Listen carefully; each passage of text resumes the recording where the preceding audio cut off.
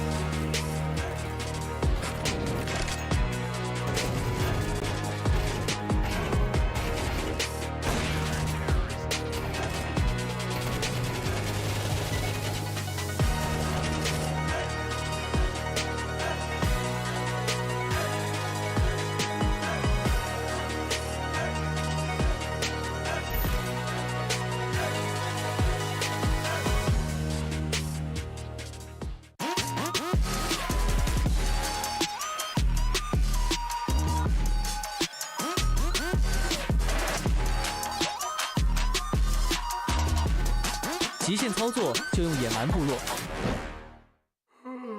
我累，我累，我累，我累，我困，我困，我困，我累，我累，我累，我累。累了困了，喝东鹏特饮。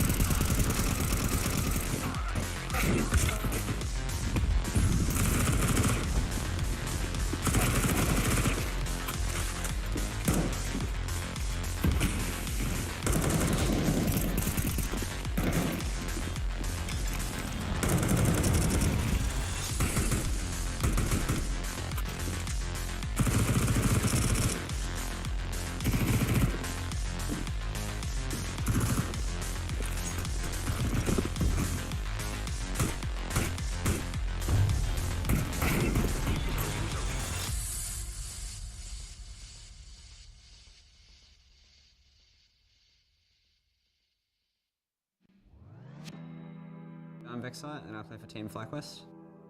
I started gaming when I was around 5. My dad just had a PlayStation 2, PlayStation 3, and he was just playing games on it. And then Counter-Strike sort of crept in when I was about probably 10 years old or 11 years old. And a lot of my friends moved to Counter-Strike and I was like, I guess I'll start playing it. But I only started taking it serious when I was about 16 or 17 when I dropped out of school. And yeah, that's when I made it my full focus. So in the Australian scene, I was always one of like 2 or 3 of like the youngest players in the region. But I'd say I had a lot of hype around my name domestically. I'd say when I was about 16 or 17 is when I realized I could be a tier 1 player. So I just decided to put school on hold and focus on CS. And yeah, that's what I did, and ended up joining Greyhound and then with FlyQuest. So last year we won a tournament, DreamHack Atlanta, and that was the first tournament an Australian team has won in a very long time internationally. So I think that's really set the expectations for our goals, and it really gave us a taste of, I guess, what winning is like at an international level, and it just showed us what we really want. We've travelled a long way to get here, and we're looking to do Australia proud.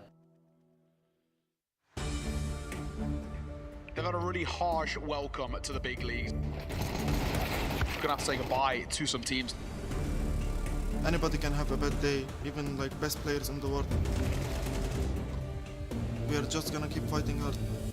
The GGHL squad deliver a devastating knockout. I didn't have the best game. My teammates played very good and they supported me. We have a rule in our team that if somebody having a bad day or bad game, we keep cheering him up, giving him motivation to play better. Even if I'm having a bad day, we can still win easily. It's a victory! 3场比赛中，我们有点没有想到他们的风格跟打法，所以最开始的时候打得有点猝不及防。那我们中场的时候是大概适应了一下，大概交流了一下，然后就顺利拿下我们的比赛了。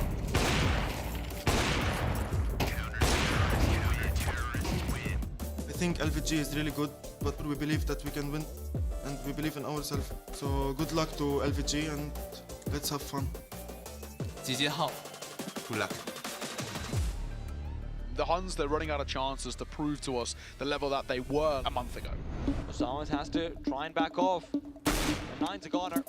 Coming from a few hard losses and a few bad tournaments, it's definitely will fuck with our mentality a bit. Ninjas will be out without a single round. 感觉有机会，但是没把握住吧，可能。但输了就是输了，没什么好找借口的，可能还是自己发挥有问题吧。Our backs against the wall, but this kind of pressure we are used to it. We know that we have to grind from the bottom. 因为其实这次比赛之前，我们可能就要解散了嘛。 我们可能是最后一次了，但我们这最后一次更想表现我们更好的自己。I think we're definitely capable of beating Ninja. Let's just go out and have some fun. 最后一次了吧，大家5兄弟冲一冲，冲进上海。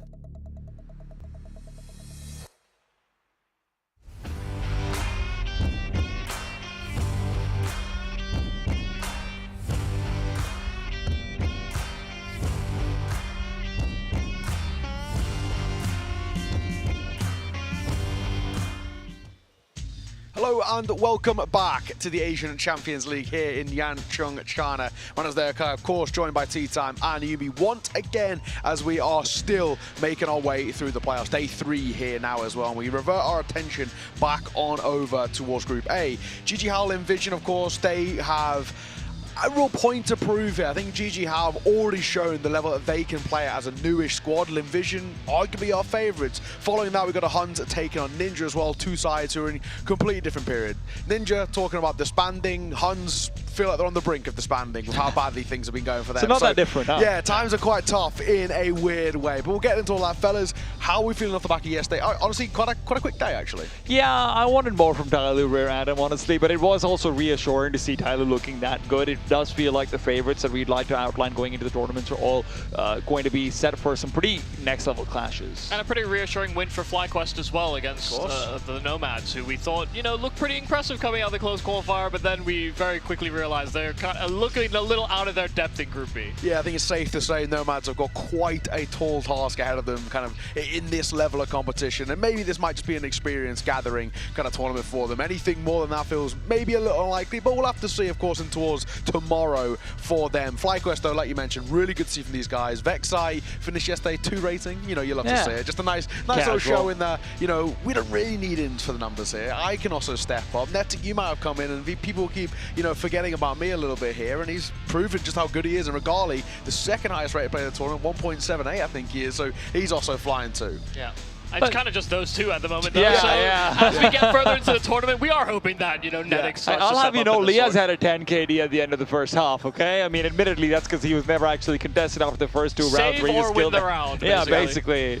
But yeah, let's see if they can continue that form. Then, yeah, exactly. I mean, we are starting to get a really early indication to sort of where and who our favourites are in this tournament. There's maybe still chances for upsets and kind of the quote-unquote dark horses come through. I think GG Hao are probably a decent example of a dark horse in this tournament. They're a side with a hell of a lot of talent, and we know so much ability in the server, but it's actually just, you know, as a newish squad that I've only formed this year, we don't actually know really where the ceiling is for them. And I think actually, if we're being pretty honest, I don't think they even really know where the ceiling is. They're just trying to figure it out as they go. Unfortunately, I don't think they know what their floor is either, is the other problem, right? Because, you know, like Mini was talking about, he had a bit of a worse off game, and as much as, you know, we have maybe seen GG Hao more against international opposition and some of these other teams because of where they live and the like, we also have seen them have such a massive variance that when you're going up against a team like Linvision now, you could very quickly see that floor sort of bottom out from underneath I do think the promise of GG Hao, though, is that since Lord seems to be backing them as a coach for this event, it does actually feel like, you know, structurally they look more cohesive. Like they're taking the methodology through which they're winning rounds actually feels more coherent than GG Hao's of old. And also, I did actually have a conversation with Lord about that because, you know, not announced on social media, not on TV, but I said, you know, are you actually with the boys or is this for the tournament? No, he is. He's actually been contracted since April. He's fully contracted. So I just don't know why the announcement never came out, but I guess we can announce it. You know, Lord is officially with the GG Hao side. He actually got brought in when they still had Denisaur and Aaron. And there was is he the one who was like, nah, we need to get rid of these guys? Because I respect that move. Exactly, and well, he probably was part of that conversation, and I think that the squad that he's built here and the team that he's now starting to kind of progress with actually looks really, really interesting. So yeah, times are looking good for them. On the flip side, Linvision, of course, they have also been fantastic. Let's take a look at our bracket before we get into that discussion. GG Hao, Linvision, of course, they both picked up pretty simple wins. GG Hao taking out the Huns. The Huns didn't put on that much of a fight, if I'm being completely frank. Ninja actually did look all right against Linvision, especially those first halves. As you saw in the video, we didn't know what to expect. And then we figured it out at halftime, and then they absolutely massacred them in that second half. It was pretty much what we were saying, kind of coming into the game as well, that was the way that they could get caught off guard. But then, it did seem like they got a couple of timeouts and maybe even that halftime break, and it was just enough for them. So. At this point, is the scariest thing about Linvision that halftime break? That's my only question. Are they going to be able to reset like that? Because, I mean, I half joke, but I also do wonder if they have the ability to just have those 3-minute-long difficult conversations, figure out what they need to change up. That's really impressive. It's like that kind of anime meme that goes around with women like, I've figured it out now, you know what I mean? That's actually what... I understand it now. Yeah, I understand it now. That's exactly what kind of happened with Linvision. So GG Hao, they've really got to keep things funky, got to keep things fresh for them. But let's hone in on this game and start talking about some of the details as well. Linvision, this side as a whole, looked fantastic, right? But there's one guy for me who, a bit of a rarity to say his name in a great way, Westmelon. What a performance from him in that second map. He was actually the second highest rated player across that series, and yeah, he looked fantastic map number 2. I don't know if I'd call it a rarity. I mean, Westmelon is one of the original sort of Chinese up-and-comers who's now maybe been forgotten because of how long he's been an up-and-comer, but that doesn't mean his actual form dipped down. He's been one of the most impressive components of this team consistently. It did feel like some of that consistency dropped down towards the end of his IGLing tenure, but rather to the end of the last roster's tenure. But, you know, now that you've been able to add in Komisu, you've had a much more coherent, supportive element in that regard as well. He's been great. Yeah, effectively, you have to kind of see him as almost like a Bigu Zero of China. Yeah. You know, he was very much in that conversation of like fragging in-game leaders, having transitioned into that role, and he's done a great job being able to maintain that form. But this GG Hao roster, we don't really, I don't feel like we need to actually linger on the idea that this team just has so much firepower, because, you know, outside of Bibu, who doesn't really have the same ceiling, feels like literally every everybody else on this team can just completely dominate games. And that's not to say that BB doesn't win very important rounds for the team at times as well. Yeah, absolutely. And we look towards that previous game. Boros was absolutely flying. He's now the 3rd highest rated player at the event, of course, only after 1 game. But at 1.49 for him, I mean, they're just, again, showing his class. I mean, we have always kind of brought up Asamus as being that other player alongside him, but Boros looked absolutely fantastic in the opening game. I think he very quickly realized he was just the best player on the server and made sure just the whole W. And we kind of said, this is actually what makes this GG House side and Boros in particular quite scary. You let him off the leash, you know, maybe at times we kind of want Issa to rein him back in a little bit, but he's so consistent if you just let him off and let him do what he wants. I mean, Boros and Vexite were giving off the exact same aura across both days. We just had one like wild madman peeking out, killing, and sure, maybe Vexite was a little bit more complete, but still you can see that just the sheer might behind Boros. This is actually a really good matchup to highlight though, now, because Zacca versus Mini is going to be really interesting. Mini obviously has been a very critical component. We praise him a lot as an AWP player. Yesterday he struggled, and I do expect him to struggle more going into this main event stage, especially when in front of you is probably the best AWP in the entire tournament. Zacca is maybe only paralleled by Regali. Sure, I think that's a pretty decent thing to say. I would actually agree with that as well. Zacca, I mean, he has been fantastic for Vision, not only domestically but also internationally as well. So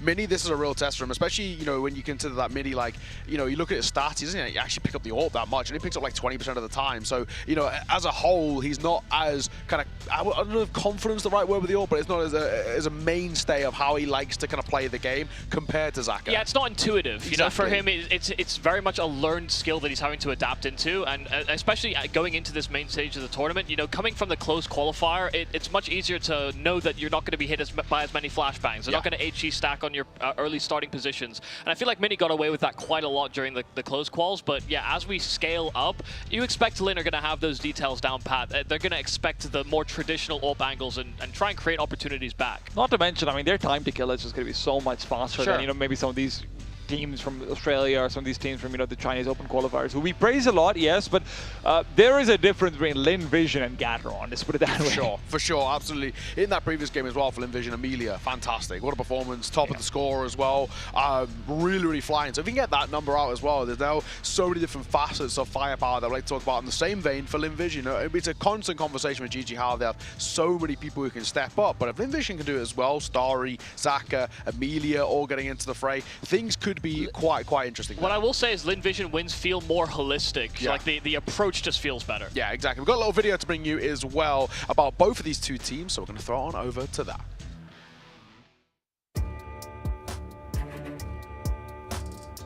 跟集结号，我们之前在训练赛中还是有好几次的接手，然后对于他们来讲的话，我的第一很直观就是他们的打法也是比较与众不同。 他们会更多的会喜欢凭借自己的枪法去取得回合的胜利，然后同时他们的那种反应其实也特别的快，遇到这种随机的情况下，他们的临场的反应会特别的快。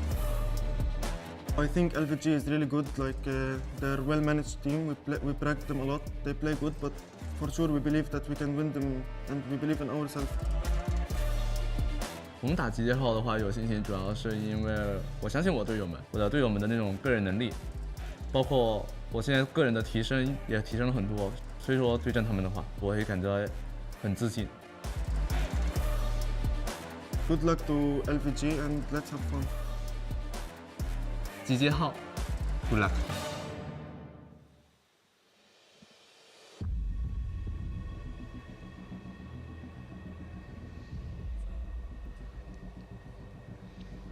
Now, these two sides have played each other this year, but it was a different lineup for GG House, so we can't read too heavily in towards that one. But the teams are out on the stage and they're ready to get this show on the road. And they already touched about it. They've played each other in scrims, and I think they pretty much summarize what we've been talking about. You're talking about GG House, they rely on their individuals, they rely on firepower to get games across the line, whereas Lin Vision, we know they're a side who actually have what we'd probably say is a little bit of a stronger game plan, Yumi. Yeah, a more holistic approach is how I'd always look at it. And sure, they also rely on firepower to a certain degree, but they're actually very good at holding down things in their default that allows them to create these great assessments of how to finish rounds off. Exactly. Let's talk about the Veto, fellas. What are we thinking, Tea Time? Look, I'm really expecting this to be something like an Ancient pick to come through from Linvision, most likely. I think JJ Howe will probably just stick to the Dust 2 themselves. There's obviously possibilities of them straying away to try and punish, and then maybe looking at something like an Inferno Decider is what I'm settling on. Could also be an Anubis, but Linvision, they're going to get the chance to be able to pick up themselves a nuke to try and punish themselves. So I understand that they would like to lean into their strengths. I appreciate the fact that JJ Howe doesn't go away from their own, though. JJ Howe also floated the train just to see, I imagine, to see if they could tempt Linvision to try and punish pick it, but yeah, just letting it go out into that second round of vetoes is interesting, because it's not like Lin have looked poor on that map either. So we do get Ancient at the very least. I think when we had our discussion earlier before we came on the desk, we were talking about Ancient, maybe Dust 2. I think I even toyed with the idea of an Inferno or an Anubis, but yeah, the nuke does feel like a pretty astute pick, considering, you know, JJ Howe, again, the fact they are so reliant on firepower actually sometimes comes back to bite them on that map. Yeah, absolutely. Well, Ancient at the side, a little bit more of a handshake, quote-unquote, as I like to say, if we get there. And honestly, if we're being frank, there's a fairly decent chance as well. So if I was going to push you for predictions, Yumi, where are we feeling? Who do you think's winning this and in what scoreline? I actually want to believe in Lin and the run that they're on currently. I want to back them entirely, and I'm going to say 2-0. I don't even think there's a question about this. JJ Howe's nuke yesterday looked terrible versus the Huns. They were able to take advantage of a very weakened Yami, and they were able to take advantage of a very weakened Huns. Despite that, it went to, I think, double overtime or something like it. Lin is just straight up better on nuke. I think Lin are also straight up better on Dust 2, and I do believe Mini is going to be punished in this series. Yeah, fair enough. Not that anyone cares, but I'm also going to go the same as well. I'm going Linvision. Linvision for 20... Watch us all be wrong now. Linvision for 23 matches in a row. They're on a 22-match streak currently. They're coming for that Vitality record. It's a much looser term, of course, but we're getting this show on the road. Nuke to kickstart things here in this series, and a win would be huge. It is JJ Howe taking on Linvision. You say Westmelon is like a Chinese Biguzera? Maybe he's like a Chinese Apex. Are we just going to continue with Vitality comparisons? Yeah, suddenly he wants to win 24 matches in a row, be a fragging IGL, get himself an Opera whose name starts with Z. Yeah, you weirdly slipped that one out with FlyQuest yesterday, so... Hey, everyone's Vitality today. we are all Vitality Waterfall now. Smoke has missed out. That's on great. Osamas is going to have a cloud over his head, but in that shade, he can feel comfy. Still makes it weird. Yeah, you can't actually spot the shadows of the players jumping around the corner. So one makes it past. It's Westmelon, but he lost Colmy Sue in transit. Starry's trying to play containment, but the problem is Ace has got company over here as well. So Starry, he can't really provide anything beyond that, and, well, he just provides his head. JJ Howe with a fantastic start to things. They will not lose anyone, and they'll even be getting loud early on. Yeah, I mean, some really sharp shooting at the start of this round. I mean, JJ Howe, even just in dealing with the quick drop from main, you could see how fast it felt like these players were dying here on Linvision. Every peak, it just felt like there was another quick headshot delivered. Boros doing a great job of locking down the ramp attack, because with all the noise that mounts outside, it's very easy to see how the ramp player might sort of lose focus on the timings in his position. But yeah, Boros has been getting actually steadily improving in his position on ramp as the tournament's gone on. And I do wonder if he can be the X factor to this series overall, right? Because we obviously talked about what he did to the Huns, and the Huns is no slouch. The Huns is actually genuinely a team with firepower. They should be able to win out a few of these duels, but we have been critical of their form. Can Boros do it over here versus Lin? Nice single smoke to try and cross. They'll only lose the one. It feels like a fair trade-off. Emilio's got cover over on rotation. Boros misses out on the first opportunity, will collect on number 2, and as he's got Osamas right to his side, he's going to be forced to pick up the slack. Boros taken down. Osamas will be able to find not just one, but 2 big kills. Yeah, a lot of confidence you can see from the start of this game. JJ Howe swinging to continue keeping that pressure up. Even Boros in the fights that he decided to take, there's actually kind of almost no reason that he should have to take that first duel. It's ultimately what gets him killed, but it's because he knew he had that safety net, and Osamas was also willing to swing immediately when he rendezvoused with him at ramp. I do wonder if JJ Howe are also going to be spurred on by the results of their scrims and the like, right? I mean, if this is a team that they maybe have less respect for than the rest of the region, because, you know, with all love and respect to JJ Howe, maybe pressing W has just worked really well versus Lin and things like scrims and the like. Yeah. I mean, you don't know. We can never know what happens behind those closed doors, but They may have tried tactical approaches and thought, well, we're overcomplicating things. We can just shoot them instead. It's so nice to know your opponent before going into a game. It also means there are unforeseen layers that we'll have no information about, really. Bibu has been left alone on the A-bomb site. There's a window where the T's can actually try and take it. Now, that window closes when Issa gets full information out from Secret Stairs. The double smokes out will make him feel a little bit more scared, but also will be spurring him on to get that info. Sama's kill only does more of it.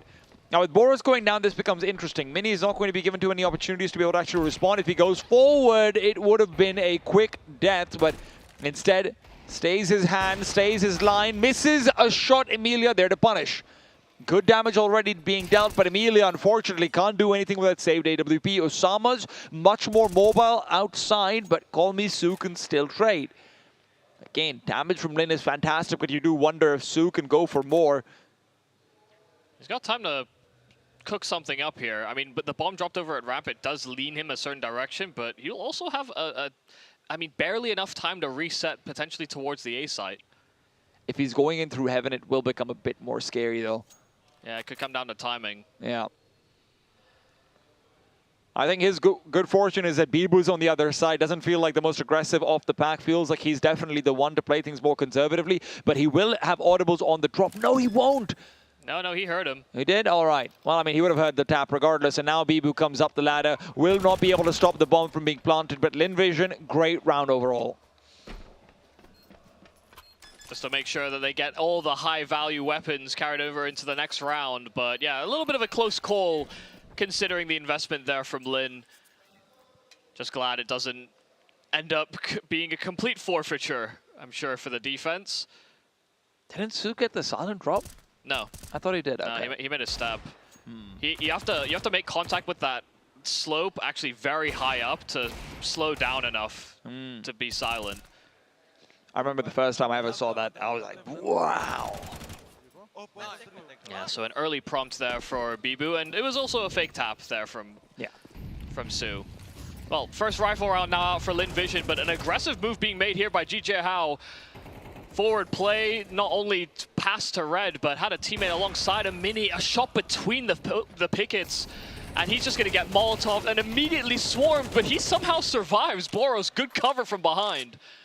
Boros replaces Osama's outside. Kolmusu will be able to take him down, and Mini never had a chance to back off. So, despite being given cover earlier on, it has been left down to Bibu all alone, 1 versus 3. And he can actually drop the bomb over here. That's a big point. This is not impossible, but he goes too far forward. Sue will spot him out and will take him down. Yeah, I mean, everybody died outside. There you go. You can see the priority was certainly there for GJ Hao, especially with the early move they wanted to make. You see all those players constantly swarming to try and support. I mean, it's a bit of surprising positioning from Lin Vision as well. How often do you see 2 players up on that marshmallow, but they're able to actually watch out for that top garage peak as well, and with Starry holding down the push, it's a great read from Lin Vision.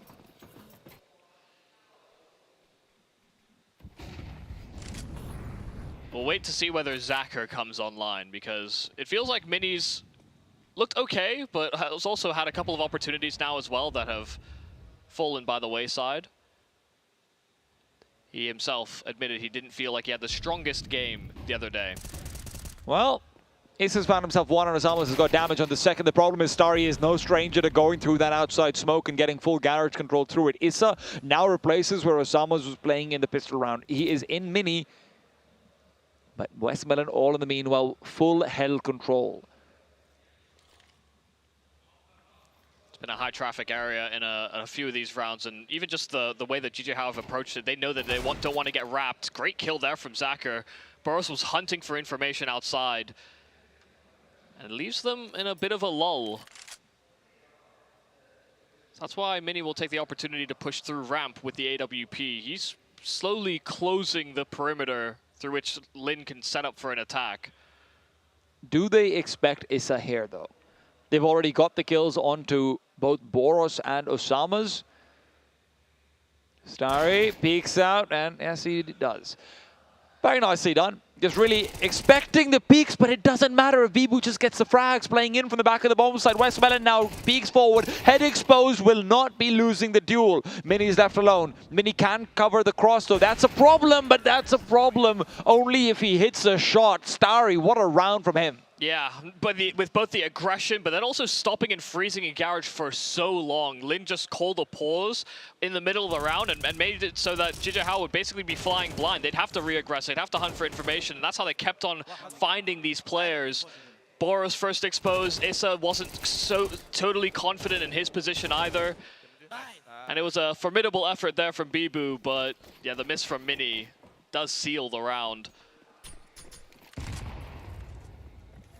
I think the time to kill as well, looking really solid at the start of this game by Starry. Yeah. Not only on the entry, but even when he was holding the angle on Issa. And I know that Starry is a player who obviously has a lot of repute in international games. I think it's fair to say that those who are watching domestic CS have raised some eyebrows at him, but if he shows up in a big game, LinVision is just a different team. Yeah, sometimes when he plays domestic competitions, he's actually just not really even like a star player, but then, you know, randomly in an international tournament, he'll have a crazy clip where he'll actually just dominate a map, and you think, wait, why can't he do that at home? GJ Hao right now are hoping that those Deagles will be giving them a chance, but feels unlikely. LinVision, it is also important for them to start building up that economy. Now, Flashbang will be nice to see. It landed right in his face. Osama's was so blind. Guys, look at me peek. Ah!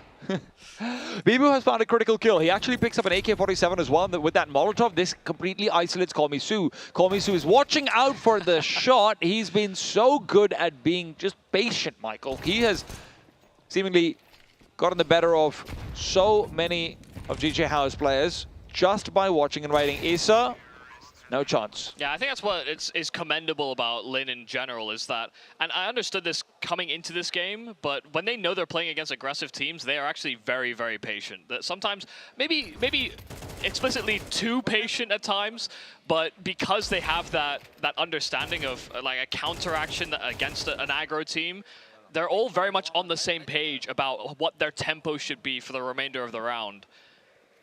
Whether it's Sue, whether it's Starry. They're gelling well right now. That's why they're on a bit of a streak. 22 matches. I think there's like 14 best of ones in there, but... Hey, matches are matches. Yep. Boris is going to drop down. He's heard intent, and he does not want to fight with it. LinVision once again have that chance to actually stop and freeze. The question is, does Mini want to make a move? He has had a few struggled shots. 2 or 3 misses come to mind. Osama's and Boros playing from back of glass. Mini only needs to contain, and he knows it as well. They have plenty of players over here on this B-bomb side. Yeah, they've got 3 rotated lower, and it's not as though Lin have set their intentions just yet, but now with Util sailing out, it's going to reaffirm this rotate here from GJ Hao, even cheating past the smokes, deploying 1-pass double and using it as a one-way. Osama's a great double, and that smoke, the flash combo alongside by his teammates will buy him some more time, but he loses his life and the space with it. Boros wants to make a play, you can see it, but so can Emilia. Emilia's not done yet. Komisu will steal his kill, but what a recovery through Emilia's position. Now, Sue is low, so Mini will have a fair fight earlier on if he wants to take that peek. Emilia, however, is the one who exposes his head and body. Leaves Starry and Sue alone, 2-on-2. Bomb on the ground.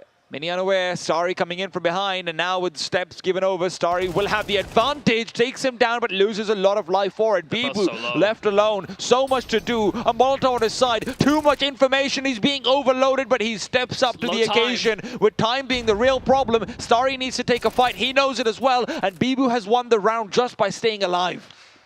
Yeah, I mean, the bomb was dropped inside of control, and Starry was right there with it. It's not like he couldn't have picked up that bomb, but it wasn't the priority. They felt the pressure building, mounting, and once again, it's Bibu in one of these important late-round positions that's able to close here for GJ Hao. I mean, look at what Osama does as well over there. Bold play to make. They needed information is the thing, right? Like you mentioned, there was a minute left. There was plenty of time to rotate. GG How had committed so hard, and with those smokes still having about 15 seconds left on them, someone needed to go out and actually check. What's the point in having all that extra manpower down there if you can't use it somehow, right? Yeah. So Osama's makes a very astute play.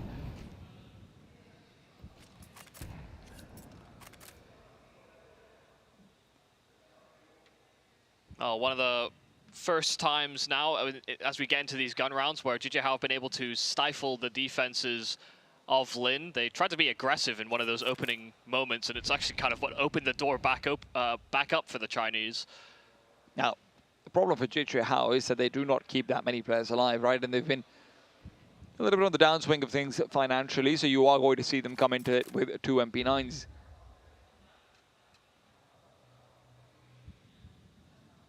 Lin Vision still have a chance to really fight back, and Westmelon is the first one to take it. Mini found in Garage. That's one of the 3 rifles removed from their hands. Uh-oh, Cole Misu could be in for a bad time. No, the timing actually working decently for him, but he's still going to be backstabbed. No, they don't clear it from ramp, and they have no idea about Amelia.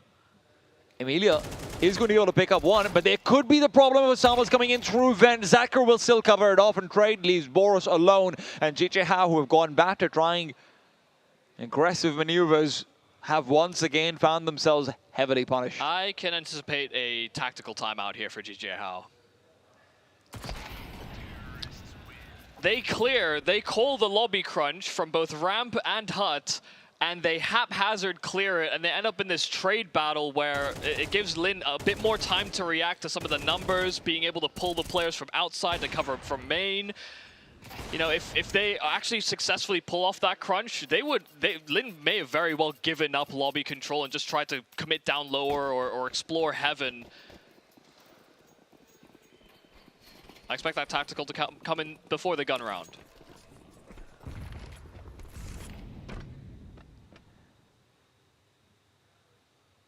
They might just say, no, it's okay, we're fine. Yeah, I mean, that's also one of the things, I guess, as a coach, you have to recognize is whether or not your players have come to the same conclusion you have. And also, listen, being very frank, GG How is a quick-to-be frustrated team. Sure. Right, this is a team that wears their hearts on their sleeves, that will show that, hey, they're not feeling happy about something, etc., etc. Giving them the extra time can sometimes force them to stew in it as well.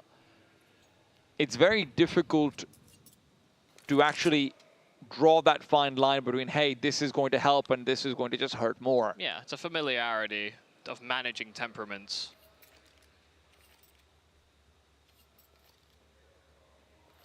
Still quite a lot of firepower behind this pretty cheap buy from GG How.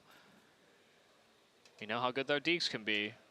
And when I see Bibu and a 5-7, on Nuke especially, yeah. I'm keen to see how well it does. While it will be contested, Osama's will be first to make contact. Unfortunately, contact has been made with him. Okay, well, everyone dies pretty much instantly. I believe. I believed. Give me Isa. Give me Isa. Oh. No. I don't believe anymore. Yeah, that was his best chance to get a weapon, maybe spiral that into something interesting, but pretty well done anti-eco there from Lin Vision. Now do we get that tactical? Or am I totally off base? Because I'd love to see what GG How have to throw at Lin Vision. They tried to be aggressive one round, and it really came back to bite them. And they did the lobby crunch as well. That also came back to bite them. Yeah, well, that was because they had SMGs. That felt more like a forced decision when they've lost outside control. You're not going to take long-range duels with an MP9. It doesn't feel great. So yeah, GG How just discussing what their options can be, because when they tried aggro, they immediately lost opening duels. When they went for the lobby crunch, they end up in this trade battle. And it's when they tried to play, you know, hyper-reactive in that one round towards B, where they had the 3 that rotated down lower, that they were able to squeak through that. And that was courtesy of Bibu pulling through in a 1v2.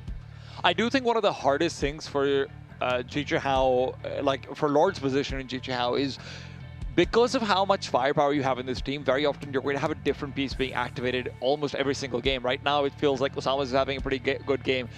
Day before yesterday, obviously, felt like it was Boros in the qualifiers. Mini might have been your guy.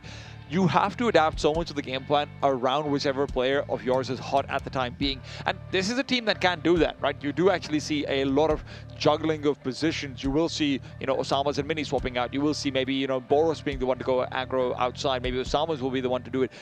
There is a lot of customization, but the more options you have, the harder it becomes to select when you have greater opponents against you who are actually exploiting a lot of your moves. Yeah, the illusion of choice sometimes can lead to, what is it, selection paralysis? Analysis paralysis, Analysis paralysis. That's way catchier. I know. It sounds so cool. Yeah, no, I don't disagree though. I mean, that's why having a foundation, when we talk about teams with structure and coordinating based on roles, that's where we try and simplify the game enough that the options become a little bit more linear, and then it's about your own personal take on variety.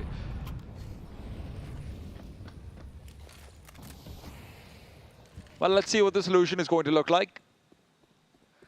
Or rather, let's see what the proposal leads to. I wouldn't be too quick to call anything a solution yet. Mini, unfortunately, does not have the AWP going into this round either. Call Me Sue out and about. He's got Hell access, and Mini's just backed off. They've got Garage and Hell.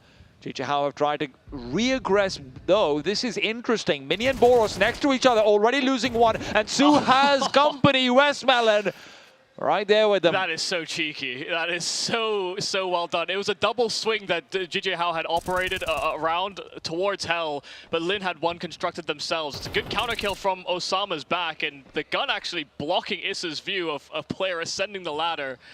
But with Bibu also falling, comes down to a 2-on-4 where Jijiao are going to feel a little hard done by. But the bomb is dropped outside. It may not matter now with Osama's falling. And they have full information on Issa, who's actually pushing forward. If they hesitate even slightly towards outer, it could have been bad, but yeah, it's a safe call here for Issa. Finds himself in a 1v3, and he doesn't know which of the targets was going to be selected, but likely B. It's so strange for me to say this, but Jijiao is one of the worst teams at swinging that I've seen, actually, because they always stagger peak individually whenever there's more than one player. So even though, a player like Boros, if he's going in for a full entry and whatnot, if they're going for a coordinated fight, very often they just stagger peek into it because their individuals are so good, rather than just fully wide swinging and being ready to have a sacrificial element in there. I will ask you, is that because of the fight in Hell that you feel that way? Even yesterday versus Hans, it felt day before yesterday versus Hans, it felt like that in so many instances. Yeah, I mean, it's the problem comes from when they're trying to play shoulder to shoulder. Yeah. See if Issa can hold on to this AK. Answer no, they swarm him. So not a weapon carried over. Yeah, when you're playing shoulder to shoulder, it's weird because you almost don't want to swing too hard off of your first player, because then you could body block him if he gets it into an extended fight. But that's where also other teams will have a protocol where if you take contact, you kind of have to keep swinging. Yeah. I mean, we were obviously comparing it to the Huns, where they were just 5 people who just swung all the way. They just never stopped, right? And when you have the extra manpower, someone has to create space. Well, Jijiao right now have to create round wins. That feels like a bit of a one of the bare necessities. Yeah. Osama's taken down early on. It's not a good start to things either. And although this is a half buy, you go into it with less pressure, you still need to perform. You're down 4-6 on the CT side of Nuke. Mini's been shot through the smoke. Amelia just traces him out. Mini thought he got the timing on the smokes wrong. He was like, wait, is the wall gone? But Amelia just shot him completely through it. Sorry, buddy, there was never a wall in the first place. That's insane. He looked shocked, gobsmacked. Nothing's working out, unfortunately, for the Jijiao camp. So many of their rounds are premised from the pistol. And onwards, Call Me Sue spots out 2, and now number 3. So he knows where everyone is, just needs to be able to play containment. And while he's at it, why not pick up some numbers? 14 and 7 now on him. He's actually been very good outside. Yeah, Nissa knows this is a plant towards lower, but he's actually also expecting them to safeguard these weapons. See Amelia fanning out just to try and secure that, and so nothing will be recovered. A great job from Su in this round. 3 kills, gets all the information outside as well, so his teammates can feel safe in that post-plant lower. I mean, what a find Su has been as well. Just so strange when you consider his journey to being able to get into sort of the upper echelons of, you know, international Counter-Strike. Yeah, spent so much time in America and then just decides, yeah, you know what? A Chinese team calls. Fluent English, fluent Chinese. And talented at Counter-Strike. There you go. How dare he? He's just so good.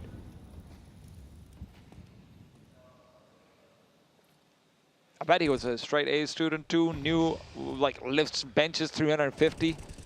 Or whatever would be a good bench. I don't know that much about I feel gyms. like that's just wrong. Okay. based on the way that he is. Are you saying he doesn't look like a good student? What the hell, Michael? No, he's doing 350 kills a day, maybe. Rookie numbers, but hey. Right now, JJ Howe would really just like to get 5 kills, and that's been proving difficult for them. It's the last round of the half, 4-7. JJ Howe have one more chance to find respect, and that will be difficult. The bee swarm is queued up. Boros is not being able to decide between targets. The little railings are fighting against him as well. It is the world that seems to be out to get him.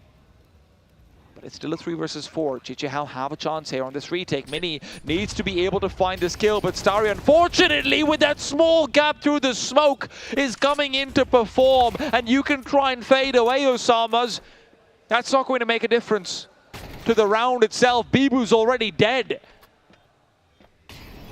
It's a kit recovered at least there for Osama's, but look at the time though. Yeah, I know, it's more than gone, and even on these swings, Osama's just trying to cycle into any weapon that still has bullets in it, but not being able to punish. These small jiggles from Lin will keep him at bay, and so it will be an 8-4 half from Lin Vision on this T side. They come into this nuke, selecting it, identifying potential weakness here on JJ Howe, but JJ Howe started confident. They were swinging, they were immediately trying to set the tempo, but as soon as that got stifled, it seemed like there was no recovery on their defense. I mean, great performance coming out from Colin Su, obviously, but even Westmelon, the game plan going into this T side was impeccable. We saw exactly what we wanted from them. Really good control over outside established again and again, forcing JJ Howe to go aggressive in positions where, you know, they felt like, hey, like you mentioned, that MP9 round going in for lobby and whatnot. Even over here, we see Boros. It does feel like he's being forced to respect the team when he's deciding between those angles and whatnot. Not exactly the same team we saw going up against the Huns, and that's because of what Lin Vision has forced them into mentally. It also just felt like, genuinely, from the first 3 rounds, it didn't feel as though that same JJ Howe continued to play this half.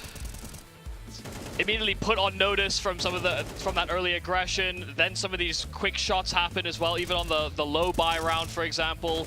You know, that felt, I guess the low buy round was the first domino, you know, like getting Lin Vision being allowed to plant, pull it down to like 2 surviving players, even just as JJ Howe were setting up for their first gun round. Yeah. So I think there's enough evidence to support that they came in trying to swing for the fences, but once they realized that fence was a little too high for them, that they're almost constantly playing catch-up, and it led to some, you know, minor mistakes that cascaded into dramatic round wins for Lin instead.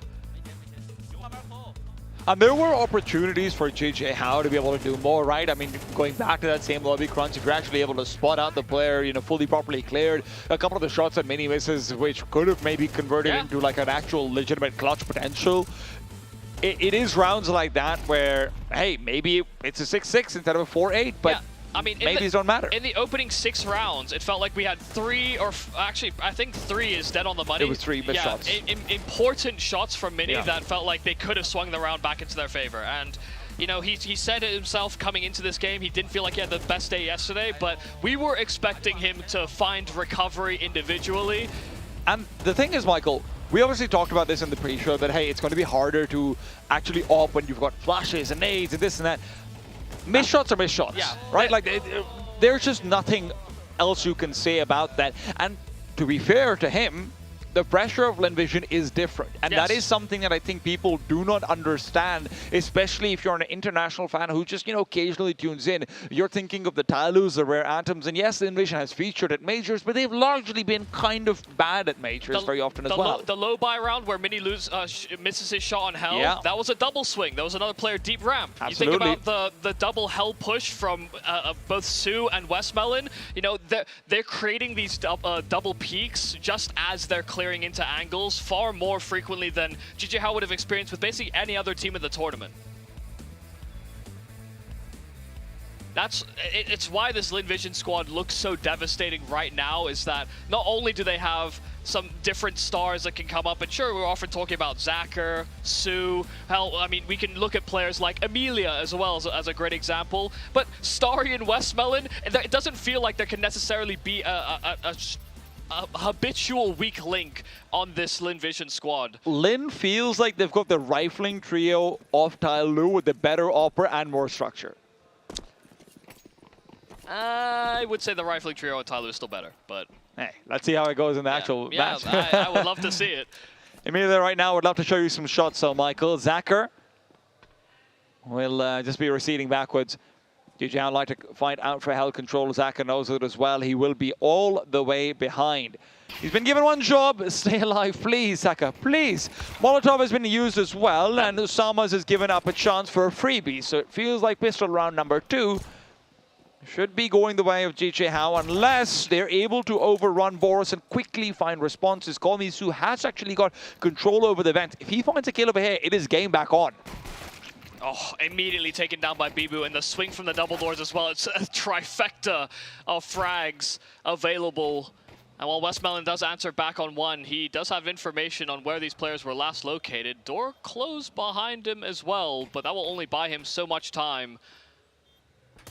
He's going to get swarmed, flanked from Decon, and the door open behind. He will not react in time. A really nice pistol there from GG How. Looked a little timid, and the fact they used the Molotov as well just to clear out Zacher's position may have been maybe an overcommitment of resources given the numbers they had, but they just kept on finding picks as Linvision rotated around the map.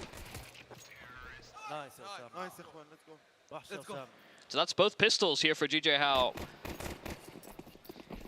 And if there was ever going to be a win condition to take away a map pick that has been brought forward to specifically punish you, this would probably be it. The problem is, Boros likes having a head.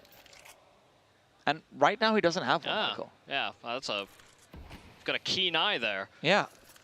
I really keep an eye out for these things. Neo talks to players and coaches and this and that, right? Like, that's sort of his thing. I do it too. I ask Boros, you like having a head? Like, what do you mean? Yeah, that's actually a very appropriate response. Like, what do you mean by that? Well, Bibu right now might be regretting that saved extra cash. He also can't find Boros' weapon. And suddenly things become all the more difficult. There's a minute left on the clock, and Starry is watching out. The Molotov used to clear him will go very deep. He has to peek, and as he backs off, he even bumps into a corner. Not ideal, but in the meanwhile, Mini actually receives another shot from Zacher. So this is a weakened T side even further so, and with time running down, trouble is brewing. It's a crossfire just as they're trying to get past into Secret. First contact should come out from Decon, but no, doesn't seem like anyone's been spotted out of yet. Starry will finally reveal his hand. And now Westmelon quick-footed to try and close up on double, but now with his teammates moving in from ramp, they're still out of position. And Zacher, while he does hit some tags, he just simply cannot finish off the duels. And so it will only be the one casualty. A minor scare versus the force buy, but GG How moved past it. Zacher did more than his fair share of work. Unfortunately, the team isn't able to follow up on it. Still, GG How happy to collect. Wow, what that's a hell shot. of a shot. Yeah, just on the jump peak. Yeah. Boros, unfortunately, has not been having the best of games, and if this T side is going to be turned around, he would be a big part of that. 5 and 13 right now at the turn of that force buy. Of course, you know, you can't blame him too much for being shot like that. I mean, also on CT side, it didn't feel like he was really like a massive deficit. He was constantly having to rotate and then dying because they didn't know how far Lin had made it. Yeah, that's why we wouldn't blame him too much for it. But on the T side, where you have agency, where you have control, and most importantly, you have that voice. Clean enough anti-eco. Looks to be a reasonably open and shut case. Yeah, smooth. I mean, they clear out the top side, and so that bomb should make its way through lobby and get down, no problem. Everyone else on lower. Oopsie. This can be nice confidence kills here for Boros. Wouldn't be the first time we've seen him in this tournament have a pretty slow or unimpressive CT side, but then come alive in the second half while they're on the attack. That's only if required, though, because Osama's, Bibu, they're picking up the slack. Yeah, it helps to have Osama's be, what, 20 and 10? Yeah, he's doing fantastic. I mean, it really did feel like in the opening 5 rounds, Osama's was getting double kills pretty frequently, and then once he stopped doing that, the rounds stopped coming too. Yeah, when you saw him trying to move away from outside and whatnot, you know, different players coming over to take it, it became a little bit harder to not at least trade 1-for-1. Still, it is now the T side for JJ How, and they have found themselves in a position to try and take the lead. This gun round is going to be incredibly important. Zacher does have the AWP. He's saved for it. But where does he want to go? He's not sure. Well, he's going down, and unlike Kesha, he might not be yelling timber. Just one of the handicap. He's too strong on his own. It's a double lower play from Lin. I mean, they sit at those secret steps, both Westmelon and Amelia, ready to greet this lurk, but that's all it will be. It's not the brunt of the aggression, it's not the forward play. Boros hoping to find the right timing, and it may come off the back of a bit of util sent over towards that A side. Westmelon and Amelia might feel like they're deeply out of position, and they need to get into a place where they can support, but Westmelon pushes, and he actually overwhelms Boros individually. This is a really good position from Su. The Molotov will be running out soon, and the smoke will still have about 6-7 seconds left on it. Emilia can even come up and assist. JJ How are now going into a fully fortified bomb site. Their window was to go in with their HEs, but they've not been able to, and now Mini gets a duel. That is massive.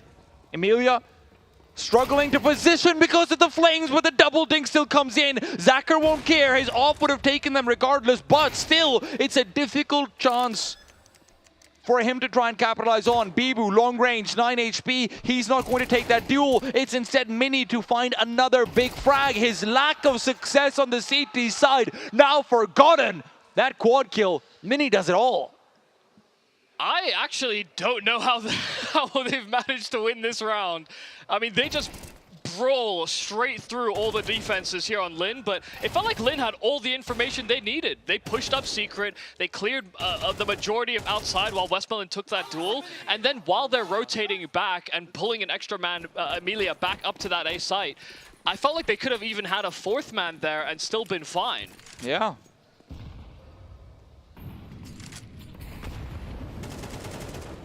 They did not settle in that discomfort. They did not settle on that idea. And so JJ How, I mean, another one of their stars emerges at a turning point in this game. It was an 8-4 half in favor of Lin Vision coming out of their T side, but it's now been 4 straight and looking like it's likely to be 5.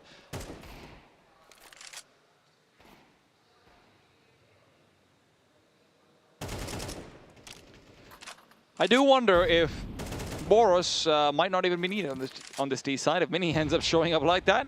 Obviously, we've talked a lot about how Mini a little bit less comfortable with the AWP. It's a newer role for him and the like. Guess who doesn't need to AWP anymore? Yeah, not necessary.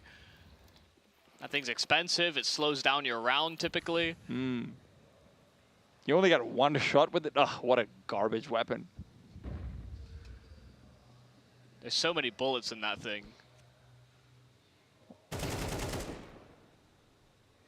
But far more in the AKs. Yeah. Straightforward from JJ How, as they will be able to use this round to fortify their economy as well. Money is actually looking to be in a pretty good place for them at the end of it. Those jitters that we were seeing in that first half, they do feel like they are very steadily being shaken off. Please, Zaka, no! Zaka! Thank God. Yeah, well, maybe jitters are being sent the other way. Oh my God! Watch your mouth, Michael! It's a decent effort. Don't call my Zigo jittery. I don't know, man. I was thinking what rhymes with Zaka. He shot he shot two people that weren't looking at him, and he almost whipped the first one. Have you heard of positioning? Yeah, in a vacuum eco round, everybody's, yeah, it's all mind games, I guess. I can't hear you over the 2 KD I just added from that round. He will have the AWP out again. Osama's on the Mach 10. They want to speed things up through Osama's. Right into the A-bomb site they go. 3 men coming out through a hut, but Komisu is watching out from up above. Osama's and Boros realize too late. And with Starry finding Bibu, maybe Jishe Hao have made the wrong decision in this round. See if Issa can do something to salvage it. He's already found Starry outside. Another opportunity on the long-range duel. He's tapping for it, but the main player will at least be able to clear up the duel. Why what? Why was Issa fighting, or why was the Heaven player fighting? Why was the Heaven player fighting? Yeah, that's more reasonable, actually. It's like, just asking to be tapped out randomly. Yeah, you were presenting an opportunity for Issa. He just couldn't convert on it. Really nice shutdown. Komi-Su's position on top of that hut, immediately stuffing the fast play that JJ Hao wanted to go for. And I worry that this could be similar to that first half where, you know, one of the opening gun rounds, JJ Hao aggressive, stuffed, and then we start to see that be a major turning point for Lin on that defense. Or rather on their offense, and now with them potentially trailing coming into this second half, Lin have been able to equalize again, and it's come off another one of these up-tempo plays. I'm just wondering, Su must have had like one of the best spawns over there to be able to get into perfect position like that so quickly. Also, he's so good on it. That's a very hard angle to play. Yeah, it's not a clear like left-right swipe. You're having an arch basically, while controlling your spray. Now listen, JJ Hao will not have money issues at the very least, unlike that CT side. Su picked up the Mach 10 in the last round. I guess so. That feels like a weird flex. I'm a little confused, but I'm keen to see how he makes it work. If he makes it work. No, I believe.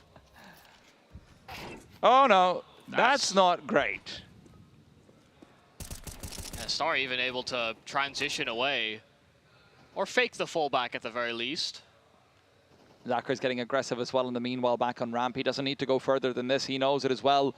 But with Bibu on the other side, this is asking for trouble. Bibu has to make a move soon. He's losing numbers, and with Westmelon elsewhere, finding 2, Bibu's kill was oh so critical. That allows him to move back to 3 versus 3. Why do I even say numbers? Mini's just going to bring them down further. And Su, your blind faith has not been rewarded, Michael, but maybe Emilia can be the one to still save them. He could find that head before it drops, but now instead it'll be a difficult fight. Goes in, there's a smoke to help assist, and now he freezes.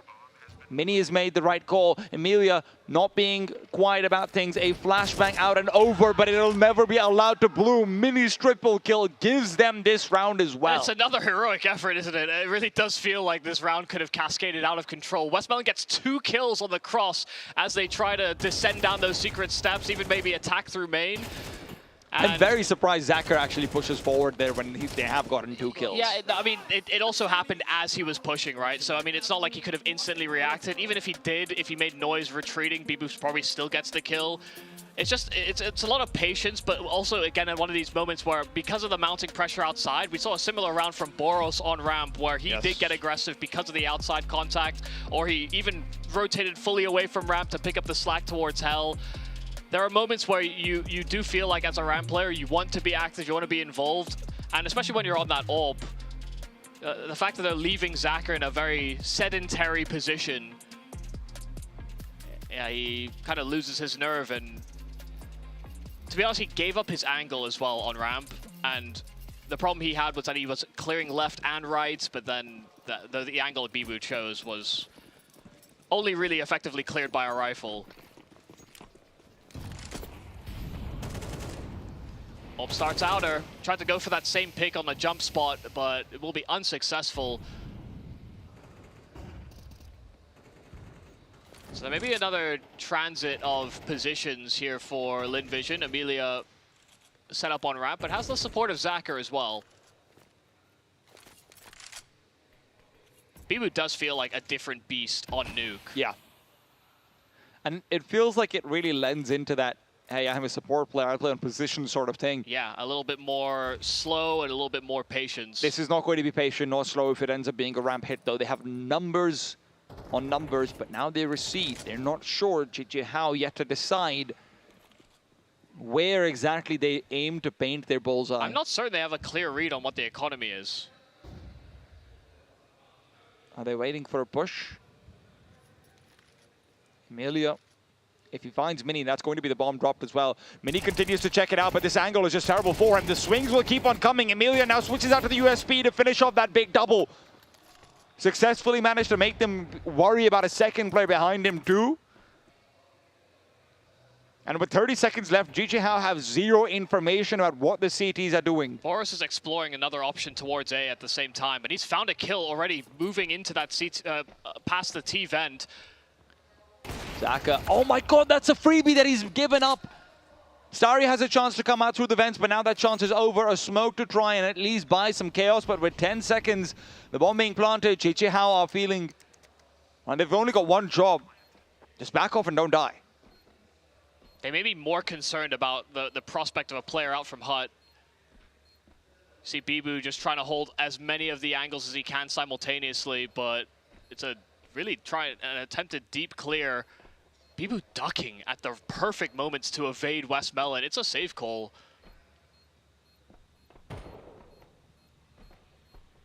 It's save and contain. Try and do as much damage to that T-side economy while holding onto your weaponry as you can. But once again, it feels like just that extra layer of security, that minor exploration there from Boros pays off tenfold. Yeah, I'd love to see a replay of that one, actually. I think Zacher didn't know that Boros had dropped from heaven. I mean, I think he just missed a shot. I mean the Call Me Sue shot that actually I'd like to see. Where exactly? Oh, okay, we don't get to see it. Never mind. Call Me Sue is at T-Vent, doubled up with Zacher. Right, okay. They're playing 2-2. Zacher will be ruining that off shot. That could actually give GGHow the entire game. You are now going into what is likely going to be the last gun round that the CTs can muster up should they falter here.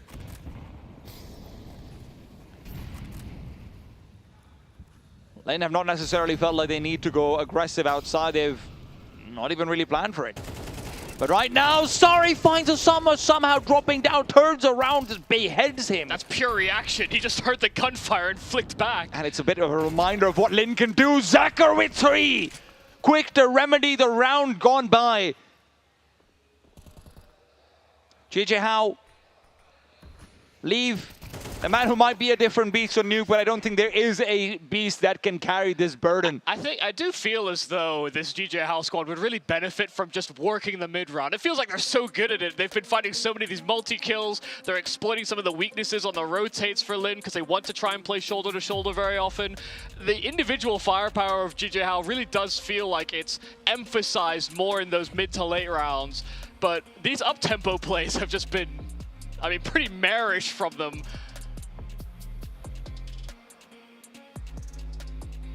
And maybe the problem I guess you have is that, you know, if you think about GGHow characteristically, the up-tempo plays are kind of supposed to be their bread and butter. Yeah. It's just not been that effective. It's hard to get to the mid-round, honestly. Oh my god, Zacher just takes over that round. Yeah, I just felt like he had a lot of time, not only on that first duel, but then he also changed his spot for the second and third. Osama has gone from being 20 and 10 to being 20 and 16 as well. He has unfortunately not been having a great game these past few rounds. His teammates have been more than capable of bumping him up, but now, if you want to see a performance to come through, you're looking at him, you're looking at Boros. Mini on the AWP is playing containment, and right now he might not be able to contain anything. Moves back out of the smoke, and if I'm not wrong, Call Me Sue might have been thinking about going into it himself. He decides against it. I think because Bibu spammed around the back of it. It's okay. Only us and Starry will know. Could have presented some opportunity for information outside. You can see that there's absolutely no one that's rotating down on the Lin squad. But now that Starry spams and they rebuild the wall as well, they will have information that players can be down towards lower. So Emilia will try and rectify, keep eyes on the lower side. Yeah, Starry really wishes he had an M4A1 over there. I think he probably just regrets spamming, if I'm being honest. A4 or A1.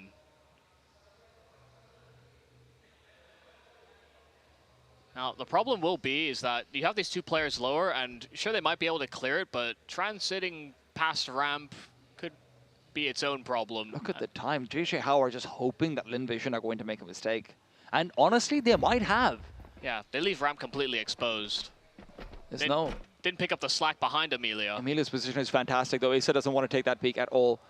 And right now, with Osama's being the first person going out with the bomb, if he dies over here, that's going to buy so much more time for them to go back. It's going to be chaos. Westmelon trying to take advantage of it, looking to try and drop the bomb, but he simply cannot decide on targets. The bomb has now made its way over as well. A deep flashbang will not make a difference, but maybe Zacher can be assisted. No, he is fully blind. Westmelon out and about.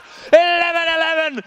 Westmelon comes through, and the chaos provided by Emilia is where he thrives. They were exposed. I mean, Lin only had that one player in position in Emilia, and sure, he throws in a little bit of chaos, he swings at good timing, he gets his one kill, but after they trade him, it did feel as though suddenly GJ How felt like they were completely boxed in, because they were expecting more resistance on ramp. They expected that it could have been even been a double setup on lower, but yeah, Emilia just picks the perfect time to strike. And so the noose tightened on GJ How in that moment. Now their money in a shaky spot. They're fighting against man, muscle, and money right now. Starry is man and muscle. And right now, Westmelon is trying to be money. Issa comes around the corner, pre-firing everything, begging for kills, and he will be rewarded. Mini gives the same.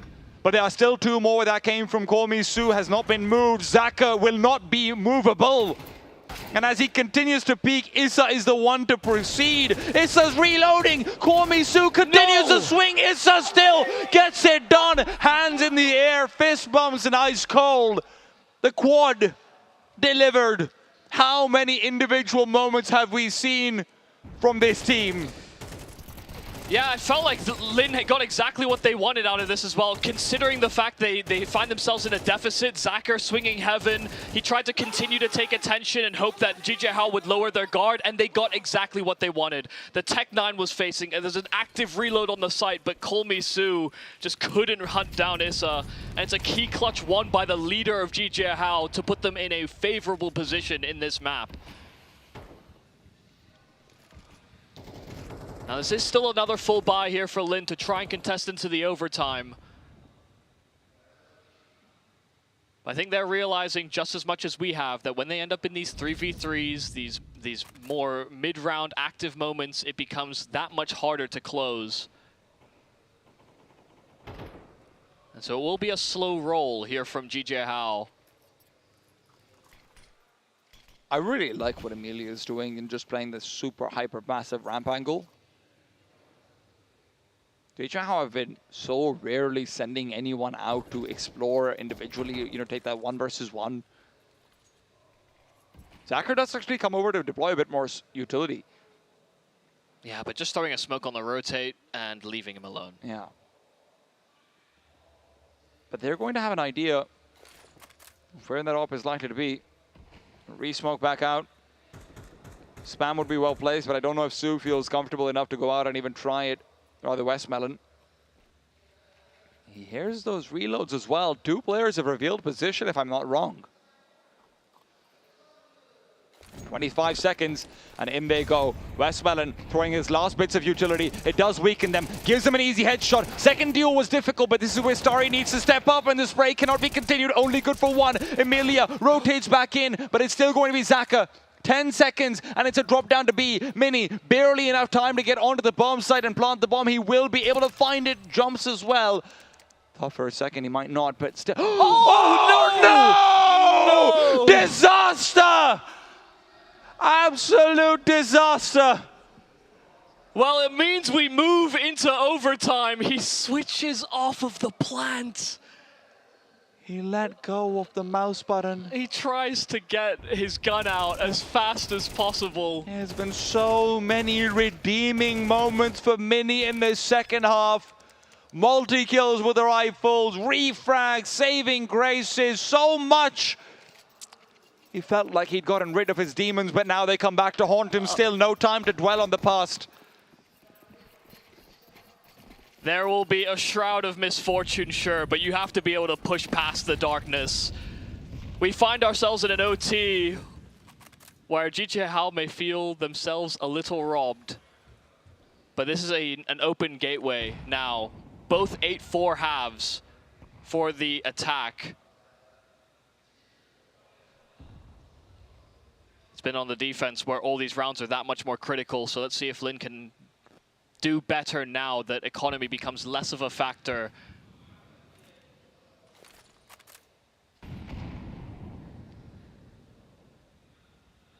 Nades do blow open the smoke, but not enough that Starry can see much of anything. It's a very outside-focused attack here for GG Hao. And so they will be able to transit towards that lower side. They have still left Bibu as a lurk towards ramp as well. But it's been so infrequent that he's been an active piece, very, very often trying to be a sealant on the round. Mini is looking for the punishment on the Westmelon, who has very often come back to Mini later on in the round, but it feels like later on in the round is now. There's 30 seconds left. GG Hao have very good access to this B-bomb site. And there's no one on Lin that have moved.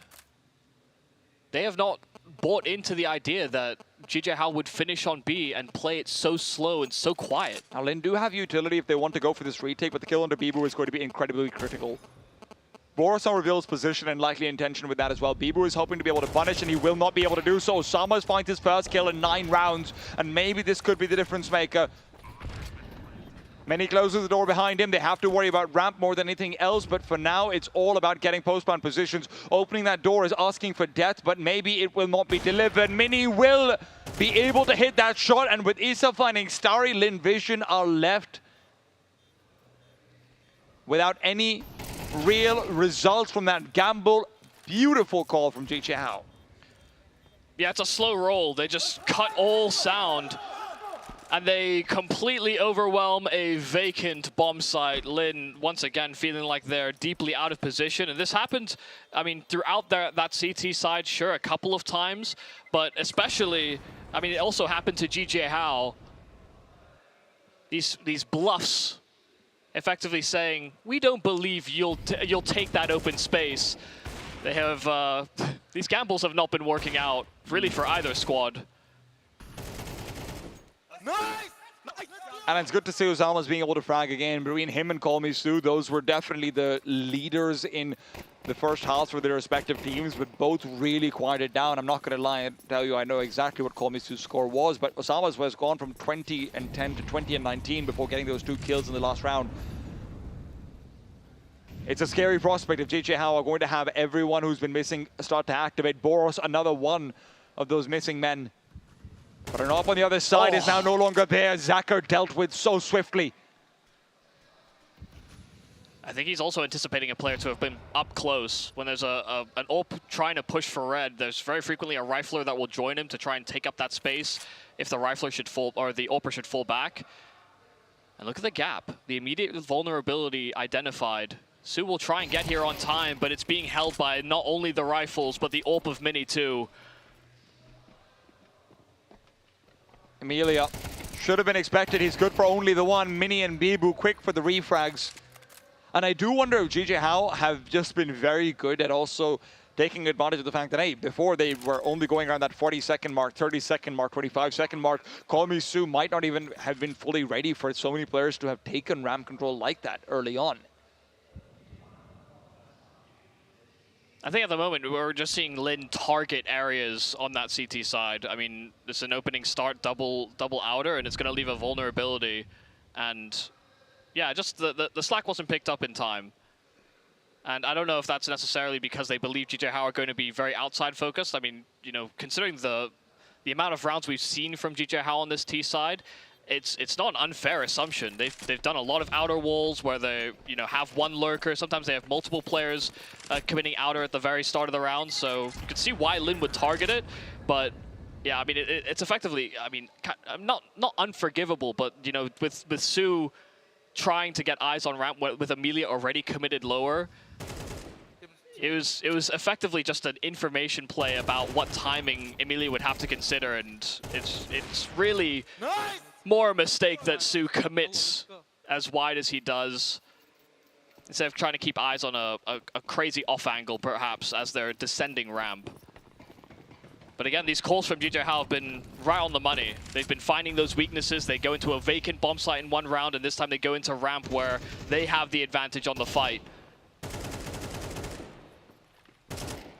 And sure, Boros has not been the most electrifying star, not compared to the other day, but that entry that he finds in that previous round definitely discombobulates the defense. I mean, even the one earlier on where he finds Su, right? And changes around. Boros has had his big moments. There's no doubt about it. Credit to Mini, though. He's really picked up. Sure. Short. Still, that call for overtime. And that doesn't take away what he has also delivered. Just one of the extra rounds. Yeah. More time to pick up the KD. Sure.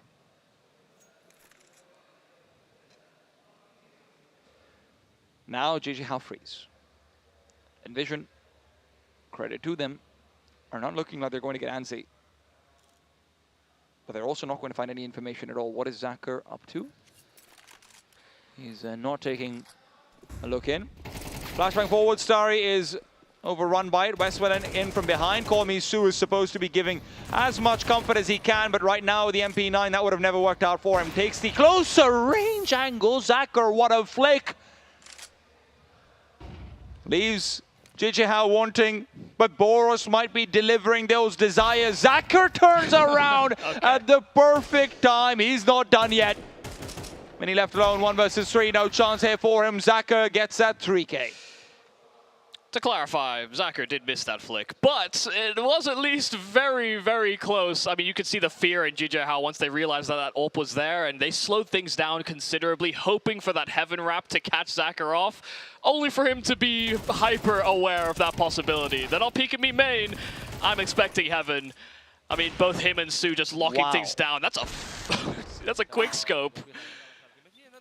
There's not even a frame in the replay when we go into slow-mo. We don't even see the zoom. He does, and that's all that matters. Double AWPing to start here on GJ Hao. That's a choice. Yeah, I mean, Boros had his struggles here on ramp, and they serve to exploit that here on Lin. It's actually I actually don't hate the change, but he's also got to hit the shot. Boros is certainly going to be up for that. Oh, especially with so many people coming in, you'd think that he would be able to get it for sure. He's left with 7 HP, and now Mini misses as well. The Molotov is going to dissuade, and sure, they start to go down before they fully swing, but GJ Hao have an advantage. That's all they care about. Boros again through the floor. The tag is nice, but it's not enough. Lane have control over the slower bomb side. Only BB to try and prevent that from transpiring. He's just playing to prevent rotates, and as he's hunting for Starry outside, he's going to be walking right into his angle. Doesn't go deep enough. Starry may not move fast enough, though. I mean, he's starting to realize the timing, because this smoke will only last that extra second longer. Yeah, but he's been given that for free. Bibu should be dead. No, Bibu gets a chance to fight back. It's a fight he doesn't win, though, and 2 players coming in from ramp are the only real threat. Mini's been forced away. He's trying to go back into the bomb site. Issa's already lost his life, and with Osama's revealing position, that smoke is Mini's best friend. No, his only friend. Osama's will not be able to do anything about the Molotov on top of the bomb, and GG Hao will have to take the knee. Yeah, they evacuate. They should lose the open Mini. In fact, Osama's will go down too, so not a survivor, even in their attempt to save and carry those weapons over. Going with a double AWP in the first round of an overtime is a risk, just because of the heavy investment you have to go for. But it felt like it paid off positionally, right? It felt like Boros, he had his chances. He hit 2 shots through walls. I think weirdly, I think one of them was actually team damage. I saw the assist onto. I think Westmelon Maybe, okay. did a fair amount of damage. I mean, either way, it just felt like he was in prime position for a double at least. He was in a target-rich environment and unfortunately just unable to convert on either kill. Whether he's hitting the tags or whether he's missing the shots, the fact he's unable to convert on these duels does make a world of a difference. Target rich, kill poor. He just like me, for real, for real. Yeah, and Mini as well, even on his rotate, had a couple of shots, a couple of chances to actually alleviate the strain on Boros on lower. So the Ops didn't pan out the way they wanted it to. You see how deep they have to buy down. If they end up in that last round of the overtime, they may not be able to stop Lin Vision from winning it, but that's only if. It's a good first kill out from main, but it's an immediate trade. It's a weakened A bomb site. This is a great call here for Lin, but they've lost lobby control. Starry overwhelmed on that flank. They cannot feel safe to plant. They have to fight back and soon. The smokes are only going to be there for so long. Mini needs to hit this shot right now with Westmelon peeking right into his head. He will not. Fortunately, Boros has taken that chance to keep pushing forward. Westmelon needs a full ace clutch. Yeah, and he's down to 12 HP. And the problem is he doesn't have the bomb. Yeah, dropped out in the bomb site. Now, with the fact that there's so much time on the clock and there are these smokes that are down, it does give Westmelon a lot of opportunities to go for a number of different attack avenues. And so there will have to be heavy consideration here from GG How about where he rotates to, or does he rotate at all? These would have to be the freakiest shots if you want a chance to get this one away. And it just doesn't feel like it'll be possible. Yeah, CT Vent's a very strong angle here for Osama's. And people can also support from heaven or quickly swing out for the trade. And Bibu's the kind of player who doesn't really need to swing at all. And right now, headshot found, and it could have been. It really could have. That one tap. It made me believe for a second, Michael. That was insane. That was actually such a crazy shot. But it's a good thing Osama's was ready to swing for that trade. It's a good thing he didn't have HP. Very, very close. And listen, that's still going to do a world of hurt onto the money of GG How, but actually... They win the round, it doesn't matter. Yeah. 12.5K. They are just missing a bit of utility. Less HEs to blow smokes, less incendiaries as well to stop these fast plays. Lin are going for the same burst on towards A. They think they're going to do better this time, and they're right.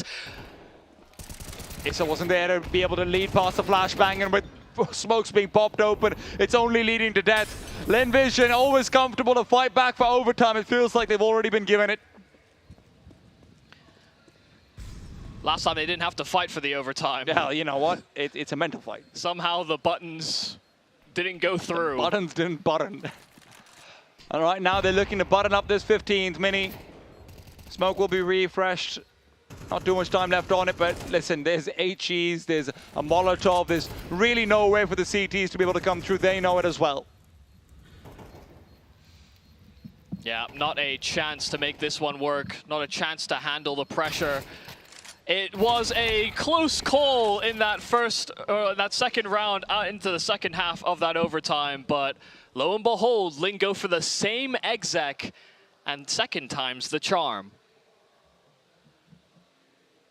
That'll be another time where it feels like GG How will have had that opportunity, a way to close. It's also, you know, part of the reason where having less utility does seem to matter in that slight instance. You know, you want those incendiaries down door, you want one that can be at HUD, but they also just haven't been playing as many of those members onto that A bomb site. Partially because Lin have not been targeting it in that early segment. They've only been moving into it in the late round, so an adaptation in the calls here for Westmelon. So now we do it all again. Spam is really good onto Mini. Went for an aggro hut swing on that AWP. And they again go for the double AWP via Boros as well. I feel like they missed opportunities last time over.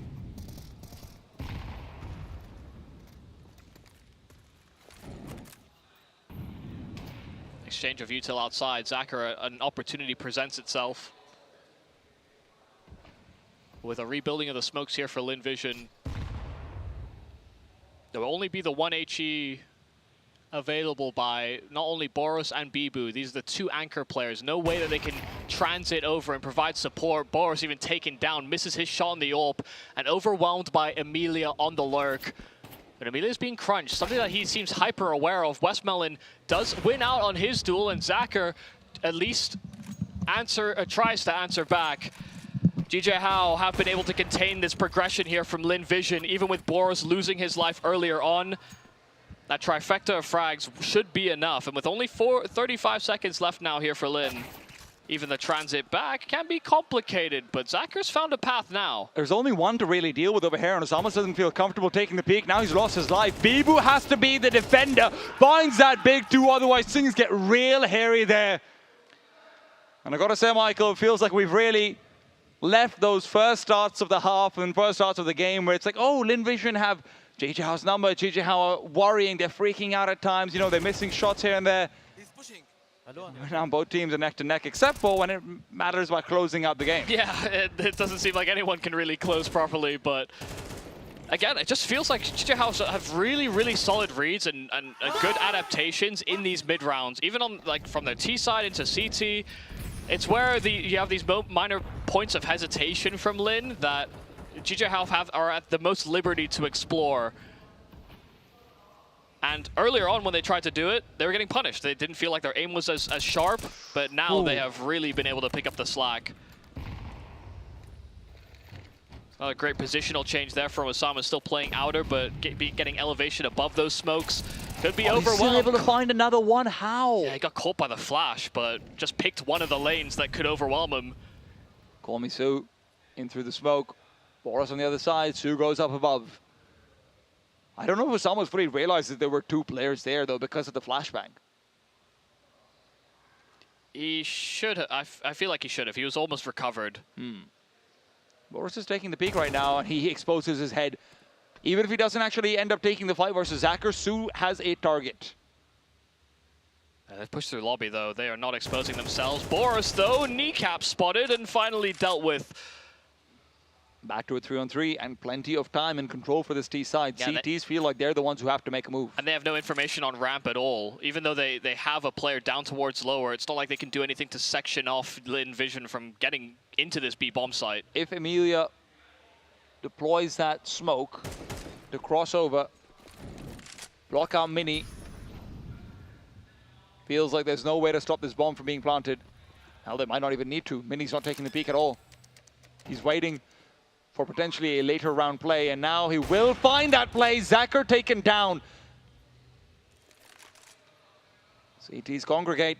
They have the advantage, they know it as well, but Mini almost loses it. Emilia giving away information of the AWP, but does he realize there's more where that came from? No. Issa, the hidden angle as he always has been. So many late round moments where Issa has been able to save them. But really, this one started off by Mini. Yeah, I mean, fantastic timing there, hit by Mini, for sure. I mean, swinging late after the plant, catches the planter, and then they can just start to focus on these deeper post-plant positions. If Lin are going to go into a vacant bomb site and clear everything, they're not going to just sit on the site itself and basically try and guard that bomb like a nest egg. They will fan out and try and create as much of a perimeter as possible.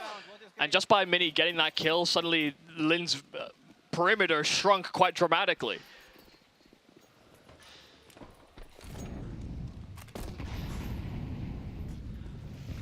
So back-to-back rounds where they had some struggles, as both teams have had on this CT side, but it's a very fast cross. Already down towards the lower site is Starry.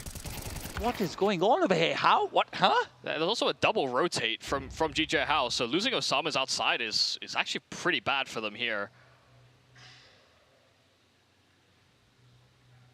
I cannot believe he lost the duel. I also cannot believe Westmelon was outside pushing through the smokes like that after Osama's had revealed. Works out for the Lin side.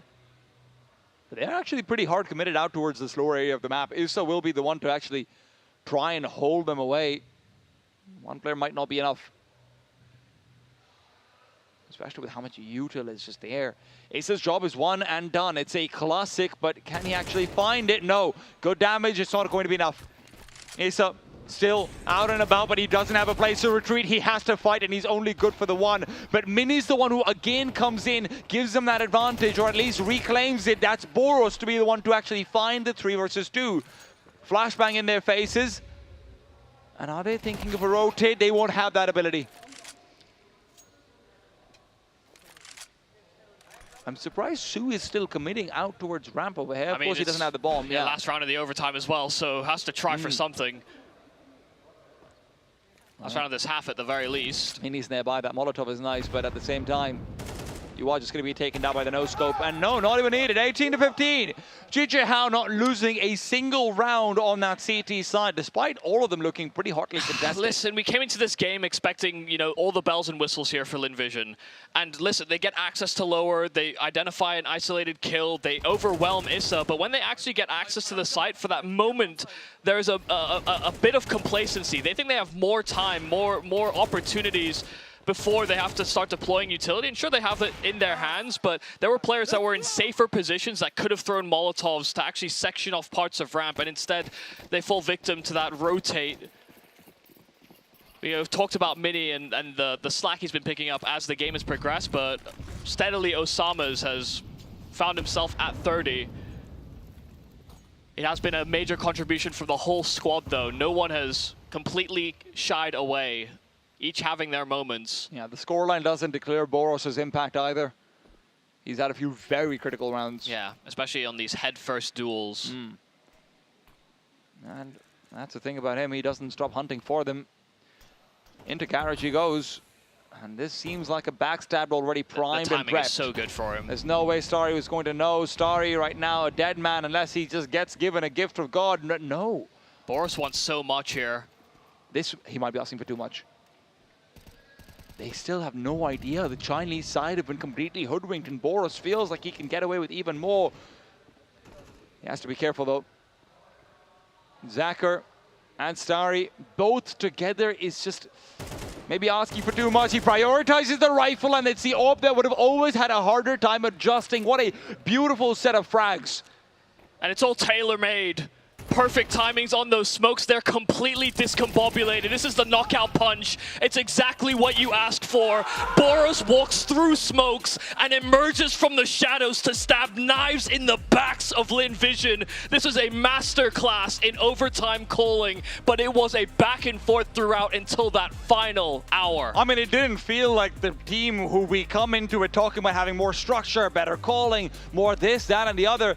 Linvision had their moments, but it really was Issa who stepped up massively in the comms department, the calling department. I mean, also credit out towards the entire team, right? Mini talked about it in the video as well, pre-game, that, hey, whenever someone's having a bad game, we always cheer them up because we know they can turn it around. It felt like that happened for 3 of the players. Yeah, also it felt like Bibu just kept on coming in clutch with these like late round trades, or, you know, being the one that's traded in these 2vx situations late. And sure, that's his slower play style at play, but it also kind of shows what kind of player he is and how they want to use him on this squad as well. I mean, this was an absolute fantastic showing, probably one of the best games so far in the entire tournament, and well, why don't we have Neokai come through and talk about it as well? And it's a fantastic game that comes through for GG How without the lights out Boros performance that we've become accustomed to as well. So it's actually a really positive sign in a way. They don't require one man. They're not that kind of one facet of firepower. I really thought this moment here, the losing that like that, I actually thought that would have broken them mentally. For Mini, that's such a brutal thing to lose. And I thought that it might actually kind of have a knock-on effect. But he brushed it off so quickly, effortlessly. You guys just touched on it. They've always done a very good job of, you know, boosting each other's morale and, you know, brushing it aside and saying, you know, it's fine, it's whatever, we go again. And credit to them, it wasn't heartbreaking the overtime. It did require a second, but even when it mattered most, they were able to shut it down. So what a way to start off the series as well. I mean, for GG How, they have come in towards this matchup being the pretty clear underdogs as well, and have taken out what is arguably, on map number 1, the #1 team this entire tournament. I think this is the best called game of Counter-Strike I've ever seen Issa play right now. I genuinely think there's no comparison in my mind to all the matches I've seen from GG How. As far as single map concerned, this is massive credit out to him. Why? Because of what you said, Neil. There wasn't a single man stepping up. Sure, Osama's had big numbers in the end, but we talked to death about how he had literally 10 rounds where he did nothing. Literally nothing. So in times like this, being able to have your other players level up, being able to keep the troops together, being able to get them out of this moralic dump of you know, Mini losing this round in the very end at 12-11 and things like it, that's huge for myself. It really did just feel as well. They found so many gaps in the Lin Vision defense. They were exploiting weaknesses in the rotate. They had a very clear understanding of what Lin were going to be doing, and it took them a while to get there. I won't pretend like they immediately figured it out, but especially once they characterized Lin with this sort of shoulder to shoulder, one will spam their whole clip in the smoke, the other one's there to cover the reload. They often wanted to play in these couples, and once they identified that, GJ Hao basically said, there's more of this map to guard than just these high traffic areas, and we will exploit that. And then on the flip side as well, you look towards just things sort of, I guess, outside of the server, but even when they were winning, Lin Vision not really the louder side anyway, but you really didn't see them get fired up. I didn't really feel like the motivation, the morale was really starting to kind of skyrocket. The flip side of GG Hao, every round one, you talk about the Bibu clutches as well, when he would step up in these late round games, get a really important trade call or a late round moment that can make such a big influential decision later down the line, they would get so loud, fist bumps around it. That's what you want to see for this side. So take a look at the scoreboard here as well. Samus, see, you touched on it right at the end. I mean, he did start to kind of pull away numbers-wise, but across the board, everybody having the moment, everybody stepping up. It isn't a Boros carry performance. This is genuinely a really, really positive result for GG Hao in a multitude of ways. Osamas was the stable guy. Yes. He allowed everybody to activate later on into this game, and sure, that I think actually it was Osamas and Bibu that felt like they were doing the heaviest to contribute in that early stage, but in the overtimes, it didn't matter about regulation anymore. Suddenly everyone could actually have their own moments, and I think even Issa and just the way that he played his positions was actually fairly sacrificial in a lot of times. Yeah. On the flip side as well, T, talk about Lin Vision. What sort of goes wrong for them? I mean, honestly, I hate to be pointing out one player, but I do think Starry did just not deliver. And I don't say this because of the scoreboard. I say this because when you looked over towards the control and outside that they were getting, even the fights that were taking very often was Westmelon finding kills out from Mini as well, right? Sure. It's responses to what's happening from JJ Hao. When they stop being able to find that, I still put a lot of emphasis on Starry to go ahead, get duels, have good timings on opening up smokes, being able to find information, do this and that and the other.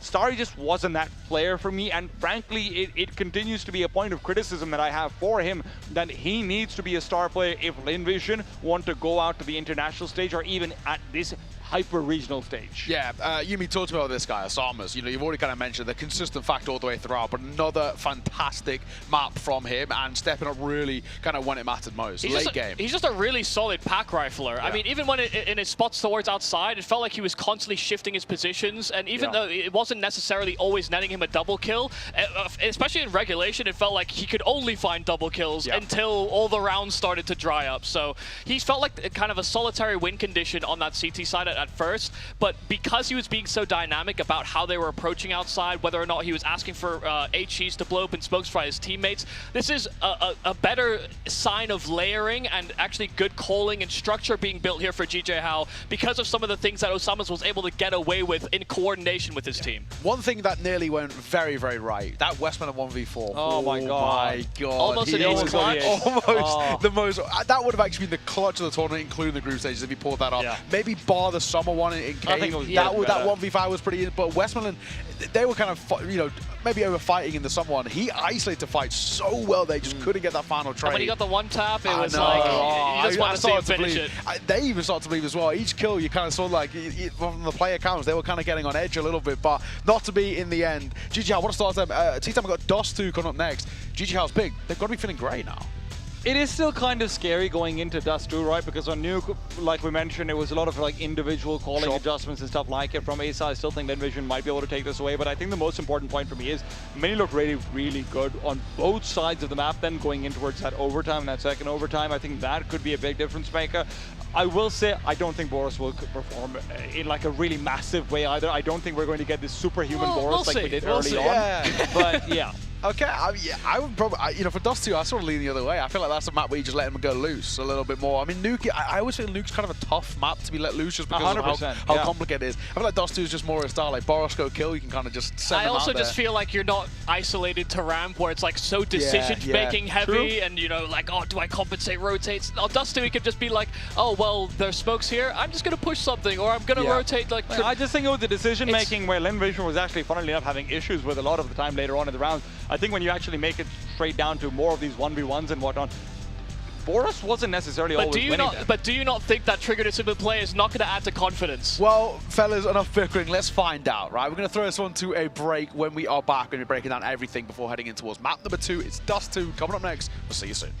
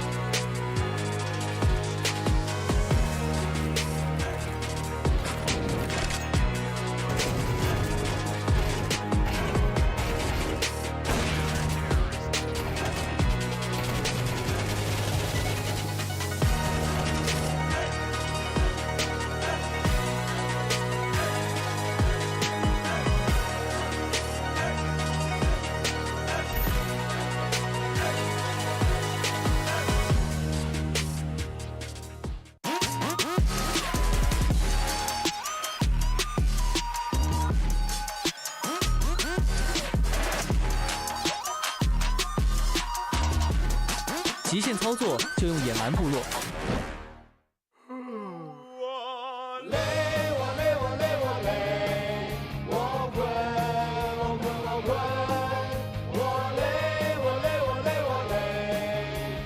累了困了，喝东鹏特饮。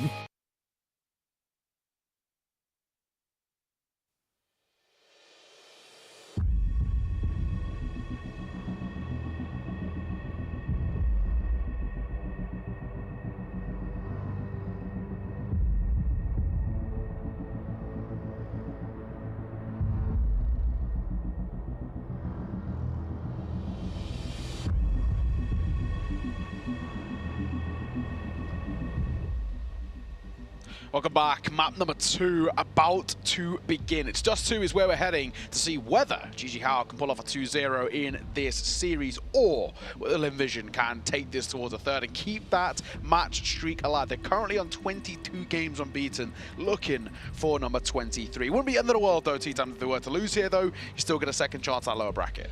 Yes, absolutely, but you don't want to be going there regardless. You want the extra days to prepare and whatnot. You also just do want to have the confidence. If you're going to be losing matches like this where you feel like you had an incredibly good chance to close, let's not mince our words. They were up 8-4 after that first half. They should have won that one, but it was great calling from Issa. And if you're going to be out-called and not even outshot, you are going to take a gut punch to your confidence. They were at least confident in their own T side, though. They were out-calling GJ How on their own respective attack until we ended up in that overtime where it felt like there was a couple of these cute little strategies that they pulled through. That last round from Boros did feel like it was tailor-made for that kind of a play, and so I do worry that Lin will have less of those tricks because they've been so confident, because they've been winning all these games domestically in online play against other teams within the Asia region. Suddenly a challenger enters from the Middle East that actually could disrupt their confidence. Yeah, absolutely. The good news is Dust 2 is a map that is actually played domestically speaking, and that third map of Anubis, at least when I've caught them in the past, the Linvision look pretty good. So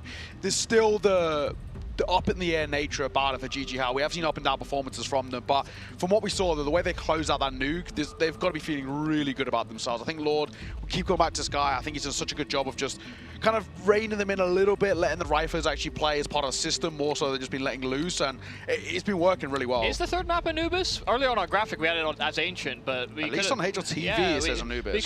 That's why I wasn't sure if it's been changed, but on HLTV it says Anubis. Okay. Well, that makes me feel so much smarter because GG How banned out Ancient, and I said that should be picked. Right, there you go. Okay. All right, go me. But can we say go GG How going into Dust 2, though, is my big question, because, yes, Mini, I'm expecting him to perform. Osama's, I'm expecting him to do all right. I don't know if we're going to get the same nuclear performance as we had over here in that first map. Boros, I am a little bit worried about. I realize that it's obviously a map where you are going to have a lot more opportunities to be able to sort of take your own duels, freely run about and whatnot. I actually think that might go away from the system that helped them win on Nuke in a lot of ways. Boros' impact was massive. It was a lot of really good rounds, but those were like quite cerebral rounds. If he tries to lean into his older tendencies on Dust 2, I think he might be punished. I do think it's quite indicative of how good of a player Boros is, that like if he has an okay game, we're worried because he is just the best player in the server. Maybe in terms of the rifling department, I think there's maybe a debate there. Obviously, Zaka, we can kind of say is probably the best AWPer in the server, but I think in terms of ceiling, we know what Boros can do. We're currently in an era of entry frag galore, you know, especially when the best players in the world, I mean, the best player in the world is an entry fragger in Donk. It's very easy to look at other entries and just go, he could be the next guy that we look to as a star, but traditionally, star players have not been in that position, you know? So I think because we understand CS2 is far more swing heavy, we understand how the importance of getting opening kills, even just from CSGO, for example, we are glamorizing that position, but we'll see whether Boros can step up in that same way today. I do think at the same time, you know, Starry's having a weak game. It could be a little interesting. Well, let's find out. Right, Dust 2 up next to see whether GG How can complete the 2-0 off over against what is essentially the favorites. Which of the stars will shine on GG How? Will Linvision be able to fight back, or is this Dust 2 going to be their grave? It's a big question. And all answered in the here and now. Starts off with a pistol round where GG How on this T side are maybe looking to inaugurate that B-bomb site. Late round mid-smoke so that Westmelon can't get too much information. So it does have a smoke to block, but it doesn't look like GG How are actually that intent on finishing towards that B-bomb site. Not yet, at least. They've cleared out lower tunnels, and they've at least made sure there won't be fast rotations coming in from behind them. That means they can quickly, single-mindedly run right down. That smoke might not do a lot. Flash over and out. Su's able to dodge it. Second flash as well comes out and is dodged. Westmelon is the one to find the kill. Su unable to find anything, and with Westmelon taken down, this B-bomb site is all up for grabs. Yeah, right for the picking. I mean, a really nice jump there from GG How, just threw that flashbang in tow as they were going for that execute. And now on this retake, it becomes incredibly complex. I mean, GG How, some good stoling util. Beatboo's actually found the kill, even accompanied by the flash there from Lin. And so it will be a complete swarm. A third pistol won in this series here from GG How. They have been lights out in getting the early round advantage. big help, of course. And whenever you're going out for these upset wins and the like, it does feel like it's one of the easiest things to game plan and just have 1 or 2 really good pistol round strats. It's so hard, especially on the CT side, to get responses. Yeah, I do think it's clear that we have to, I feel like we do have to clarify when we say that Lin Vision are the favorites. We have that basically based on current form, the way that they've been playing domestically. Yeah. We understand that GJ How are a very talented roster, but they're less proven on this level of a stage. Really looked like Starry had that one. Yeah, Boris, I think, just ducking underneath the shot. So we understand GJ How can win this matchup. That's why we have them labeled as sort of a dark horse. They're a dark horse to win the entire tournament. Yeah, absolutely. With the vacuum on middle, GJ How are more than happy to quickly fill. But it's been so good to see for GJ How that they have actually been growing as they've had more time to practice and get more scrims in. Even in some of their losses or their close shaves, feels like we see adaptations as time's gone on. I mean, it's... West Valen, can you get this frag over here onto Boris? No, it doesn't feel likely now that he's backed off, especially Boris. Information given over, Minis found Zachar elsewhere, and with Boris finding Su, yeah. I mean, it's funny. Before the playoffs, or rather before the main event even started, we were actually having this conversation about, you know, who could sort of GJ How beat, and I distinctly remember before the groups were made, I said I think they could beat Lin Vision and Hans specifically. And hey, look at who they find in their group. Now, no, I think you said they could beat anybody in the tournament. Well, yeah, I mean, I thought they would. I thought they probably might be almost favored versus these two. To be fair, I actually. You said that they could beat anyone in the tournament, and I didn't discredit that, but it was also it's hard to say when they very infrequently play this against this level. And it's a chance for them to prove it. Also, you're a little biased, so, you know. Hey, what do you mean? The Middle Eastern team? Why could I like them more? Is this because I am Middle Eastern? This is going to be met with a lot of flashes, a lot of pistols, and not a lot of frags. That's a problem. Somehow it's all gone wrong. And in the rambling madness, it's maybe a conversation to be forgotten right now. Zachar. Position reveal, the USP even gets the headshot, but Bibu will save them again. Yeah, again, the steady hand of GJ How. It's Bibu that can save the day. Just feels like this guy, when you put him in these late round clutches, sometimes at disadvantages. Sure that he's only against pistols here, but his aim did not waver knowing that he had the numbers stacked against him.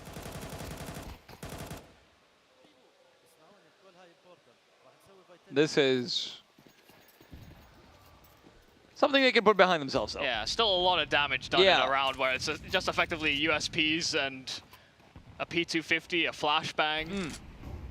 Far from an ideal start, but we see the AWPs out for both Mini and Zachar. Something that was less of a head-to-head than we maybe wanted coming out of Nuke, but of course Nuke is not a great traditional AWPers map. Dust 2, well, it's characterized as such. It's oh, what a shot. Zachar just wasn't ready for there to be a fully dry peak. That is highly unfortunate. I still also don't think it's necessary. They had a player inside of spawn, another around the edge of the smoke. There was a deep smoke thrown by GJ How that was drawing the attention of 3 players on Lin Vision, and so Zachar, while he was distracted, does get overwhelmed, but they do find an answer back. 4-on-3 for this retake.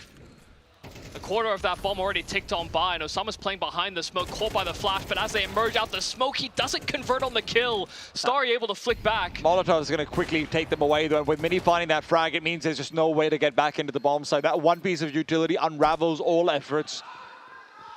Yeah, I mean, they were so low coming up through short, and so once that Molotov hits, they cannot venture through it. The smoke gets deployed a little too late.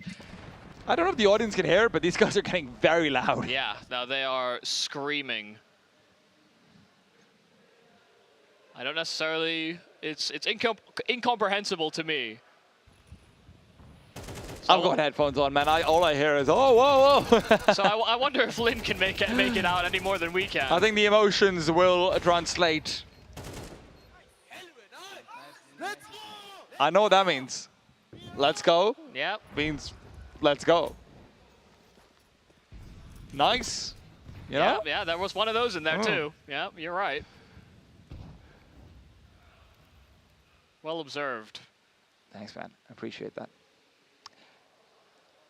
Lynn will get themselves a quick freebie. Westmountain can't actually pick up that weapon, so it doesn't really look like it's going to catapult them forward into possibilities. But Starry is the one you have to watch out for. He's got a very difficult choice to make. Again, great stability from Bibu. Understood the importance of hunting down that lower kill before that smoke bloom so that Westmountain didn't have an isolated duel against him. And then picked up the slack on upper tunnel as well. In fact, he had another free kill. Great positioning. Bibu cannot believe how damn good he is. They just keep walking into me. Wow. How dare they? Actually keep doing it. Fantastic start to things from JJ Howe, though. I mean, yes, it's just one gun round in the pistol and all of that good old caveats that we had, but 5-0 on Dust 2, their opponent's map pick. This is perfection. Yeah. And going into Dust 2 was always going to be a, rather their own map pick. Going into Dust 2 was always going to be a little bit of an interesting one because obviously Lin Vision themselves have been picking it so much as well. They've been really good on it. They feel like they have some good calls on it. They really have a good grip on it domestically. But that's the important thing, domestically. They will have been riding the high of the match streaks that they've won, but there was a lot of respect being given over to one another because of the fact they've been able to practice against each other. They've understood and been able to characterize each of their play styles. And sure, there was a little bit of unfamiliarity when we got into Nuke, but I think they were very quickly reminded of each other's play styles. Lin saying they knew and they understood JJ Howe had a bit more emphasis on allowing the firepower to dictate the flow of their rounds. And the problem for Lin is that if you can't match up to that, then it doesn't matter if you feel like you may have a better tactical base. If you are getting steamrolled by players like Bibu, or Boros, or Mini, or Osama's, you know. I'm waiting. Are you done? Yeah, I think so. I mean, okay. it's you know, sometimes I did just see that cracked shot to start things off, yeah. Yeah, it's true. But if you can't match up, then the tactical base may not matter. The teamwork, the calls you make in the mid-round, you'll also be confident in your own aim until you realize you may be a smaller fish in a bigger pond. Window peek from Westmountain is immediately punished. Boros good for the one, and sure, it's a trade, but Osama's was right there with him. That magical duo. But without any support, Osama's isn't actually able to move back into the bomb site. He tried to get behind the crates, but took too wide of an angle. They won't know about this flank from Issa, not at all. But is it going to find anything? They're going back over towards the lower tunnels instead. I mean, it's 3v3. They're going to go for this retake. So Issa has free kills given up to him, but he shoots at the first very target. And so it's back to 2-on-2. Bibu dodging out the flashbangs. Always a great hand in the late rounds, and Mini's been having They don't have kits. a great game.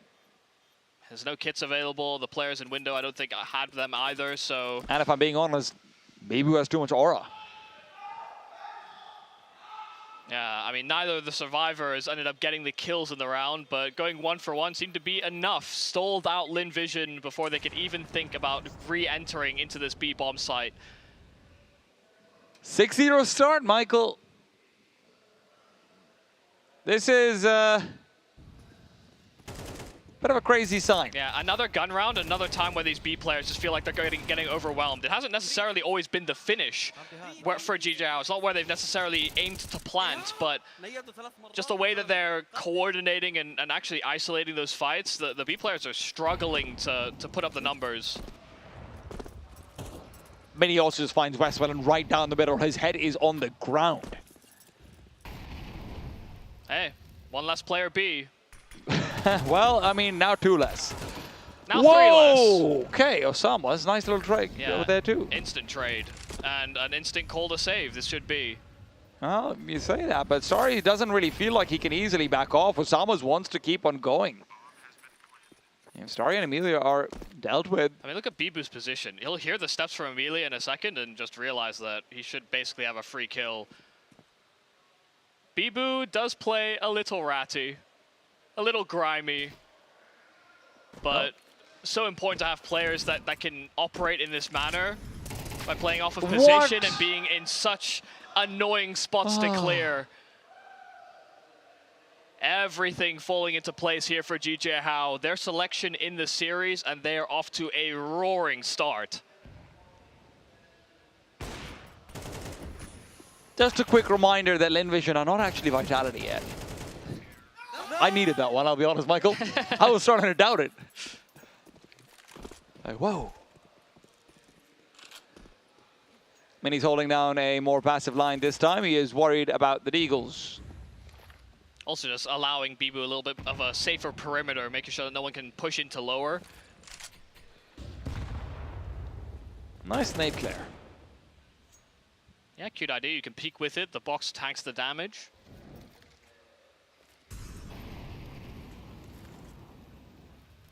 Boris has been given a hip. Oh. More hips. Wow. Boris is loving it. Osama is as well. So far, 3 of the players on GG How have been looking a little bit untouchable.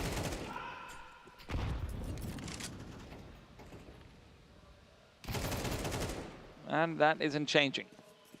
Boris and Osamas might be having the deaths, but they are just bull rushing forward as well.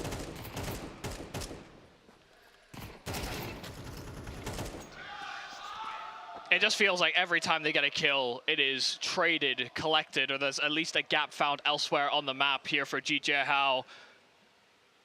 You look at their KDs. Oh. It's and Mini. It's looking real nice. I mean, very few deaths, a whole lot of kills. And it's just showing that Linvision right now simply don't feel up to the task. Something needs to shift. I don't know what the call will be, whether they try and boost Zacher for a lower pick, or whether he just tries to go aggressive by himself. It's actually Boros on that secondary AWP, or rather just taking the AWP for the spawn, picks off long. Again, they try for B and they find the kill they need to. It's Call Me Sue down, but Westmelon is still there to pick up the slack.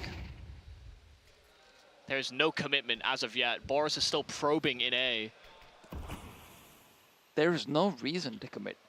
Linvision are going to have to be the ones to potentially walk into forced errors. This is also such a strong call, given how many times this B bomb site has been the target for the bomb. Now, Starry and company are thinking that, well, maybe we can find Bibu in the meanwhile, but the problem is that this is going to be 2 players coming down middle and Suicide as well. Starry is closing the distance, dodging a lot of flashes, and Zacher's frag is going to be very critical. The bomb's on the ground. I'm not sure if Zacher has realized that he's done that. Starry misses a timing. If Issa just goes into long at this point, this is still going to be very much round on. Starry peeks back out over. He cannot get the frag, and Issa looks to punish. Issa looks to maybe even rotate back. Bibu's still in B, remember that. This now gets a little bit worrying. He didn't actually clear into B. He didn't go into the site, yeah. Came back for the kill instead. Now he continues to try and keep these rotations from going over. Bibu making lots and lots of noise, and now he starts to walk back over to the tunnels. Westmelon having his duels taken away from him. Now he will have to find Issa. 1 versus 2, information given over that these are isolated frags, and Issa has found the first. Westmelon does not wait for his teammate, and now Zacher has to hit a crazy shot. He will be able to do so, and the first round comes off the back of a recovery that did not feel destined to happen. Yeah, I mean, GJ How, I actually really like the decision to try and pull away from that B bomb site, but then they try and, I think, double peek in from Suicide. I'm a little confused about the way that they route. I thought they were going to try and link up with Boros and start to attack through long instead. And had Boris had some extra reinforcements, there might have been players playing anti-flash. They could have traded, made their way into the site, but they were still so split. And because they stalled inside of Suicide for so long, it's kind of what comes back to bite them. Still, a must-hit shot there for Zacher on that cross. I mean, a beauty as well.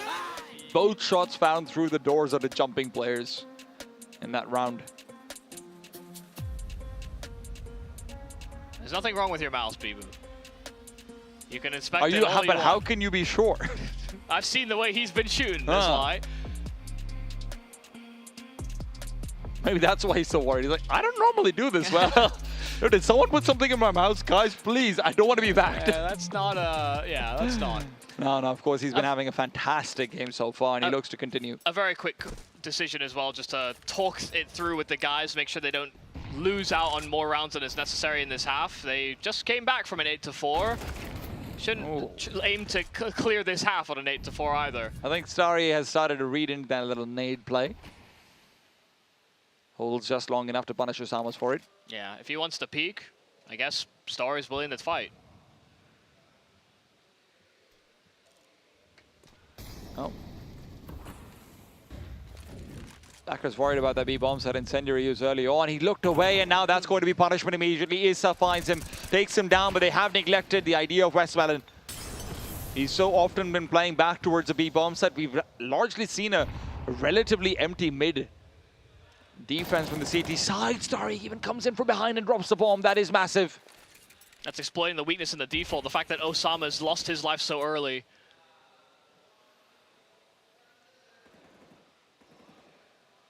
They come down to Bibu to try and find an entry, and they've been very good at getting these kills on B.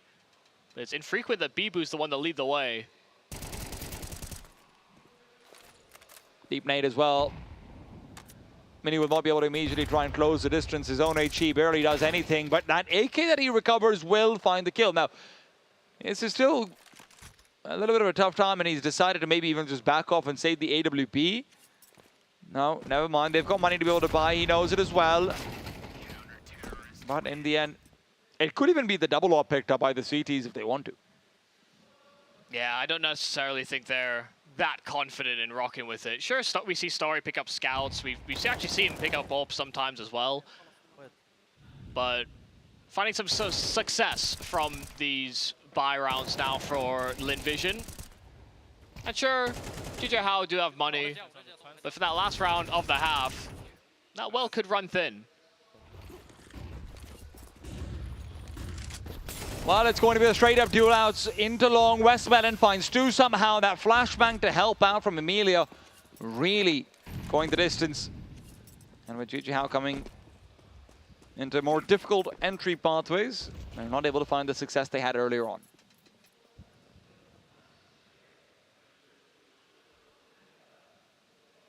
If there is a team that should know about 4 to 8 comebacks, it is GG Hao after that last map. Yeah. They just don't have any flashes now that they're in this 3v4, so they're going to have to try and contact out. And they're clustered up heavy over towards long. Boris will lead the way. I think Westmelon just caught a glimpse. He's expecting that it could just be a simple split that they try and line up on this 8-bomb site. So they'll get the smoke down. A flash thrown over to allow Westmelon to maybe be aggressive through that smoke. It's all about just clearing out short right now, and when he's done that, he can go back over towards the bomb site and help play defense. This is also going to call over a rotation from Zachar. And they do have a smoke to cross, and that will be used immediately. And, well, Emilia's peeked in from before. That's even Bloom. Picks up 2, picks up 3. 4 alive, and listen, CTs are going to be primed and prepared to try and fight for 4 rounds as well. Seeing a string of confidence out from Lin Vision now. They hit a dry spell, some writer's block, and finally they're putting pen to page. 2 timeouts in the last 3 rounds for GG Hao. They really want this last. Yeah, I do think Lord tried to get ahead of it after the first round 1 for Lin Vision. You know, sure, it came down to a Zachar 1v1 where he hits an outrageous shot, but making sure that everyone's head was in the right place, how they could maybe adapt their setup, some of the future calls to be made. But the past couple of rounds have not looked as inspired. Not like any of those same electrifying entries that just completely collapsing the defense. Instead, we get to finally see some of these moments where Lin in these mid rounds can, you know, coordinate with one another, clear out angles. And the money feels a little bit worse for wear on this P side.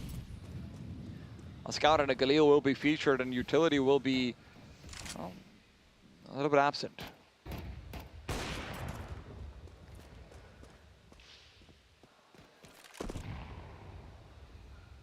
Starry's been left to keep control over long pretty much alone. And GG Hao have found a lot of success in the mid side of the map. The CT defense has been leaving it empty very often. They might look to aim towards a similar game plan. Instead, they move back. It's going to be a short commitment. Amelia does have util, but whether or not he's going to want to deploy that incendiary in time to actually address the hit, that will be a completely different story. He should try and react off of the smoke that's thrown there from GJ Hao. But he was thinking about using a smoke himself. Incendiary will keep GJ Hao at bay, but only for a moment. There are flashes available for Westmelon to start throwing them behind Amelia as well. If he wants to play this into the later round, this is certainly possible. The smoke will buy him a bit more time as well. And as he's isolating duels, goes back to Goose. Starry's death is going to be a problem. Spots out a shoulder, spots out a man, spots out kills! Amelia with another 3! Triple on triple, and Westmelon, however, will still give up the site. Issa's double brings them back into it. It's a 2-on-2. That early death from Starry with that performance is going to be a problem. It's a problem that they rectify. Yeah, they try to tap and they try to fight, but suddenly there's a bit more bite to the bark of Lin Vision. They trailed coming into this half. They trailed for the entire half, but they find a bit of a resurgence towards the end of it. And so we have an identical scoreline, the picker of the map with an advantage going into that second half. But it wasn't a clear-cut victory for GJ Hao to overturn that nuke. And so now that the embers start to burn, could this be a whole forest fire that GJ Hao find themselves amidst of in the deserts of dust? They have won every single pistol round so far. The question is, can they maintain that? It feels like the pressure is going to be higher than ever. And it feels strange to say when they are up 8-4 at the turn of the half, but these last 4 rounds have been incredibly convincing from Lin Vision ever since that 1v1 panned out in their favor. Yeah, just that added confidence that it felt like it gave them for that moment, even just on the individual level. You can see the swings with a little bit more conviction. And Fights that they believe they'll win. And also some independence on winning the frags. I mean, we saw some of the Starry kills over towards Long. I mean, that one round as well against Osama's, it took him a while to adapt to the default play that Osama would go for. But once they find a chink in the armor, they do fully exploit it. It just took them a very long time.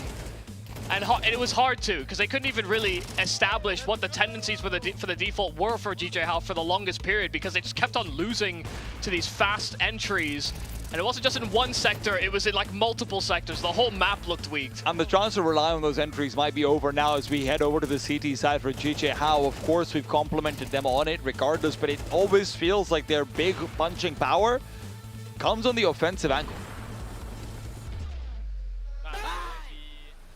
But it's also where it feels like the strength of Mini can also not be understated. Sure, he has looked a little bit worse for wear in these past couple of days, but this is where he definitely impressed us the most in the close qualifier. Yeah. Basically single-handedly saved GJ Hao's run through into these playoffs. Had some phenomenal holds on that AWP. And we've talked a lot about, the difficulty with scaling up as an AWPer, especially when it's not typically your role. We'll have to see whether or not Lin can actually prove to be that much of a challenge. It's also about getting to the point of being able to purchase that AWP as well. Right now, for GJ Hao, they really, really need to win the pistol round. If Lin Vision are allowed to get another inch, that might be a mile. Yeah, I mean, GJ Hao have had the benefit of winning every pistol so far in this series. It's a big benefit when you're winning these games in, double overtime? Yep. And GJ Hao, it was also a big reason as to why they were able to close that gap that was established in that first half on Nuke. So if the tides turn and Lin suddenly win a pistol, suddenly that comfy 8-4 coming into this half will feel a little uncomfortable. Fist bumps exchanged, and the time for words might be over. It is a time for shooting. I will say, as this tournament has progressed, the stock in Bibu feels like it just keeps on going up. It really has been just fantastic from him, especially when you put him on the T side. It feels like he's always got the exact right position that a lurker would have to have. Issa needs to be careful. That company he's bringing in, and Osama's is going to be the one to take the first duel. Util being shown up overhead, and Bibu's the one to actually somehow find the first kill. I don't know where he threads that needle from. Oh my god, they don't clear for Issa. Another round where it feels like Issa just has the whole round in his possession, but he misses his shot, but the communication isn't there. Su does not turn. And so Issa is able to somehow get away with 2. Still 2-on-2 by the time that bomb makes its way into that A bomb site. Boros is going to be coming in from long. They're not expecting this at all, but they want to take the fight first and foremost. That might give them time to start making up their minds about it. Emilia even ducks away from behind the smoke, using it to his advantage. He doesn't notice Boros jumping up, and now Westmelon is out and about, going over towards the B bomb site. Mini has realized it. Mini is in pursuit, but he may have chosen wrongly. He'll never have the option to completely speed up. Westmelon still has 2 1 versus 1s. So if Boros is found early on, this could be trouble. Boros doesn't take the duel. He doesn't look for the fight. He waits for the bomb plant. And now, as he's counted down to 5, it will be a bomb plant allowed. But he doesn't care as long as that round is in his possession. What a rotation from Boros. I have to say, complacency there from Lin Vision. I mean, they get access to long. They not only are able to deal with the initial defense, but they just completely overlook Issa's angle. And the fact that he was able to whiff as many bullets as this and have Su not turn around and double up on that fight, that's a little outrageous. The comms just seem to break down, and again, it feels like one of these moments where Lin certainly should be winning the round, but GJ Hao get away with murder.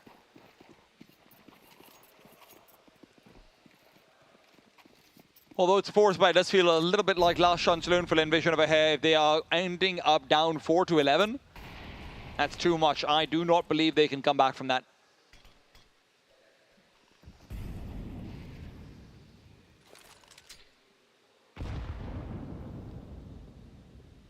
So it'll again be the same head-to-head over at long. Starry and Osama's. Osama's had a pretty rough half, all things considered, with the rest of his team flying high.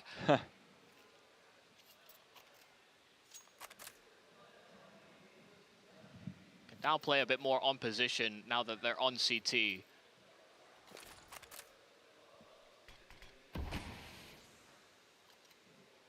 So very clear intent from our point of view here for Lin. The map is fairly silent, and you can certainly see GJ Hao are a little apprehensive about the prospect of pushing into what they're expecting to be a weakened buy. But let's also not make any mistakes about this. This is about Starry coming in later on in the round and finding at least a kill, maybe even 2. But they have 3 that can effectively, you know, take those trades towards long, though. Winning these fights are going to be very, very difficult. Molotov's been missed as well. That's not great. They're going to have to manually clear out groups, but while the reload is coming in, Issa misses his first duel opportunity as well. Westmelon, good for 1, but Issa's doubles do not stop, and he doesn't stop there. A triple now comes in.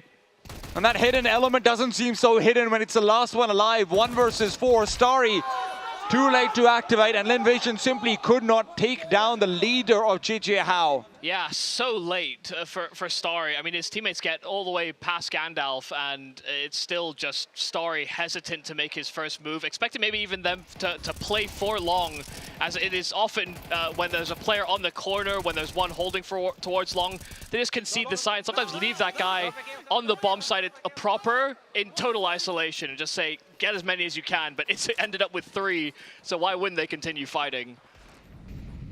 First kill from Emilia is nice, but nice might not cut it.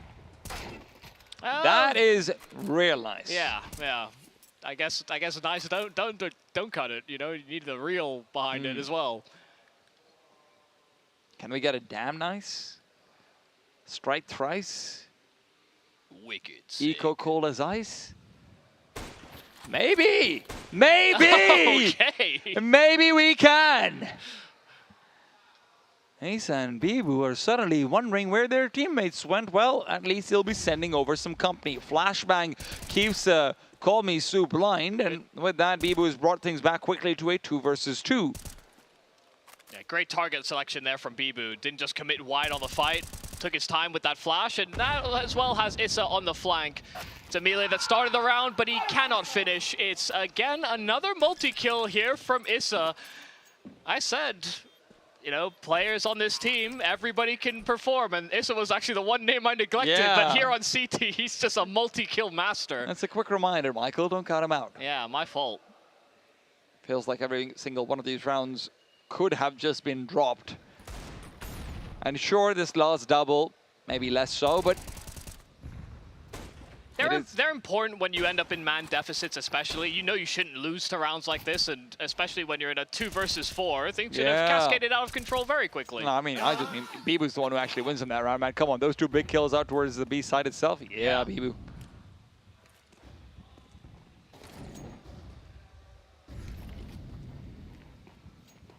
I believe that the last chance saloon might have been a while ago for Linvision, but maybe they can still accelerate and catch up to it. Will they be let onto the ferry? Who knows? Well, they have to try. Oh, is the saloon up on a ferry? Yeah, pretty cool actually. You should go sometimes. Must be a Hades subsidiary. Yeah, thank you for getting the reference. I'm so glad. The problem is that Osama's could actually activate a very fast flank as well. The smoke will be blooming out towards long. That feels like a fake sound cue if I've ever heard one. Osama's begins to start the timer. No one is watching out for him. Westmoreland will not be able to get a sideline with the bomb being dropped. Osama's is only good for 1, but that's the only one he needed to find. It's a lot of information, though, and the CTs who rotate back to A will find it hard. Mini, we've called him the savior before. Will he be so once again? A missed shot to start off. And as he continues to peek in a headshot, removes his chances. Yeah, if Issa was there to support, I actually had a lot more faith. But yeah, Mini just completely swarmed. And even understanding that peeking around those boxes, it's far from ideal. You can get tagged through the edges of it as well. Even if you get your kill, very likely you would have been traded. And had it been 3v3, I'm sure GJ Hao would have considered this, but this will be a call to save. Lin will finally be able to inaugurate the scoreboard. Yeah, it does feel like a bit of a shame, though. Osama's makes a very, very keen observation that Long is unobserved. And with him making that flank, it's strange to want him to be greedier there. But had he just taken an extra few steps wide, he could have had 2 free kills at the doors, but it's also not that unusual to have a player inside of lower watching for top mid. It feels like a deep enough angle. So you can understand it, but yeah, it just seemed like a total disregard there from Linvision that could have been exploited. I think this is the last timeout used by GJ Hao. They saw the early rumblings of a resurgence in that second half, and the timeouts actually didn't do anything to stop that. It didn't stop the rumbling. And yeah, this last one that is called is to hopefully provide some direction.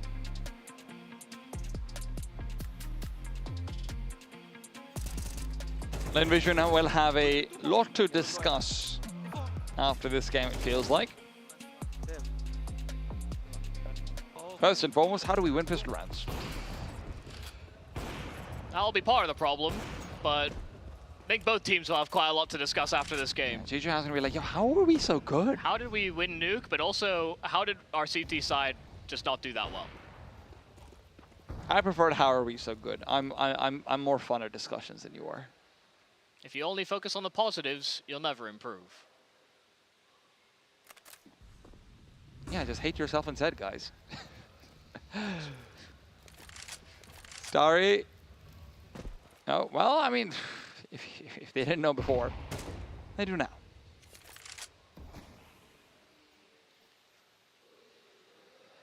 Linvision still undecided about where to go. It is going to be 2 players actually inside middle who are looking to set up a boost as well. Is going to be given a chance to take a peek, but with Zacher having a sightline down mid, it is not the easiest spot to get away from. Zacher, a critical miss. I mean, he only caught a glimpse, but it did feel like that was a great opening opportunity. We've seen him hit some lightning fast shots, and that does feel like within his wheelhouse. Linvision have full utility if they want to go in onto this bomb site, but the problem is it is going to be heavily fortified. 3 players hold down the line. Issa initially flashed off of it, but it is still going to be a full scale. Issa able to get good damage on the Westmoreland. He doesn't continue proceeding forward. Mini is finding nothing on this bomb site, and Issa's out of there. It is time to save. Yeah, I wasn't sure if I was going to have that same worry as you did about whether or not Issa could actually get his hands on that ult. First time it was, you know, a round ago, or rather their last gun round for GJ Hao, where Mini gets overwhelmed. He doesn't have that support from Long, but this time where there is that extra manpower, now he's subject to the rifle. And Issa got caught by the flashes. The smokes were built up in time there for Lin as well, so it didn't feel like the sort of doubling combo from the site and that long corner actually could contribute to stopping Lin's progression. Issa, I think, also was completely dry on util, so he couldn't set up for flashes to allow Mini any easier fights. GJ Hao didn't have that much money to start things off, right? You're always going to be sacrificing a few bells and whistle, and when you are doing that in terms of firepower, you want to make up for it with an early man advantage, using a lot of that util early on as well. Unfortunately, if it doesn't work out, it does become really hard to hold the A site.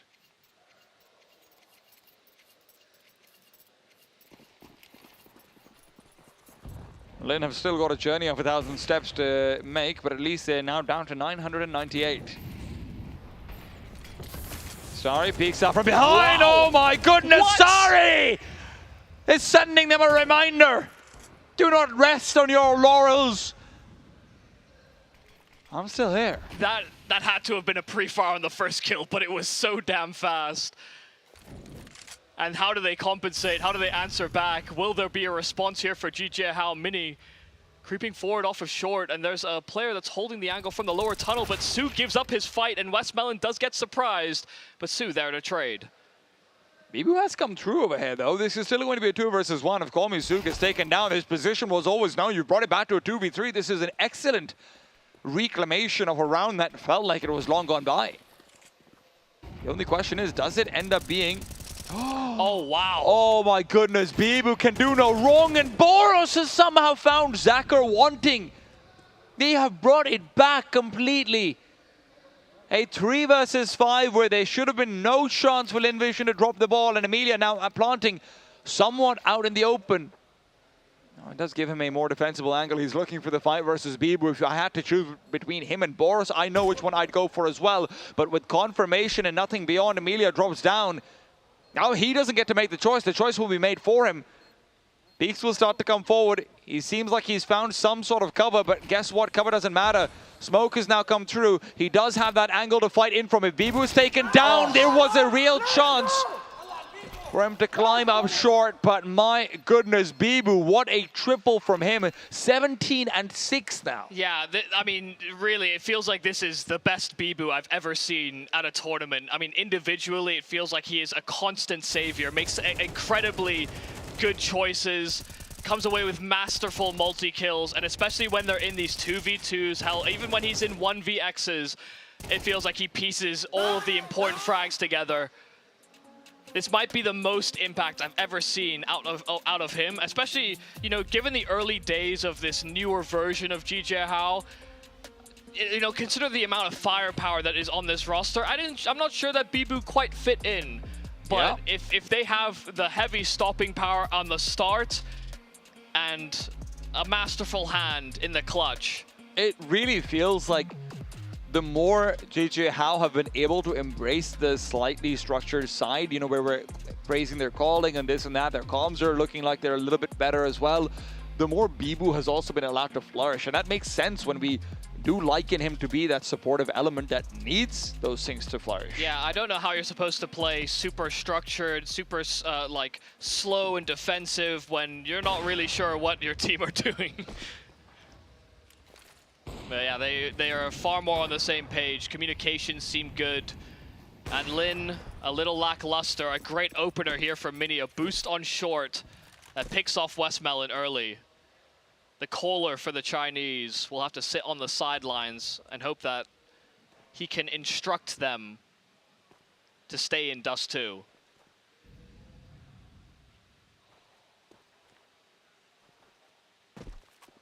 GJ Hao already a map to the good. An upset win over Linvision's pick in Nuke. But where AWPs will strike, they will strike doubly so, but for either side. There's no one actually to be able to defend this bomb set, and when the HEs have finished up, this is going to be an easy crossover. Komi Su is hoping to get up to some Bibu antics, and well, that flashbang isn't going to help him. Bibu's flashbang takes out the counter. piece. Now 3 versus 4, this is still a good setup for this T side. Amelia is going to have flashes to continue to delay, but the problem is going to be Zacher on this AWP. There are going to be 3 players contesting him out and long. How do you stop them with an AWP? You need to be able to find great punishes. First kill is fantastic, and with the short prong also dealt with. Zacher feels like he had a real dreamy chance. Still, fights are not needed to be taken, and as Bibu's trying to close the distance, I worry that he'll not have the opportunity to even do so. Amelia has done everything he needs. That 1 kill, that's all that was asked of him. Yeah, I mean, great pick from Zacher to answer back. Mini getting that opener at the very start for them to have snuck out through long and found this gap, dealing with the first player in Osama's, that sole defender of the A play. You saw GJ Hao clamoring for control right back, and they were split. They weren't sure whether to go 2-2. I think it was a bit of hesitation, and then when they just finally decided 3 long, it was a little too late. Boros' early death is not helpful. Of course, this is a lower econ buy round, so you're not really reading too much into it. Yeah, Starry just feels like he's running out, just spraying through that smoke. Had the team behind him as well, so able to collect on 2 at the very least, but they take some damage on their road. Bibu could punish with this scout. There's 3 players who are in one-shot territory. If Bibu is able to get that AWP out of Zacher's hands, it becomes troublesome. Still, he's not going to find quite the same fortune as earlier on through the smoke and cannot prevent the bomb from crossing. Yeah, well, this force buy did not work out quite so well. Went for a fast fight at long, and Lin Vision had the same idea. In the ideal world, GJ Hao find maybe 2 players looking to take quick control and get their hands on some salvage weapons, but instead, the trades don't go their way, and Lin can convert. So there is still signs of life. I just worry it will be a step too late. Now that GJ Hao only need 1 more of these round collections, especially in these full gun rounds, that it feels like they're always a threat, regardless of man advantages, by the time you permeate into the site. And we've seen very little from the GJ Hao defense in terms of being aggressive, disruptions in the lower tunnels, trying to make the default uncomfortable. The most aggressive they've been was that play for Mini to pick into lower.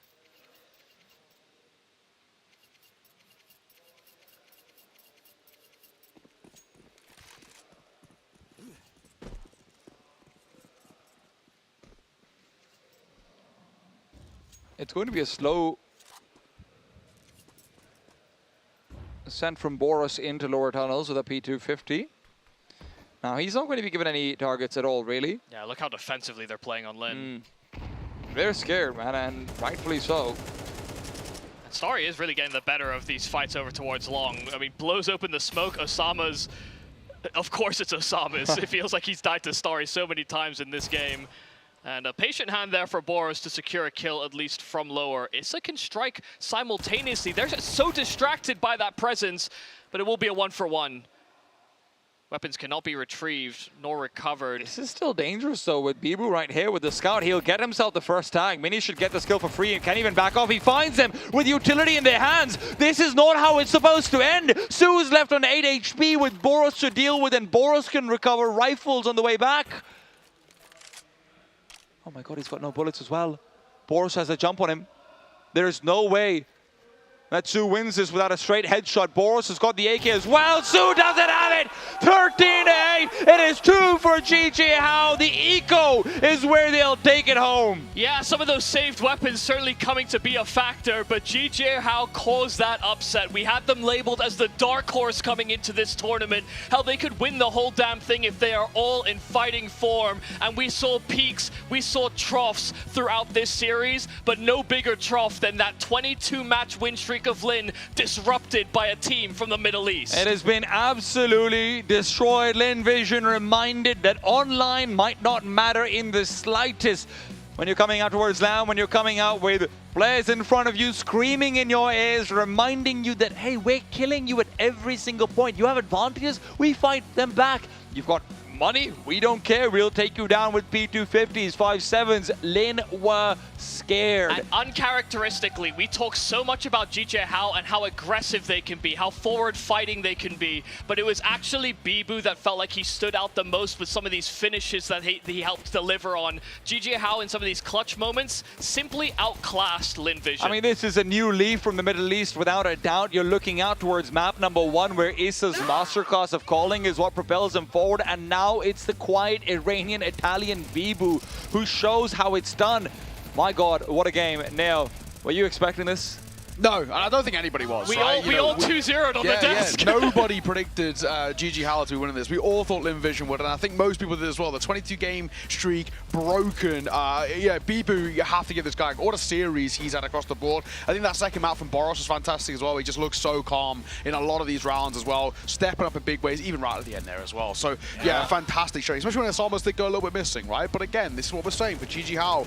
Now a side that don't require, you know, 1 or 2 specific people to step up. If somebody has an off game, somebody else can kind of reclaim that space and put up a lot of numbers. So fantastic from Lin Vision. Not a series they want to remember, right? That's a tough one to swallow, and I think they've put themselves now in a really difficult position. Just going down to that lower bracket as a whole, it changes their mindset. They're so used to winning at the moment, right? We've been speaking about this. They've been coasting through kind of all the tournaments they've been playing, and that's really got to hurt this loss. But they face against a side that are so unpredictable, so difficult to play against, and GG Hao, they've punished them, so real credit. It's actually cool as well to see Issa have so much impact at the start of that second half. You know, on his defense, it felt like he was just getting multi-kills for 3 rounds straight. So both him in the calling department, but then also being able to step up individually. And sure, it didn't carry on for the remainder of the half, but by that point, yeah, I mean, you'd already created a healthy buffer, especially with the lead you came out of that first half with. Yeah, I think it's probably worth mentioning, you know, carrying on from Issa, while Westman didn't do bad numbers-wise, Issa outcalled him. He actually did a really solid job across the entire series, especially the latter stages of Nuke in towards Dust 2. His calling was actually excellent. GG Hao was just fundamentally the better team, and for Lin Vision, they got 2 maps. One of them they first picked as a punish pick that they're happy to go to, obviously, because they picked it, and they get another one where they pick it regularly themselves. There is no excuse for Lin Vision if you are outcalled on 2 maps that are practically first pick material for you, if you are outgunned on those maps as well. And very often, listen man, out towards Dust 2, there was just no question about it. Even when you're comparing the head-to-head, like lurking between Bibu and Starry, one of those is supposed to be a huge star player, the other is supposed to be a liability in a lot of ways, historically speaking. Bibu's anything but, and frankly, Starry, sure, last 3 rounds had some impact. It's not just Starry, though. I mean, we took so much about Call Me Sue and the difference he's made on this Lin Vision roster. He also felt like he was heavily neutered. So I think they just did a very good job of making sure that these stars actually couldn't demonstrate any star capabilities. They were so frequently traded, flashed off of their angles. It felt like GJ Hao had a very good understanding of what they were going to do in this Dust 2. And it was add all these little details that, to be honest, if you would have looked at just their demos, they probably don't throw as much of this when they're looking at earlier in the competition. Hell, even when we reflect on their journey at Mesa, I don't think that they were throwing all these details in. I think they've learned a lot in these past few weeks. Yeah, and I think, you know, even worth mentioning why he didn't pick it up probably as much as he wanted to. That was not the best AWPer at the tournament. Zach was awful. He really looked dreadful all the way throughout the series, not even just the map. And I think, you know, you look at it now and just say, this is all right on Nuke. Yeah, but I mean, still, I don't think he's as impactful as he is in other games, and they're still lost. And he did, I think, lose them a couple of key moments. I think what I would chalk this up to is less to do with Zacker's individual ability. I just think the comms from Lin actually didn't seem that cohesive. They were getting flanked on backstab timings where there were actually massive gaps, like 10, 15-second gaps in the map control, and they were still getting caught off guard. So I think they just completely lost the plot. In the end as well, it's safe to say, none of us predicted this win. No one would have, right? Lin Vision were the favorites coming into this quite heavily, and GG Hao put up a massive upset. They are dark horses, but when you are a dark horse, you are not expected to win these sort of games. You've just taken out the favorites, and I think this man was absolutely influential, Yumi. He was fantastic, Bibu, across both maps, stepping up late rounds especially. That's where he does his best work. Yeah, didn't necessarily always have to have the impact in the early round, but especially when you know that you've got so many people that are willing to fight, Bibu was always that safety net behind them. Absolutely, and listen, I think one of the most important things for me is like when you're looking out towards Lin Vision on that CT side, the way Bibu's also able to actually exploit them so much. I do wonder like what's going on over there for Lin Vision. To build up on what you're saying, Michael, about their comms and about their preparation. they were just never having any presence on middle. It never felt like they were ever able to pressure the T side at all. It never felt like GG had to think twice. There was one instance where they were maybe flanked from long and whatnot, and normally when you're not putting pressure on the middle, you're setting up for flanks. B side, there was no option, to be honest. Bibu was locking it down like crazy, and when you have access to the map removed so much so because you just never have players there, you're not winning. It did feel, it just honestly comes across like an air of complacency from Lin because of all the success that they've had. Any time that they thought they had picked up the slack on map control, they didn't think that a certain timing could be hit. They didn't have somebody that was constantly checking, being paranoid about the possibilities. It was always, oh, well, we're in the right positions now. Let's see if we can get the angles and hope that we can get eyes on somebody, but by then there was already someone behind them sometimes. Yeah, and by the time they figure out to shut down Osamas after an insane map one, then Boros steps up, looks fantastic, reclaims that aggression. It's not the end of the road though for Linvision, right? They're dropping towards that lower bracket. They'll be facing off against one of the Hunt or Ninja, and if you put it frank, it should be quite an easy victory, right? I don't think they're going to be tested regardless who it is, but we shall see. We're going to throw it over towards the stage in just a second. Before we then head on towards our second game of the day, it is going to be the Hunt versus Ninja to see who will be faced off Linvision in that consolidation final. But for now, I think if I'm right in saying Baseline J and Veracity are already over on the stage. They've got a winners interview for you. Let me see if I can see who it is.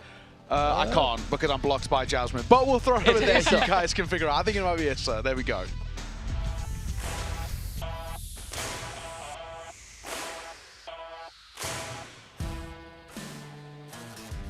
Hold on for a second, Neo. It sounded like you were complaining there for a hot minute, but ESO, congratulations to you and the boys making it up here on the big stage with us, finally managing to take down Linvision. The last time you boys played them, obviously with a different roster, you unfortunately lost. Talk to me about the key differences with this new lineup that you have now. 我们恭喜Issa还有集结号获得这场比赛胜利。上一次集结号对战 LVG 的时候也是输得比较惨。那么这次做了都有什么区别呢？ Last time we faced them, it was completely different roster. I was not IGL as well. We didn't have Osama, so it's a completely different roster, I would say, completely different play style. And yeah, this time different game, different like play style. 我们上次面对 LVG 其实是完全不一样的阵容，然后上一次我也不是指挥，我们也没有比如 Osama 还有 Boris 这样的选手，所以就是完全不一样的队伍。 Well, talk to me a little bit more about Osamas because today's game, he was popping off, especially on Nuke, especially day before yesterday as well. How instrumental has he been to, you know, elevating the team one step further? Osamas 的状态对于你们现在这么好的表现，都有什么用呢？他今天就是 Nuke 发挥得非常非常好，然后上一场比赛也是打得非常好。 Like I will be honest, I think Osama one of the best teammates I ever played with. He's always listening to my calls without any questions, without like saying anything. Just if I tell him go die, he will do it for me. And for the team, he's a hard-working person. I spend a lot of time with him with POV watching. He always like to fix his own mistakes, and it's rare where to find a teammate like this, I would say, who respects his agile this way. So I think I don't want to say I'm one of the keys, but I think I'm helping him like to unlock his potential because I think he have big potential. Osama 是我职业生涯中有过的最好的队友之一啊！他自己首先很努力，然后呢，就是我作为指挥，我跟他说什么他都听，然后我们平时会一起去研究很多的 demo， 很多的录像，然后我觉得他的这个反正就他的这个努力吧，是一个非常罕见的。我觉得他的未来是未来可期一名选手。 Well, I want to talk to you just very briefly about the Veto process. You boys ended up leaving Train within the Veto. I gotta ask you, was that because you were hoping for Linvision to go for a punish pick approach? 那我们聊一下这个选图啊，你们是不是有意的把这个火车留了出来？是不是你们就是想让 LVG 选火车呢？ Like to be honest, really, with all respect to them, but I don't care what they're gonna pick, as long as I know if we're gonna play our maps. Like I really don't care what the opponent picks. I think it's one thing I learned from my past experience. No matter, like, just don't respect your opponents that much. I don't, like, I'm only scared from God. I don't care about anyone else. 虽然 LVG 是我们尊敬的对手，那我也想说，我其实并不是很在意他们选什么图啊，这就是我可能就我的职业生涯中我学到的这个道理。我们只要就是打好我们自己的就可以了，我并不会去管我的对手是谁。I think it's also safe to say you put us all on the very edge of our seats, especially when it came to your nuke performance. Mini at the very last moment cancelling that plant. How on earth did you boys reset heading into overtime? 我们再聊一下 Nuke， 就是 Mini 在安包的时候，他把手松开了，然后就你们输掉了这个赛点。那你们后来这个心态是如何调整的呢 I think we have strong mentality in the team. It happened more than before, like more than once. All I'm asking them when it's T-side to just trust my call completely blindly without any questions, and I think it's one of the points that lead us to overtime because I think I can read the game easily. I don't mean like, I don't know, when they trust me I just get confidence from them and they will just follow my calls and we will just do comeback. We have some mentality for it and we will never give up. 就其实这样类似的失误，对于我们这个队来说也是之前也是发生过，但是呢，我觉得我们队的这个心态意志力还是非常强的。然后我就会跟我的队员们说，就是尤其是当匪的时候，你们就相信我的指挥就行了。然后当我的队员们完全相信我的指挥的时候呢，我们大家都会有非常强大的这个自信心。Well, fantastic calling from you, Issa, as ever. Congratulations to you and the boys again, and thanks again for joining us. Thank you. All right, well, thank you, Issa, for joining us in the interview. And we're going to take a short break. And when we come back is the Huns versus Ninjas. 我们非常感谢 Issa 来接受我们的采访。我们稍作休息，稍后为大家带来的 Huns 和这个 Ninjas 的比赛，一会儿见。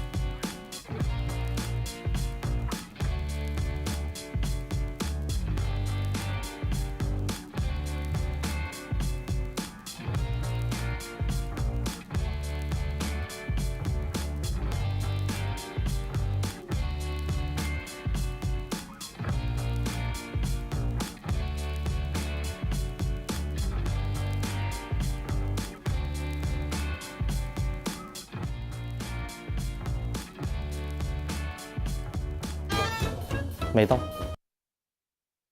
不好意思，老忘记。Veto。I。肯定是 I。I，其实也是 I。他老是在队伍里面搞鬼，应该不至于打到这种水平，因为他会说天津话。你学他呗，对。如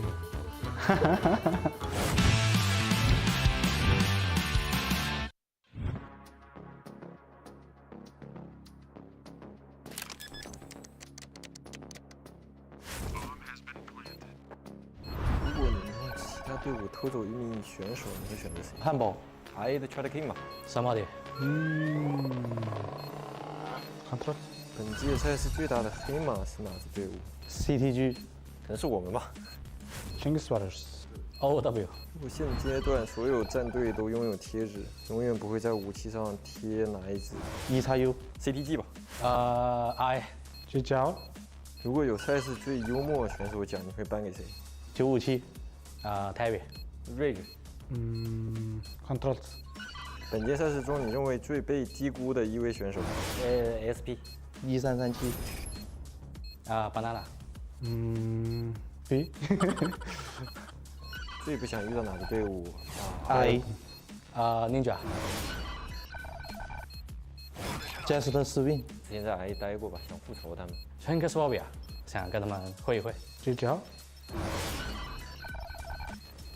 Just Swing。I。I。聚焦。Control。什么的？因为他是我最好的兄弟。Control。有点闪。我选的是我们战队，因为我们战队这次打的成绩还是非常不错，也算一支强力的黑马。我们可能第一场表现不佳，但是后面找回了状态，感觉谁都能打。OW。因为是我们的队伍。我最不愿意贴上的贴纸是131，因为他们该被我们轻松的击败了。RA。因为没赢过。聚焦。돌고。바사이 해주겠지 못할。Rage。因为他会说天津话。Terry。因为他老是在队伍里面搞鬼。그거 다도가 나올 수도 있지. 컨트롤 하는데 다도가 나올 수. 허르다 이랬을 Banana。因为他每天都很勤奋的练枪看 demo 帮我们分析战术所以我觉得他是最被低估的，虽然他的rating不是很好。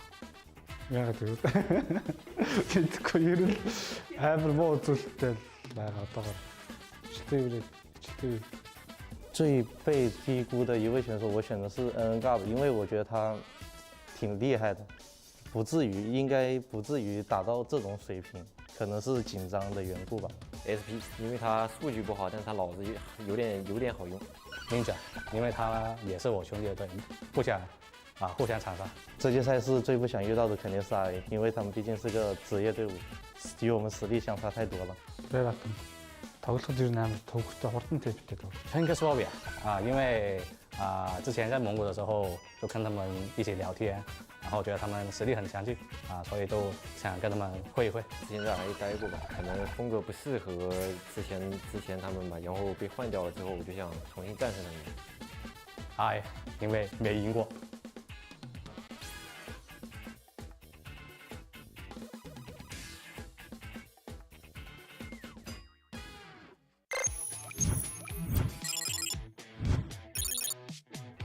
他们正常发挥吧，因为他们肯定硬实力上面要比我们强。我感觉今天发挥都挺好的吧，不管是 KK 啊、QQ 的啊、露露啊，他们打的都挺好的。一爆弹假骗一下，然后从大部队从黑屋主动出击，抓对面一个措手不及吧，堵黑屋的人，然后拿下这个击杀之后，就全面控制底线附近，然后就做一些对枪，赢得对枪的话，这把就赢了。他们当 CT 的时候，对中路的控制欲望不是很强吧？然后说，对于我们来说，后期中路的话还是比较好控的。我们第一时间有一名选手跳 B 小嘛，跳 B 小击杀掉对面送出中路的队员之后，中路没有动静 ，H 也没有动静，那他拱门的人出来之后，把整条中路控制下来，然后必须他们开始做一波的时候，马上反应过来，对面大部队都是在 B， 要在 B 区结束，那我们就全部往 B 区压过去，然后在那边长枪打小枪，用枪械优势就可以拿下这一分。当时就是他在黑屋里嘛，然后我们这时候1打3，我们把黑屋淹上了，然后这个时候是一个必须柱子后面的包，我们一个有血的队员去拆包了，然后这时候我选择了去混烟，尝试就是抓他这个穿这个拆包 CT 的 timing 去击杀他，他正好是穿完一梭子切了一把 Take 9，然后小心了我这个点，把我冲进去找他的人给换掉了。然后他把子弹换好，我们第2个队友也没有冲进去补他，然后被他把拆包的 CT 混死，那这局就没了。主要还是我们自己这个交流失误上太多了。他们就是年纪轻啊，然后说句实话，经验方面肯定是欠缺的，然后个人能力的话也没达到自己最好的状态吧，现在还有很大的成长空间吧。所以对他们来说，我希望就是他们要多听我的。多听我们的，然后给的意见要快速吸收，然后进步速度要更快，自己也要努力吧。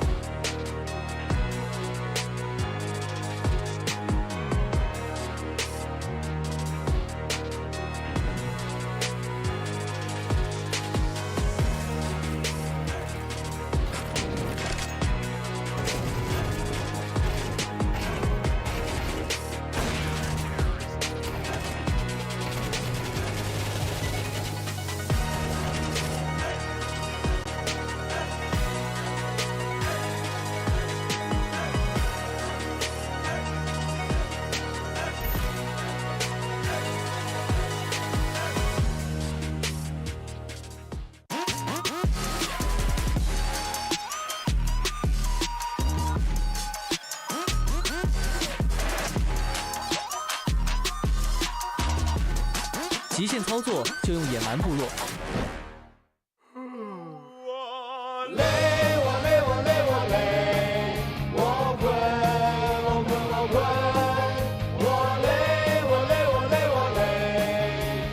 累了困了，喝东鹏特饮。I'm Vexite and I play for Team FlyQuest. I started gaming when I was around 5. My dad just had a PlayStation 2, PlayStation 3, and he was just playing games on it. And then Counter-Strike sort of crept in when I was about probably 10 years old or 11 years old. And a lot of my friends moved to Counter-Strike, and I was like, oh, I guess I'll start playing it. But I only started taking it serious when I was about 16 or 17 when I dropped out of school. And yeah, that's when I made it my full focus. So in the Australian scene, I was always one of like 2 or 3 of like the youngest players in the region. But I'd say I had a lot of hype around my name domestically. I'd say when I was about 16 or 17 is when I realized I could be a tier 1 player. So I just decided to put school on hold and focus on CS. And yeah, that's what I did, and ended up joining Greyhound and then with FlyQuest. So last year we won a tournament, DreamHack Atlanta, and that was the first tournament an Australian team has won in a very long time internationally. So I think that's really set the expectations for our goals, and it really gave us a taste of, I guess, what winning is like at an international level, and it just showed us what we really want. We've travelled a long way to get here, and we're looking to do Australia proud.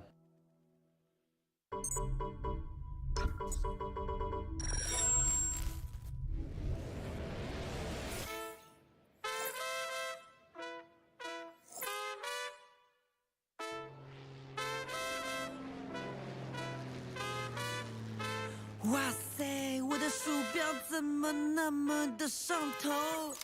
没用力就会把全场爆头，爆头。我没有键盘，键盘自己在玩，在玩。我人的手雷穿过剑魔，无人生还。我是刀塔的教授，不然爆头，给你爆头，突然爆扣，这就保留胖胖。不 FPS， 但我 RTS MOBA 好牛，打到了对面，15秒钟摇头。我想要 you can you got no BB no can， 50的少妹，滴滴答答到，滴滴答答，滴滴的刀飞，流线炒作，我为自己陶醉，匹配一倍，干满几岁，变到10位，7倍以内，你对你还起飞，一般玩个几位，怕是晚上对什么行为，不为别问，我在力出几位，不梦但不红问，老子自己基本自追，下来图我的游戏，不忙的电脑，玻璃记录这么你的某会。我要健身，我昨天睡觉打了通宵。我骑车柳天就点击酒店，大到来生活天天头晕目眩，厕所美制人的那么讽刺，我把力的怼子像讽刺，最后他都没有位置。我要变成大嘻哈，我要去 ins 玩街霸。小时间开了，我呆了，闹掰了，破灭火箭上和冰墙都拆了，坏了，路基线炸了，我好卡呀，有人他妈在搜查呀。我很心烦，我的操作太性感，电竞的人都把我当下心肝。去菜狗，去了带头，外面新的摸摸抬头，压力怪是我的抬头，带飞宇宙，收了什么关口，直播秒的炸了，全夸我太熟。有种来考我，我就尝你，我要硬汉，这是真正的强行。杀我，杀我，杀我，杀我，杀我，杀我，杀我，杀我，杀我，杀我，杀我，杀我，杀我，杀我，杀我，杀我，杀我，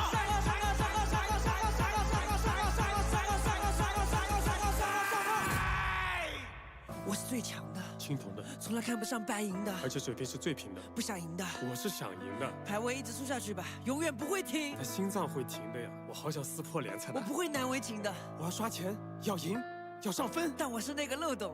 我要跟你说个道理，你用刷钱效率去对抗虚无，头上最贵的皮肤，挂机在排出体内的余毒。我做得到。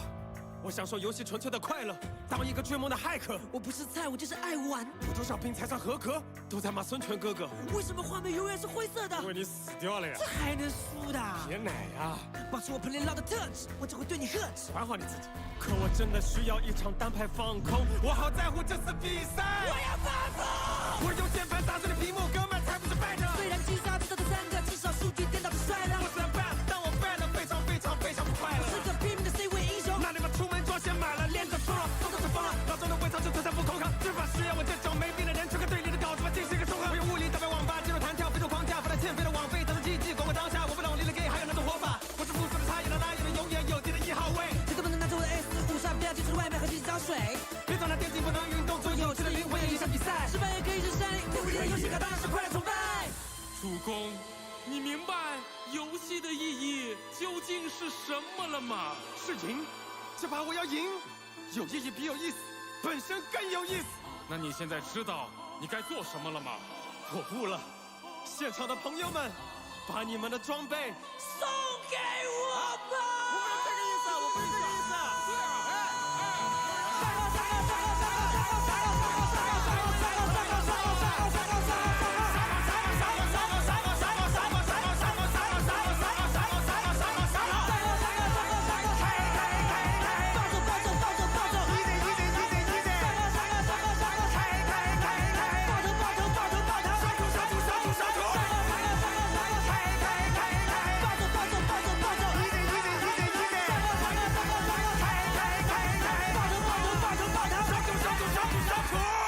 收徒。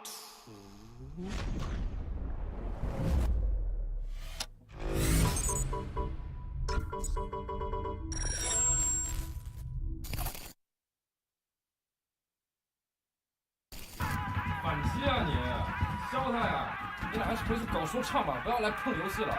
OK？You can you are, no can no baby.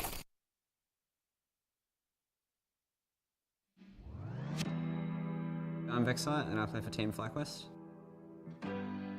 I started gaming when I was around 5. My dad just had a PlayStation 2, PlayStation 3, and he was just playing games on it. And then Counter-Strike sort of crept in when I was about probably 10 years old or 11 years old. And a lot of my friends moved to Counter-Strike and I was like, oh, I guess I'll start playing it.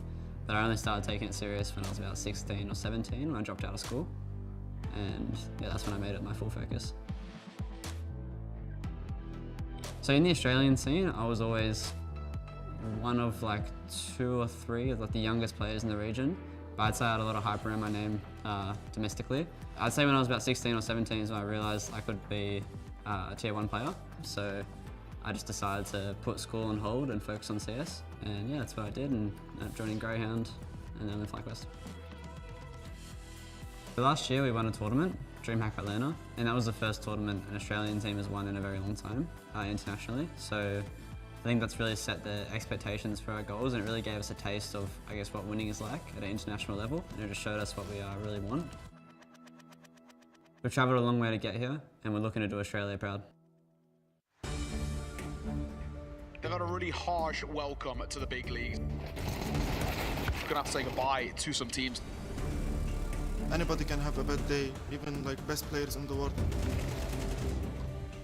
We are just gonna keep fighting hard.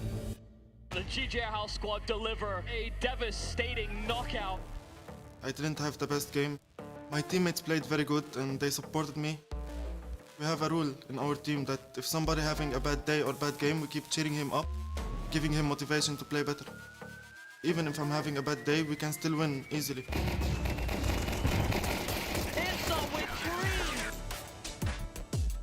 3场比赛中，我们有点没有想到他们的风格跟打法，所以最开始的时候打得有点猝不及防。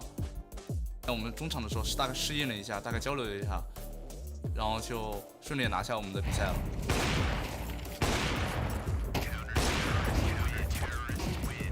I think LVG is really good, but we believe that we can win, and we believe in ourselves. So good luck to LVG and let's have fun.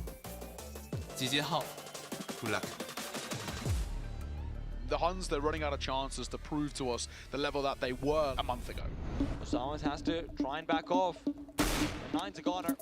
Coming from a few hard losses and a few bad tournaments, it's definitely will fuck with their mentality a bit. Will be out without a single round.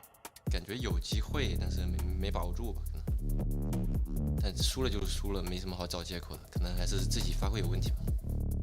Our backs against the wall, but this kind of pressure we are used to it. We know that we have to grind from the bottom. 因为其实这次比赛之前，我们可能就要解散了嘛。我们可能是最后一次了，但我们这最后一次更想表现我们更好的自己。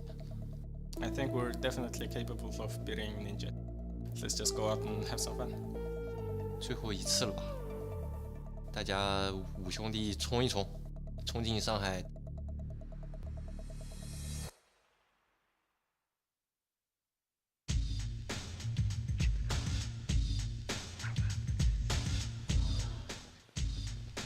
Welcome back to the Asian Champions League. Game number 2 of the day here for day 3 off the back of what was a pretty insane upset, all things considered, by GGHL, where they played fantastically all the way throughout that series to take down Lin Vision. Now we head to the lower bracket side of things. Now we have to look towards the Huns and Ninja, both sides who did start a little slow, and in some cases Ninja, probably expectedly, Lin Vision, it's fair enough, right? First half's quite good from them.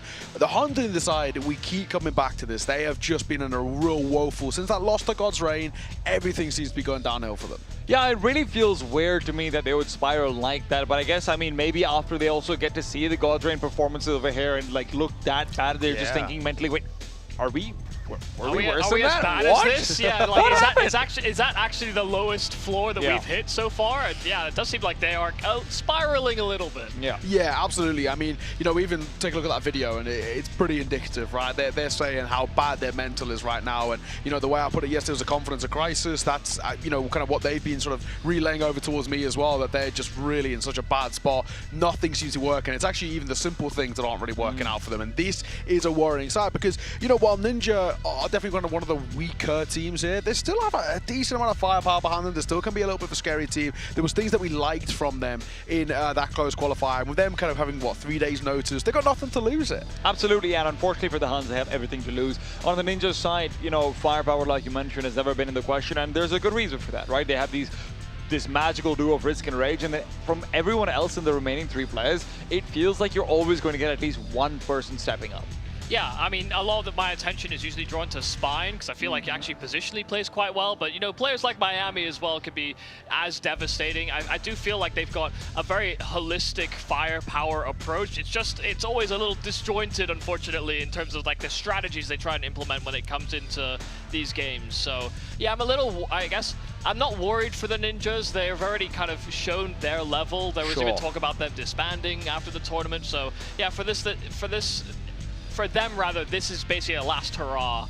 I mean, it is kind of funny because every time we hear from them in the video, they just keep going like, yeah, we are disbanding, guys. Trust me, we really, I don't want to play with these guys. This will be the last ride. Wink, wink. And meanwhile, Nine, poor guy. I mean, listen, that smile, let's hope he's got more of those. Yeah, I mean, honestly, you know, if we want to kind of talk about Nine a little bit, he has actually, you know, been struggling. Yesterday, numbers-wise, was really not on his game. Couldn't find his form. One man who could was Zerol. I thought his role was still pretty solid all the way throughout, despite the performance not being too good. But, yeah, tough times for him. Yami also an underperformance. That was the bigger disappointment. Yeah, and you know, the thing, you know, you're looking at important players here. Your Orpa's not stepping up in a big way. Yami, who's meant to have this really, really high skill ceiling, same for him as well. So, I don't know, tough position here for these guys. They're really, they're just lacking in every sort of facet, it feels. Look, I'm not going to come out over here and say that they should lose this one, though, right? Because obviously we're painting a pretty dire narrative for them. But yes, you know, Yami, one of their best players, probably one of the best players Mongolia's ever produced, who never really realized his potential, has been looking pretty poor, starting things off. Nine as well. Yes, I'm in full agreement. There are difficult head-to-heads in terms of Nine versus Risk, in terms of potentially Rage versus Yami that comes up. But Hun still is a better team. They are a more complete team. And most of all, they are a team. Ninja's a little bit less. Yeah, the only reason we paint a dire narrative is because we're scared about how far they might descend from not only the rankings, but also their confidence. Do they stay together? I mean, they've got such a strong, talented core of riflers here that it would actually be a shame for this project to fail, considering they, and we said this before, I think the Huns actually have a better core than the Chinggis Warriors, and yet the Chinggis Warriors seem to be riding a high while the Huns keep on falling down that cliff. Exactly. One guy that I do want to bring up that I've been enjoying so far, maybe not so much yesterday, but I think just generally when I've seen these guys the last couple of months, Cobra, since coming towards the side, I actually didn't really know anything about him, if I'm being completely frank. I mean, he's basically brand new. Yeah, and then when he got brought in, I was like, okay, this is a bit of a rogue pickup, but yeah, he seems quite flashy, has his moments, seems he can pick up some nice frags here and there, so, you know, we want to see more of him. He didn't really perform well yesterday either. Yeah, I mean, he played on the Cube for like a year, I think, but even then, the Cube at that time wasn't really a contender-type team. They were still building, and also, how does the Cube relate to Mongolia? You know, we've kind of not everything has to relate to the country you're from. Vitality and France, come on, man, listen.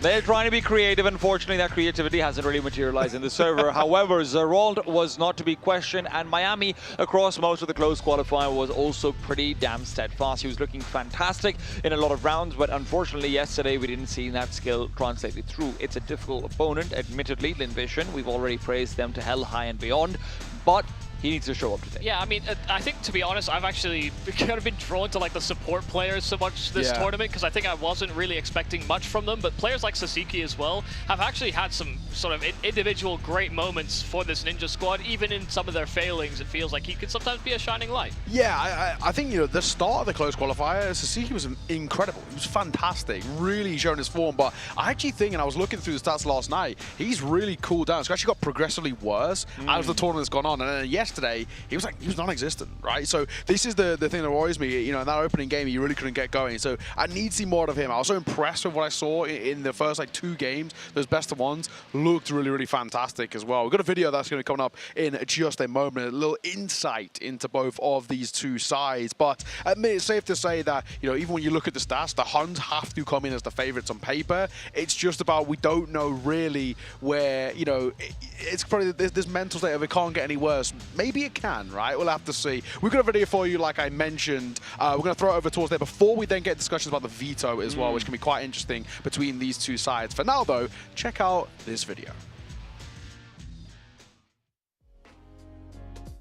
我觉得下场打惹汉斯的话，我们很有信心，因为之前也跟他们交手过，他们的打法我们也熟知，然后可能跟我们相近吧，也就是会突然的7、8什么英雄 AK 这样的来破坏我们的经济，但是所以我们要小心这点吧。I think we're definitely capable of beating Ninjas, because at least I personally think that we lost the first game due to my individual mistakes and not setting my shit up properly. 可能当天比赛就比谁的状态更好，心态肯定也是方面。我觉得我们心态可能要略胜他们，但是状态的话，我觉得需要保持吧，就需要再加强一点。我们状态比他们好，我觉得就能赢。Well, Ninja, this is lower bracket, backs against the wall, so let's just go out and have some fun. 最后一次了，我们5兄弟一起加油吧，我们冲进上海吧。然后我们会干掉你的。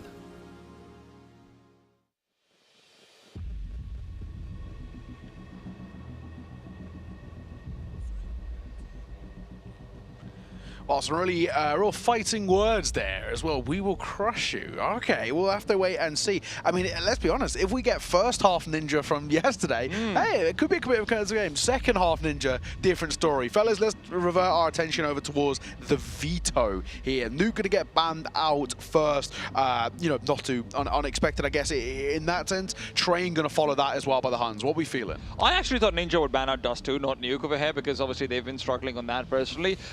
Ancient's been picked up from the Ninjas. Again, my personal thought was maybe they want to lead into a Mirage, let Risk and Rage sort of wreak havoc the way we know they can, but Ancient a very similar map in that regard. I am still surprised they let it through. Huns' counteraction of Anubis as well. And listen, I already discussed this with you before. Now, I've gotten every single thing wrong in my prediction. Yeah, it's true.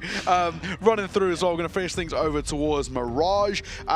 It's a map in which Ninja play a hell of a lot to decent success. It's a map in which Huns don't play a lot, but to a lot of success. So if we do get there, that could be quite interesting. And this feels like a veto, Mike, in which we actually potentially could go all through. Yeah, I mean, the real curveball for me is really this Ancient, because it's just we haven't really seen Ninja actually succeed on this map, unfortunately. So it does feel like they're trying to throw almost a Hail Mary into this veto and see if they can somehow cause a little bit of an upset, because I don't imagine the Huns would have anticipated an Ancient pick themselves. I think the thing about the Ancient, though, is that it's actually a map where the Huns really heavily rely on Yami. It's always been one of his best maps, and if you are able to exploit him again, if Yami gets a bad start to this series on Ancient, the Huns might just lose the match entirely without massive step-ups elsewhere. I do think Ninja may be deluded, though, that Yami will be as a slumber as he was against GJ Hao, because GJ Hao looked pretty damn sharp, whereas I'm not so confident Ninja will have that same roaring performance. Yeah, I think you're absolutely spot on as well. But, you know, maybe Ninja have just been hearing the Ancient Champions League calls and they're like, all right, guys, we'll give you what you guys love. We haven't had a single one in this stage, so we may as well start Where's it been, guys? We'll bring it back in. Let's see. We're going to head in towards map number 1. It's an elimination game here between the Huns and Ninjas. We kickstart things over towards Ancient, a familiar favorite of ours through the closed qualifier. Over to Yumi and T-Time. Thank you very much, Nao. Not only just the close qualifier, they were doing it all through the Chinese qualifier too. So yeah, Ninja have decided that they're going to go back to an old faithful, but again, it has not been a map that they themselves have had a lot of individual success on, but their individuals can be successful on any map.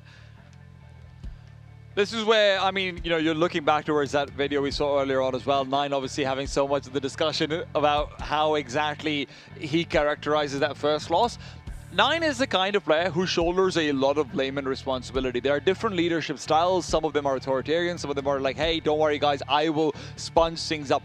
The only problem is, sometimes leaders like that will be late to address problems elsewhere. And I do hope that, you know, there is this sort of internal realization. Yami, of course, knows he had a bad game, but I hope they're able to figure out why that was happening. It wasn't just things like aim being failed. It was very often also not being able to get a read on the map and not being able to get a read on what's being done to them. Just to pick up on what you said about 9, I mean, sure, you can say that as a player, as a person, he does seem like the type that would be a little more self-sacrificing and understanding that maybe he didn't make the optimal decisions, but he's the AWPer and the in-game leader. It's not just whether or not he decides he's going to be responsible for those moments. He actually has a lot of burden just in terms of traditional Counter-Strike roles. So for him, I mean, just being outshot or being unable to adapt, that's where I think he'll maybe shoulder a lot of that burden, and I think justly so. It did feel like they got outmaneuvered. They kept throwing their heads at the same attempts at solutions, especially when they played against DJ House. So I do think some of it is warranted, but I don't disagree that, like, characteristically, especially as the veteran on the team, as well as all these responsibilities, he knows that he should be leading these guys to success in some way. I am also curious, right? Yesterday we saw many have a pretty poor time, let's be frank, and despite that they were struggling so much. 9 was struggling so much. Yes, there was a super powered Boros, but still no real excuse for not being able to find those shots as an AWPer. Now you have Risk on the other side. Risk never fails to show up. Yes, he has bad decisions sometimes, but I have never seen Risk in a position where he's supposed to get at least 1 kill and he doesn't get that. I don't know. Against Lin Vision, he did look to be made He failed to get multi-kills in places where he probably should have. He failed to hold his spots on Dust too. He normally get 1 kill and then... Nope, he got flashed off many times. Well, flashed off is different to just missing shots. No, I mean, listen, that was my critique from Risk from that series, though, is that he actually looked like he was trying to abuse and exploit teams that wouldn't throw flashes. You're against Lin Vision in your opening round. They're going to flash you in the most traditional AWPing angles that exist on the map. I don't actually disagree that, you know, I think Risk, talent-wise, mechanically, can be a top-level AWPer, but I just don't think he has the astute observations of to what being a top-level AWPer actually means. Well, let's find out about how he'll perform. Obviously, questions from both sides, and those questions can only be answered with bullets. Yami is speaking the language, but unfortunately, no one is actually listening to him. Miami takes some early damage. It's a quick red room penetration. That take is going to be met with a lot of defense. Cobra and 9 able to find those first 2 frags and a lot more damage on top of it. Yeah, effectively siphoning this rotate through red room, and even finding the forward play from Spine in an attempt to get control from Donut. There were 3 positioned on that A bomb site, so they were very ready for a potential wrap. And so now Ninja are kind of left in a weird position where they're floating around in spawn, and Sasiki is desperately hunting for a frag right back. He knows that there is a player close, but he's just losing out on the damage exchange, and so Yami will body shot him down. Only 3 bullets left in the entire USP there for Yami, but 3 is all he needs. He's dead dry, but Ninja are dead in this round. Fantastic start to things, and this is also one of the other points that we have to keep in mind, right? Ninjas, as much as we do talk about how they don't have pressure and the like when they're going into a tournament having already said goodbye to each other practically, at least spiritually, you are also going to be having a bit of a lack of leadership at many times when things get tough. So it is a team that will kind of rely on front running just a little bit to be able to get these early advantages and maybe try and transition them through if they want to upset. Yeah, expect them to be a bit sporadic. Well, right now Cobra's not sporadic at all. He is deciding between targets, sure, but Zeralt is over there as well to help finish things off. 9 steals a kill with the HE, and Spine will in fact be able to swing wide enough to dodge fire. Yami still has a lot to do. He realizes it, but he has missed out on a chance, and that chance is going to come back to bite him in the worst possible way. The A-bomb site is empty. Rage can get there before anyone else can close the distance. Yeah, the Huns are just going to try and clear back on ramp, and understanding that this is where this was a high-traffic position, and getting confirmation on both those players, realizing they vacated. They will be late to this rotate, but also it's slow and hesitant from Spine. I mean, if he ends up going in through middle over here, this is just going to be asking for that. Huns as well, though, they cannot make any noise. They know it as well. At this point, anyone could be lurking around a corner, hiding inside Donut. And speaking of hiding inside Donut, Rage getting ready to take a quick bite out of them. And now it's a 1 versus 2. 9 called to order, will find the first, and Spine is low. Remember, he's the one with the bomb as well. Mac 10 in hand, but I think he's got a Tech 9 as well. 9 will save them. My God, that gets close. Yeah, far too close. I mean, it is a full force buy out from Ninja, that's for sure, but they went for an aggressive play down B slope, and sure, they get the opening duel, and you get Zeralt hyper-aggressive as well, but once he loses this fight to Spine, where Spine was already such low health, it just meant that the next sight line in was obscured by a smoke, and it just felt as though that was going to be the domino that finally toppled them. But they dodged that bullet. Thankfully for some good positioning for 9. Well, the MP9s are able to start off with just the one, unfortunately, but 9 might be able to actually finish off this bomb before it's planted. That early off buy could have been punished, but he has the wherewithal to prevent that punishment from coming through. Survived on 1 HP as well, so yeah. He's very fortunate to have survived. It's the only one he needs. Took a headshot and think a bit of still alive and kicking. I think he had a bit of self-damage with the grenade as well because of how close he was to it.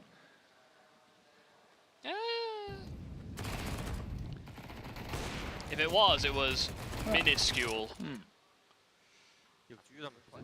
But yeah, close call. But far more survivors, so a chance to build money.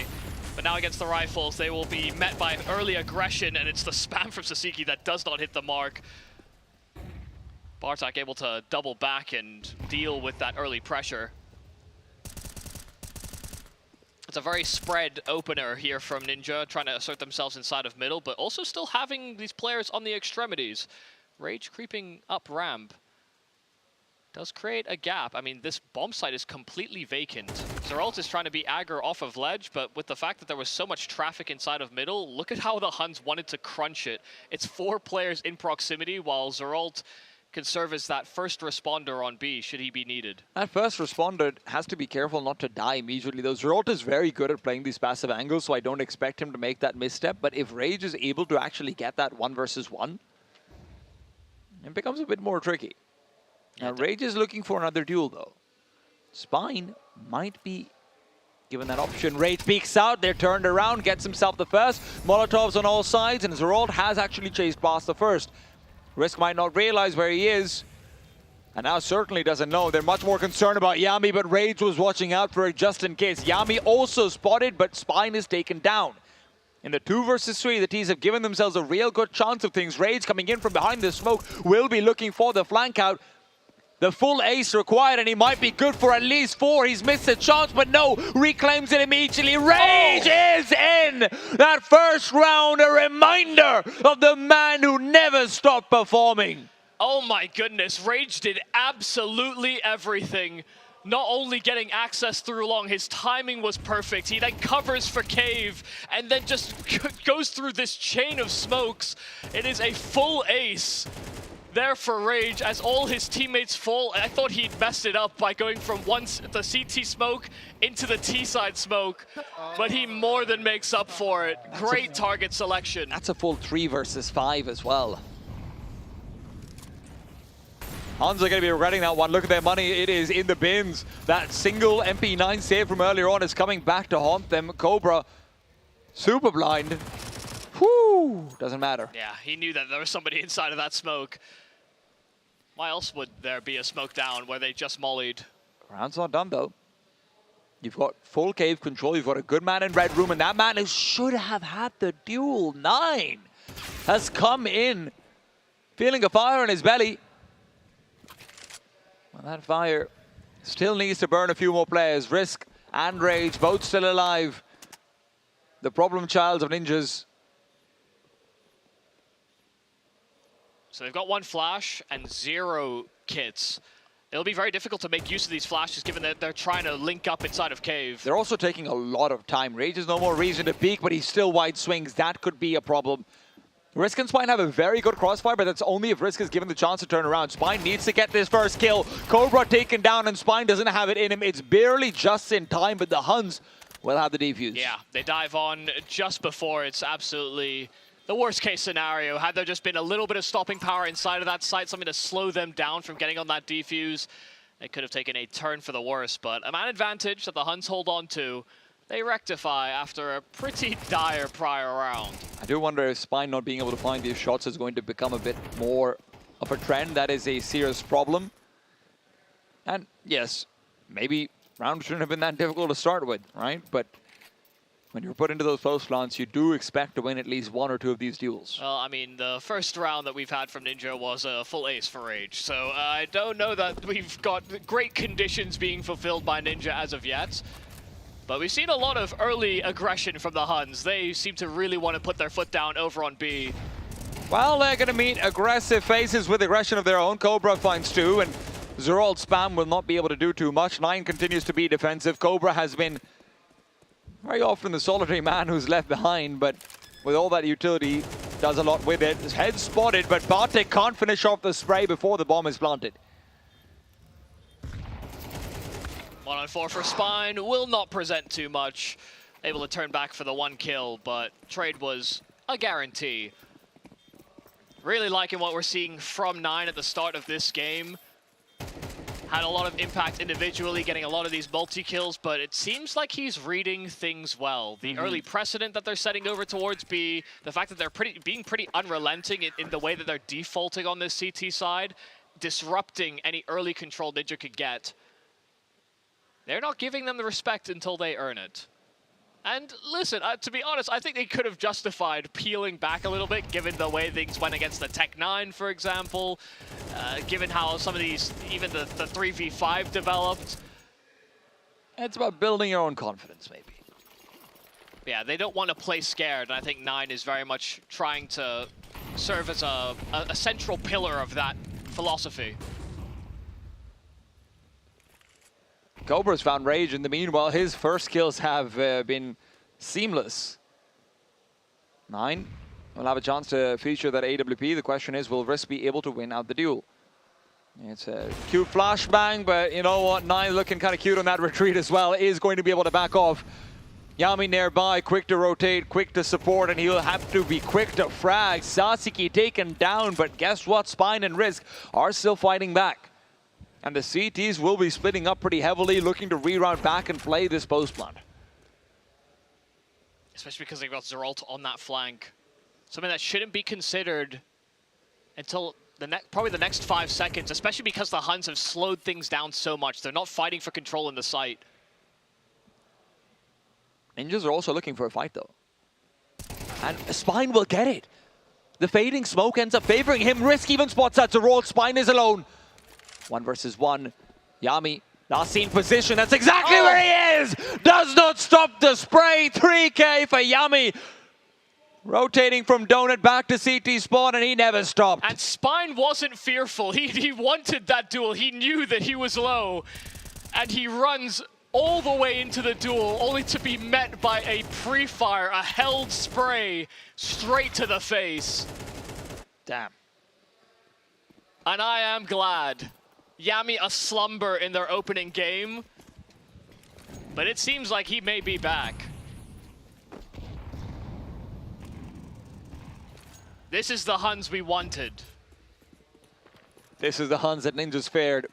And they'll try to avoid them by going back over towards this A bomb site. Yami early spam, but he's found himself 1. Cobra's the hidden man who keeps on getting these sneaky kills.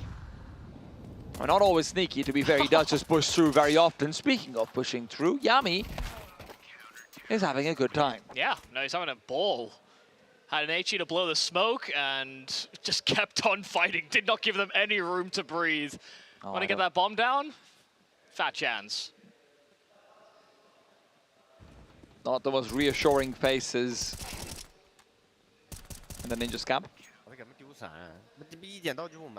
Yeah, I mean, they have been on the receiving end of losing a couple of 1v1s, but their best round was a Rage 1v3 ace clutch, so... You can't really complain at that point. No. Nice nade onto Rage as well.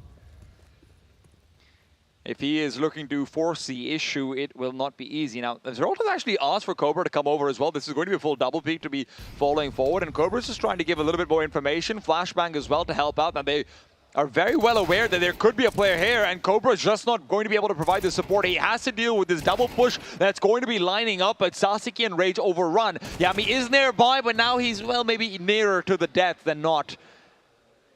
It is about the living, and 9 is one of the few who still remains alive, still fights back and spotted out a player backing off behind him. Rage is traded, but another 3K and potentially another Ninjas round. It does buy time for Bartak, and he's heard this player on the flank. In fact, he wants this duel, a straight head-to-head, and he takes a decent amount of damage for his effort. But now that he's down to 40 HP, he may call this one quits. And yeah, backing away through Donut, he has decided he should save instead. Zeralt could certainly use the weapon in the following round. And so it will be a concession. But yeah, another great round from Rage. It feels like he is purely the crowbar that's needed to crack into these broken doors. 88% of all kills they've had in rounds they've won have been from Rage.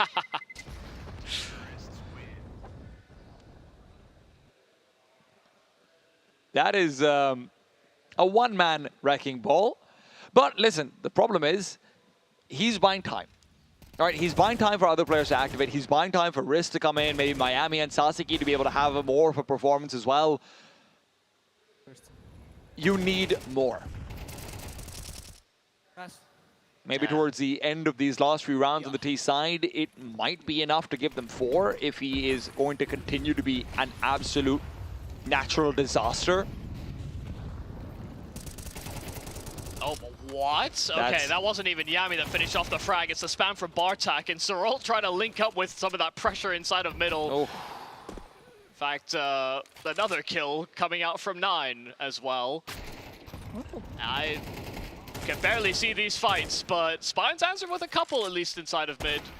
But he doesn't have room to move much further. Double kill for 9, but an effective mid hold by the Huns. It's just Huns giving themselves a reminder and giving the other team a reminder as well. We are the better players, right? I mean, as much as we've talked about how this is a team that on paper should be better than Chinggis Warriors, this is a team that has some of the highest firepower on paper, on paper, on paper. Paper doesn't matter. Server is where they're finally showing it. Yeah, we had so many caveats because we weren't sure if we would continue to see the Huns sort of corkscrew down the rankings in their confidence.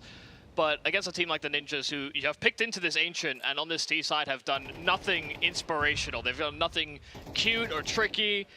They have been trying to brute force their way in a number of times, and, well, they will overlook common angles. Rage will hit the deck. It does seem a little bit of a risk that they picked into this Ancient, considering their lack of success on it, but they were hoping it would still start a little better than this. Zeralt will be able to get that kill on the Sasiki even after a full belt is used, and while Miami wins a duel, it is not without massive cost to his own life. Well, speaking of massive cost, Spine just keeps on paying it. He's had a few good kills. He's had a few chances. Yeah, 9's looking good. I think he's probably feeling pretty good too. Hey, 14 and 3, why not? The calls have been pretty solid. The way the game planning coming into the CT side seemed pretty good. And it just doesn't feel like there's any liabilities aim-wise. In fact, they are proving to be the better side on nearly all fronts. Well, 9 and 2, and this is just a different kind of display of dominance right now. If your only 2 round wins are going to be an ace and a massive triple kill, what are we doing here? yeah. That is the question. And listen, you know, the Ninjas came in very last minute. They were a replacement team that we brought forward. We understood that they were unlikely to see that much success. You know, they effectively are in the same positions as the Nomads, effectively, in terms of the seeding and our expectations for them. But maybe even lower than the Nomads, considering the rumors around them disbanding. Rumors? They're the ones saying it. Yeah, I know. They're like, yeah, we're probably not going to play together. But like, then, have you heard? We might not play together. And it's become a running joke for us. But you know, I thought as well. You know, nothing to lose, new lease on life. The ultimate resume builder. Yeah. And Rage has had some moments that certainly show what he can bring to the table in terms of the entering, but it does seem like it's kind of the only weapon that the Ninjas have currently. He's that one crack programmer and a dying startup. Can they still bring out another round of funding, get themselves to 3 over here? Zeralt is maybe looking to come in from behind. Miami's found the critical kill on Bartek. With that, they can have access to the A side, but by smoking out Donut, they're trying to back off. Miami's found a kill elsewhere, and now suddenly Huns, who are starting to get a little bit comfortable, have been given a rude awakening. He got that second kill on 1 HP, so perfect headshot angle selection. Rager doesn't want to fight over here. He knows they have the advantage. Spine! Head on a swivel, and Cobra is head in the ground. Oh, looking like this should be a 3rd round here for Ninja, and it will be a triple kill in from Miami. A nice little double entry inside of mid, and it does seem as though all 3 rounds came off of massive multi-kills here for Ninja on that T side, but maybe things could look up on their defense. At least they had a few moments where it did seem like they overpowered the Huns, but that was certainly not the main story for all that half. If you can win the pistol round and put it all into the hands of Risk, maybe you've got more super-powered characters, right? Rage is obviously looking good. Miami's starting to wake up at the end of this half. I hope he's starting to wake up and that's not just a one-off. Maybe you fight back? Yeah, maybes, ifs. These can certainly happen, but the Huns look like a pretty complete package right now. Those types of rounds, when they happen to you, especially if you are the better team, you treat them as anomalies. I think it feels as though the Huns have come in the right headspace for this game. Again, the game planning looks solid, and I imagine that T side is also going to have some similar trends that are laid out in the opening stages. You'd hope so. I want to see more of Cobra aggression. I mean, he was just being sent out again and again. Me trying to find a silver lining for the Veto was like, maybe they don't expect an Ancient because Ninja have actually been that kind of poor on it recently. Yes, they'll never expect us to pick our worst map. A total curveball. Listen, all I'm going to say is whoever's doing the Veto for Ninja, I would never want them to be my general in wartime. Just doing it for the banter.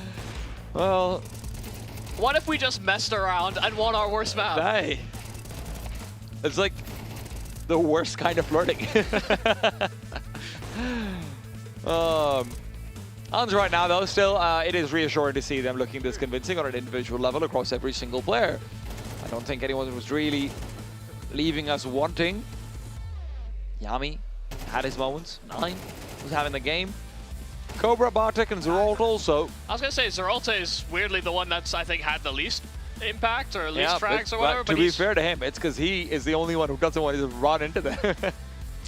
Yeah, but, you know, you consider who Zeralt is, typically, it's not actually, like, out of his wheelhouse. He's been that guy at times.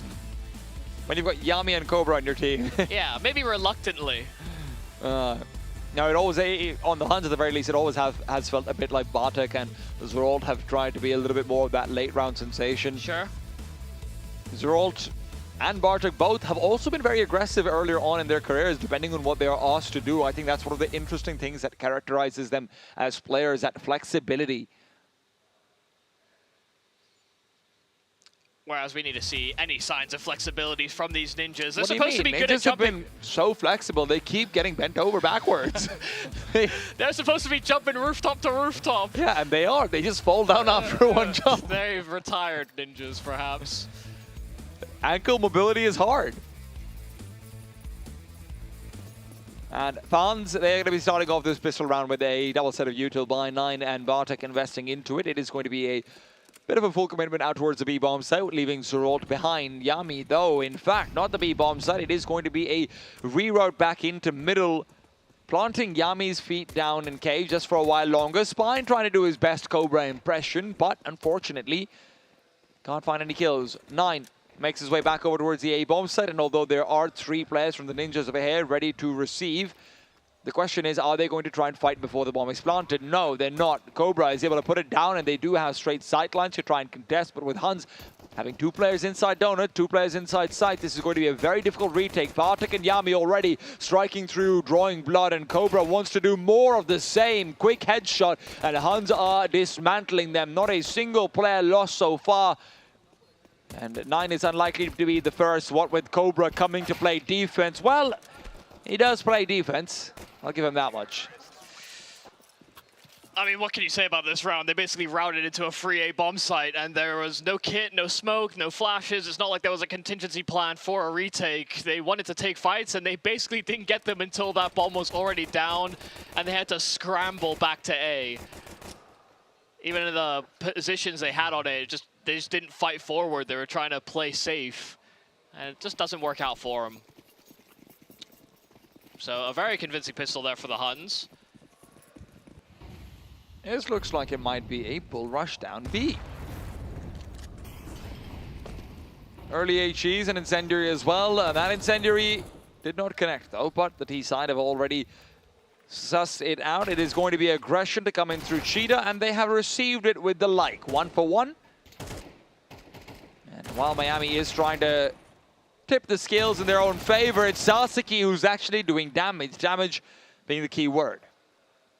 Hey, Spine came into this round with a USP. He bought armor, and he's now got his hands back on that MP9. The fact that there's HP damage onto Zeralte especially could be something that's exploited. He will be allowed to pair up and link down with Risk as well.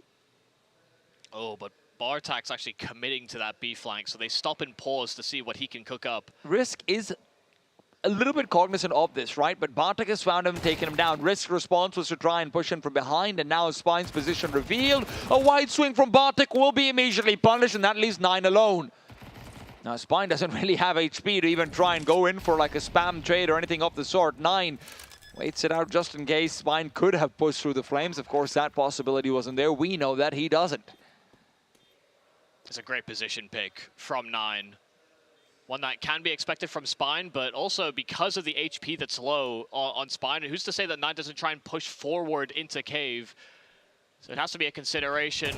And yeah, just a glimpse, perfect play there from 9 before the smoke blooms, catches just a glimpse of Spine. And so there will not be a clutch that falls out of his hands. 17-4. So I'm saying, from the start of this game, it looked like he was leading from the front. He was puffing out his chest, putting on a brave face, and he's done more than just that. He's been slicing through the ninjas, too. It's a good reminder to give the rest of his team about the caliber of player that is here on the Huns. Ninjas feel like they have no choice but to keep on buying, and that seems to secure the idea that we are probably never going to see an AWP out in the Risk's hands unless they start winning fast. Rage hoping to provide, but with the A bomb site taken over, smokes to interrupt, no kits available. This is going to be a tough time on the retake. Oh my god, yeah, Rage. Spam was good into CT, and the Molotov will finish off the job on another Spine at the back of the site. Just gets the 1 kill, but Zeralte is actually not still safeguarding this, so Sasaki jumps through the smoke. It won't be enough to disrupt the round. 12 found by the Huns. This has been a bit of a breeze. So much for a curveball on Ancient. It was a curveball. It was just ended up being a boomerang instead. It came back and hit them on the head. It ain't supposed to do that. It really ain't supposed to do that. That ball curved hard, man. They were sold a false dream. Well, maybe they can be put back to sleep at least.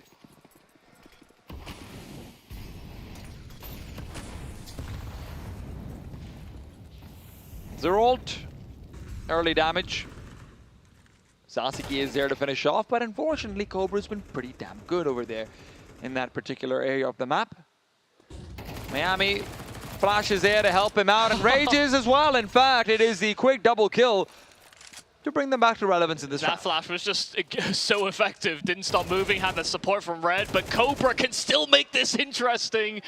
Oh, 2 kills right back, and he has the bomb in possession, but they stopped just for a moment. I mean, it's only the opening 40 seconds, so why? Stop doing it to them. Yeah. Let Risk have a fight. No, Risk just decides, I mean, they must be finishing B now, surely, but he's dead wrong. They don't even throw in that CT smoke. They're going to wait until after the plant. A few more seconds. You thought dealing with 5 Huns was hard. How about 9 Cobras? So far, I don't even know if they can deal with 1. A smoke down, and it is going to be Risk who has to try and go through it at the very least. He deals with the Cobra. Can he deal with the 9? It is a grenade at the back, and although he's trying to put himself on the defuse, it is 9 to seal the deal. 13-3. Huns come back and reclaim lost confidence with a very quick victory. Yeah, I mean, a very, very explicitly comfortable win. It didn't feel like there was much that we could say as a negative to the Huns, outside of the fact they maybe lost one of those 3v5s to some of the close rounds versus Tech-9s. Those were the small glimpses, the small blips on the radar, the anomalies, because everything else just felt like it was down pat. The game planning on CT side looked good, the calling, and also just individually fragging-wise, no one seemed to really slouch. I will go back to saying, hey, I might have been wrong about the veto, but in some weird ways, I feel like I was right as well. Yeah, you know, Ancient... You always try to spin like you're right somehow. Well, I mean, I've got to try something because I can't find an angle for ninjas, but maybe Neokai can. No way, not at all. Non-existent, right? Literally no one really stepping up in the way that you want to see from them, especially some of the big name players. I mean, Risk in particular, right, couldn't get going at all, but a man who could get going is one that we've been looking at with a bit of a microscope is 9, right? This is a guy who's obviously been putting up, you know, to put it lightly, some of his more woeful maps in a long time. That was a fantastic performance from him. Not only calling department, but numbers department as well. So sick to see Cobra. That final round kind of encapsulates just how good he was throughout this map as well. That is more like it from the Huns. They have been in this real rotten, horrible spot, you know, you have to say, but this is so well played from the Huns. So I'm glad to see the side back to playing to the level that we know they can play at. This is the Huns that we knew prior to our MRQ, right? A side who are actually still one of the most competitive in Asia. The question is now, just make sure that this is a clean series and start to make your lower bracket run efficient and effective all the way throughout. Look, one of the big things for me is also just a reassurance, because obviously we came into this and we were giving all of these caveats like, hey, Ninjas has firepower, Ninjas has this, and Ninjas has that. And that's all true. It really is. But I'm just given a reminder, and I just feel happy that Huns looked this dominant. Yeah, exactly that. I mean, take a look at the scoreboard here, Yumi, and of course it paints a pretty bleak picture. Not one back-to-back round, just flashes in the pan, moments here and there, but nothing that ever really builds up any sort of stability. Every single round that was won was off a massive multi-kill. Yeah. It was a triple kill, and an ace. Yeah. So I mean, if we're looking at it from that perspective, it felt like it was very individually driven. It didn't feel like there was often a cohesive, you know, trade system in place. It was just. It was a pretty poor performance considering you selected this hell.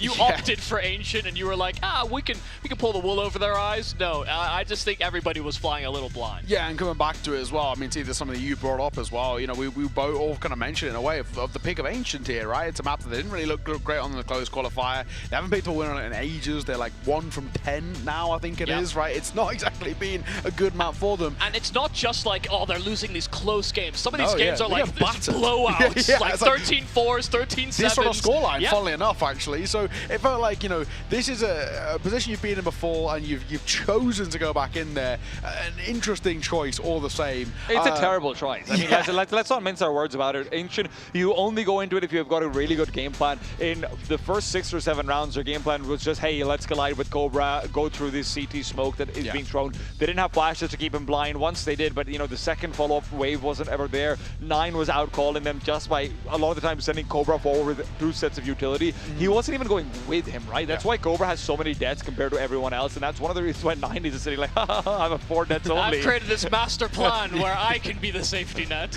Yeah, exactly. You know, that map pick in the end, it feels like the map pick of a side who are trying to disband. Actually, funnily enough, I've heard a little word on the grapevine, actually. For Ninja, though, yeah, they've now got such an uphill battle heading in towards this series, and especially if we get the likes of 9 and Cobra playing to that level. I mean, funnily enough, you know, we've been looking at Zerol throughout, you know, the entirety of this side for the last few months, and he's actually been putting on great numbers. He wasn't actually required there, in all fairness. Cobra was so good in the rifling department that he created all the space that normally kind of Zerol would be a big part of. So a fantastic run for the side, and it's really good to see them now have just the impact that we know and love. And I think if we're being completely frank, I mean, it probably should be a pretty simple 2-0. Well, I mean, yes, it probably should be, but to be perfectly honest, Ninja's probably better on Anubis and they're on Ancient. It's hard not to be. Feels weird to say, but yes, it's hard not to be. And I think one of the big factors about that is also, I am kind of trying to huff as much copium as I can just so I can give an angle, right? Sure. You know, maybe we can get Risk on an AWP, right? Risk didn't have an op throughout the entire game. Maybe we can have Miami and Sasuke activate a little bit more so. Miami only having like one major round of contribution over there. Sasuke as well, a couple of double kills, but never something that felt like it was able to activate in the early round. So, you know, Anubis a little bit more conducive to early CT side aggression as well. They get to start off on that CT side. I'm done with Copium. It's conducive to CT side aggression if that's a part of your game plan. Is that a part of your repertoire? Because I know Ninja are probably the type of team that would want to be able to do it, but do they have the right details to actually disrupt someone like the Huns on those defaults? Because some teams, especially as they're early breaking into Anubis, they can often simplify just like one flash. You know, you're not throwing like a G2 smoke, you're not throwing Molotovs over to like the outside of the A bomb site so that you can actually push it more easily. There are ways that you can actually tailor-make your fights. I just don't necessarily believe Ninja are the type of team to add all those details, and so I don't think, even with all the copium of I believe Rage will perform, I think the rest of the team will still suffer. I feel like you guys are asking a lot. I'm asking for a pistol round and maybe any rounds that go back to back. That'll be great for me. We're going to first run to a break before we get on the way to map number 2. See you soon.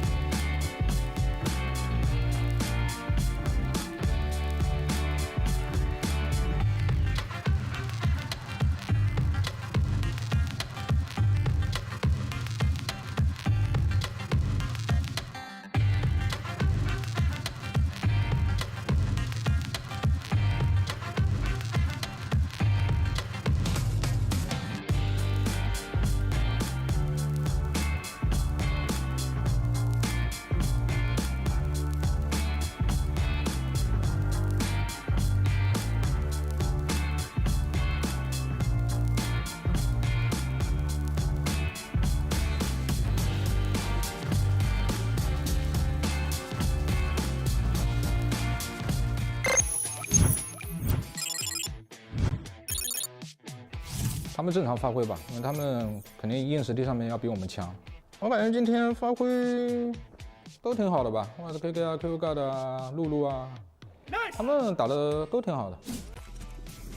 可以爆弹假骗一下，然后大部队从黑屋主动出击，抓对面一个措手不及吧，堵黑屋的人，然后拿下这个击杀之后，就全面控制底线附近，然后就做一些对枪，赢得对枪的话，这把就赢了。他们当 CT 的时候，对中路的控制欲望不是很强吧？然后说，对于我们来说，后期中路的话还是比较好控的。我们第一时间有一名选手跳 B 小嘛，跳 B 小击杀掉对面送出中路的队员之后，中路没有动静 ，H 也没有动静，那他拱门的人出来之后，把整条中路控制下来，然后必须他们开始做一波的时候，马上反应过来，对面大部队都是在 B， 要在 B 区结束，那我们就全部往 B 区压过去，然后在那边长枪打小枪，用枪械优势就可以拿下这一分。当时就是他在黑屋里嘛，然后我们这时候1打3，我们把黑屋淹上了，然后这个时候是一个必须住着后面的包，我们一个有血的队员去拆包了，然后这时候我选择了去混烟，尝试就是抓他这个穿这个拆包 CT 的 timing 去击杀他，他正好是穿完一梭子切了一把 Take 9，然后小心了我这个点，把我冲进去找他的人给换掉了，然后他把子弹换好，我们第二个队友也没有冲进去补他，然后被他把拆包的 CT 混死，那这局就没了。主要还是我们自己这个交流失误上太多了。他们就是年纪轻啊，然后说句实话，经验方面肯定是欠缺的，然后个人能力的话也没达到自己最好的状态吧，现在还有很大的成长空间吧。所以对他们来说，我希望就是他们要多听我的，多听我们的，然后给的意见要快速吸收，然后进步速度要更快，自己也要努力吧。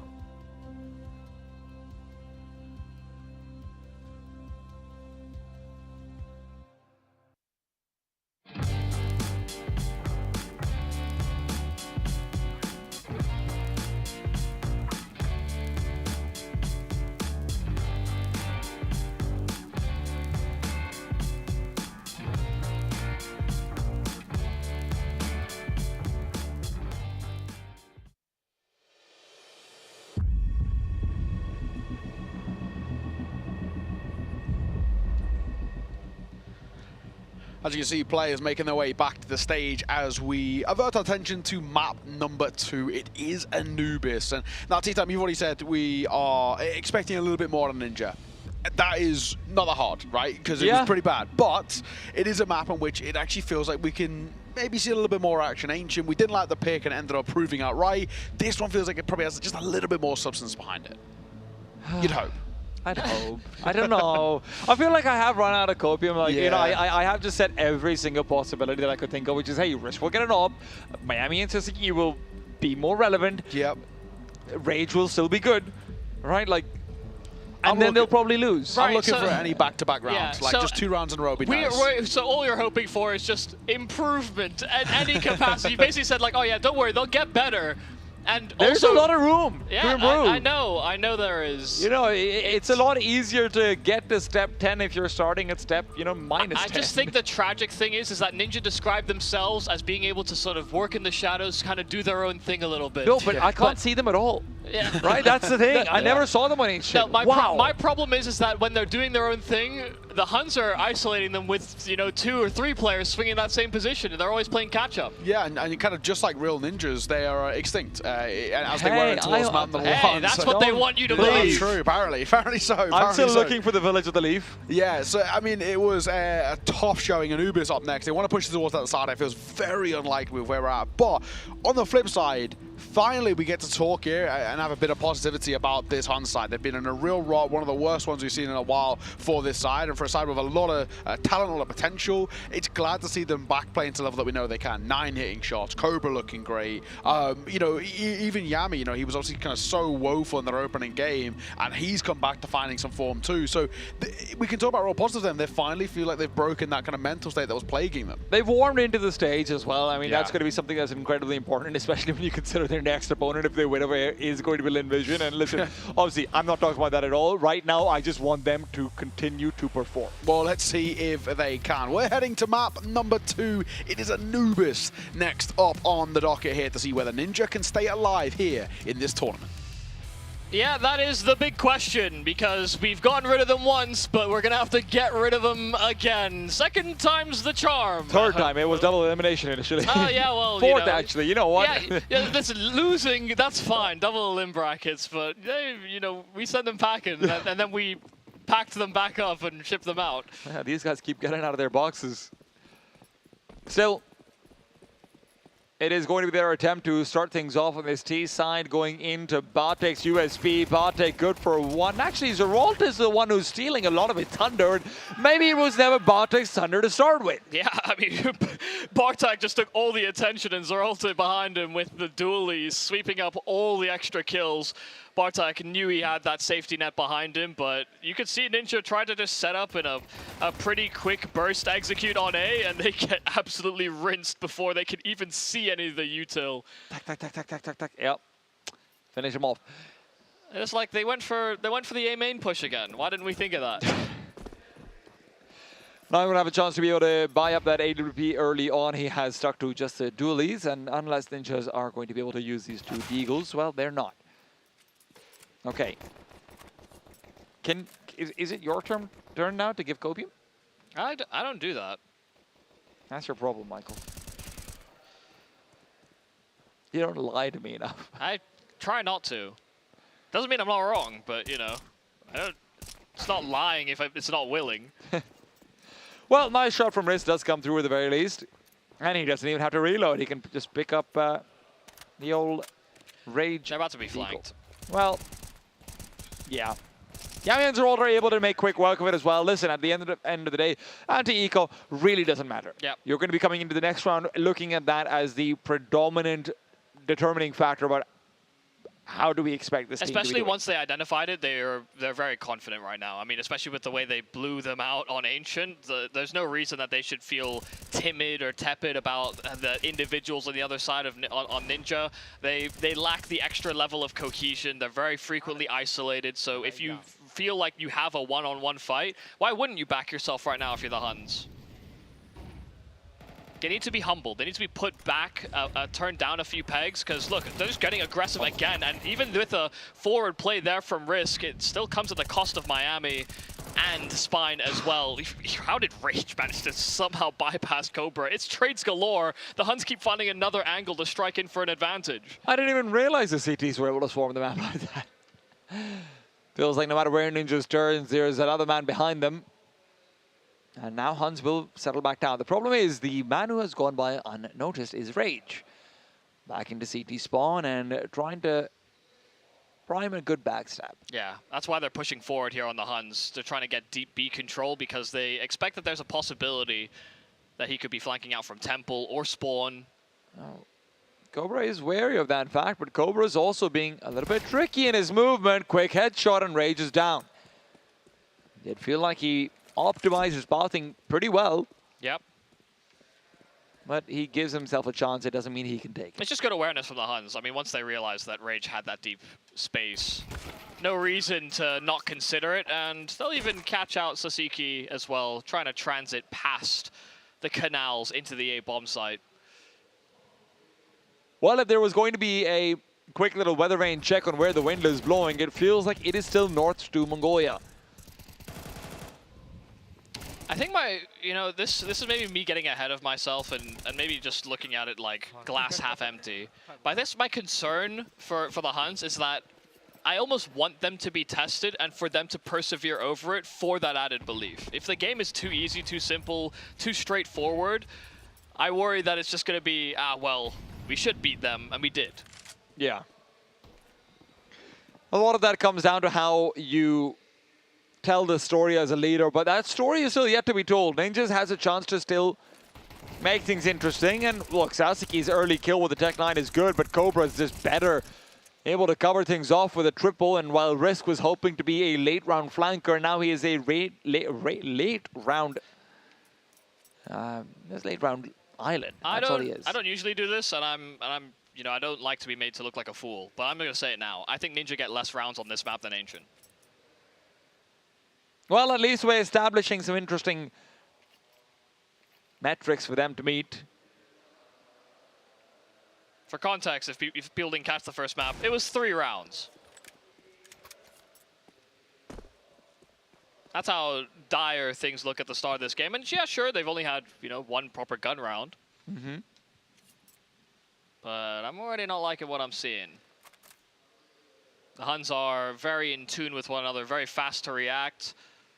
I think I'm going to be the contrarian, be very bold, and say Ninjas get at least 3 rounds. What a risky position to put myself in. But speaking of risky, look at Risk. He's managed to bypass 9, gets another backstab, and now suddenly Cobra's put that Molotov away. 1 versus 2, and the bomb set itself has to clear out the side of Pillar, and when he turns away, Cobra is getting a free duel. 4 kills to the man. I mean, that was simply an unwinnable clutch. I mean, a nice attempt to do damage there, at the very least. But there was no time by the time he breaks back into that B bomb site. Had 1 player ran away, even just recovering that bomb would have been too strenuous.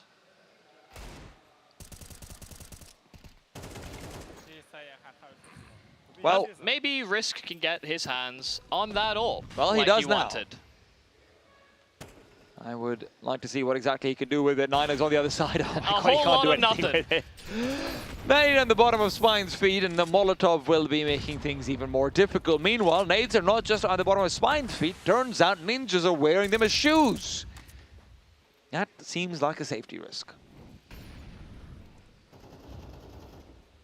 But stylish. Yeah. It's a choice. It's explosive footwear. I'm not big into one-use products. Well, I mean, you know, you only need to use them once, technically. That's why I'm not big on them. Rage is down and out. He doesn't feel like he got much use out of anything. That is a unfortunate flashbang, one that Cobra doesn't care too much about, but he does end up dying for. Double man push will be able to move back in when the flash effects are finished from Spine. It is also a planned drop down, and with Yami taking control outside of B main, Ninjas going through the smoke will give them an empty site, but not a site where they can really do much in. They have to full clear for B main, and they're going to be so concerned about other avenues, especially now that the bomb has been dropped as they transit out from Con, and it'll actually just be 9 that sweeps them up from that backstab. It's looking a little too easy. That is a little unfortunate, I will say, for Risk. You know, gets his hands on an AWP, decides that he wants to take a starting line over towards A, but he also doesn't have the prime spawn to go for it. So, 1, he's late, and 2, 9 also decided that was where he was going to post up at the start of the round. So a little unlucky that he had the same thought as 9, but he also kind of opened himself up to it by, you know, not getting there as fast as humanly possible. They're going to try and go through the incendiary with that barrage of grenades, but those grenades find nothing, and Zeralt finds everything. This is... Are you starting to pick up what I'm putting down? I really did. A little one-sided. Yeah, I really wasn't enjoying the atmosphere, the vibes, the juju. The aura of this half so far. Oh, ninjas. Please, bring back the juju. Sasuke. Wait, he shot at the chicken. He freaked out. And now starts to back away. Listen, Maybe. the bomb is in middle, so they have to go through. Bartek is going to be taken down over here as well. Ninjas. You're saying there's a chance. I feel like there is. They can't go back to A, though. They won't feel safe. But you never know. That's why you see Sasuke clearing towards B. Yami's going to be able to cover this off as well if he gets this kill. No, Spine finds a frag. Cobra still had a chance, but that chance is gone. Sasuke comes in. And I would like to provide to you, Michael, a limited time supply of juju. Yeah, some at least redeeming qualities coming out of that. It did seem like this was the least likely round to pull through. I mean, a fantastic opening 3K from Zeralta, and then all of a sudden they lower their guard towards that A bomb site. The recovered AWP really pays off in dividends, and suddenly ninjas are on the board. So that could be a confidence starter. Risk is going to be able to receive this aggression to come out from 9 as well. Almost called him 9-10, but actually 9 is not going all the way out. Rage in the meanwhile taking heavy damage, and 9 has never been questioned about whether he can be passive or not, let's be very frank, but the problem is activity. And that activity is punished. Miami and Rage have both found themselves low elsewhere, but the double AWP is maintained as it was recovered from 9's body. That was a hyper-patient play there from Risk.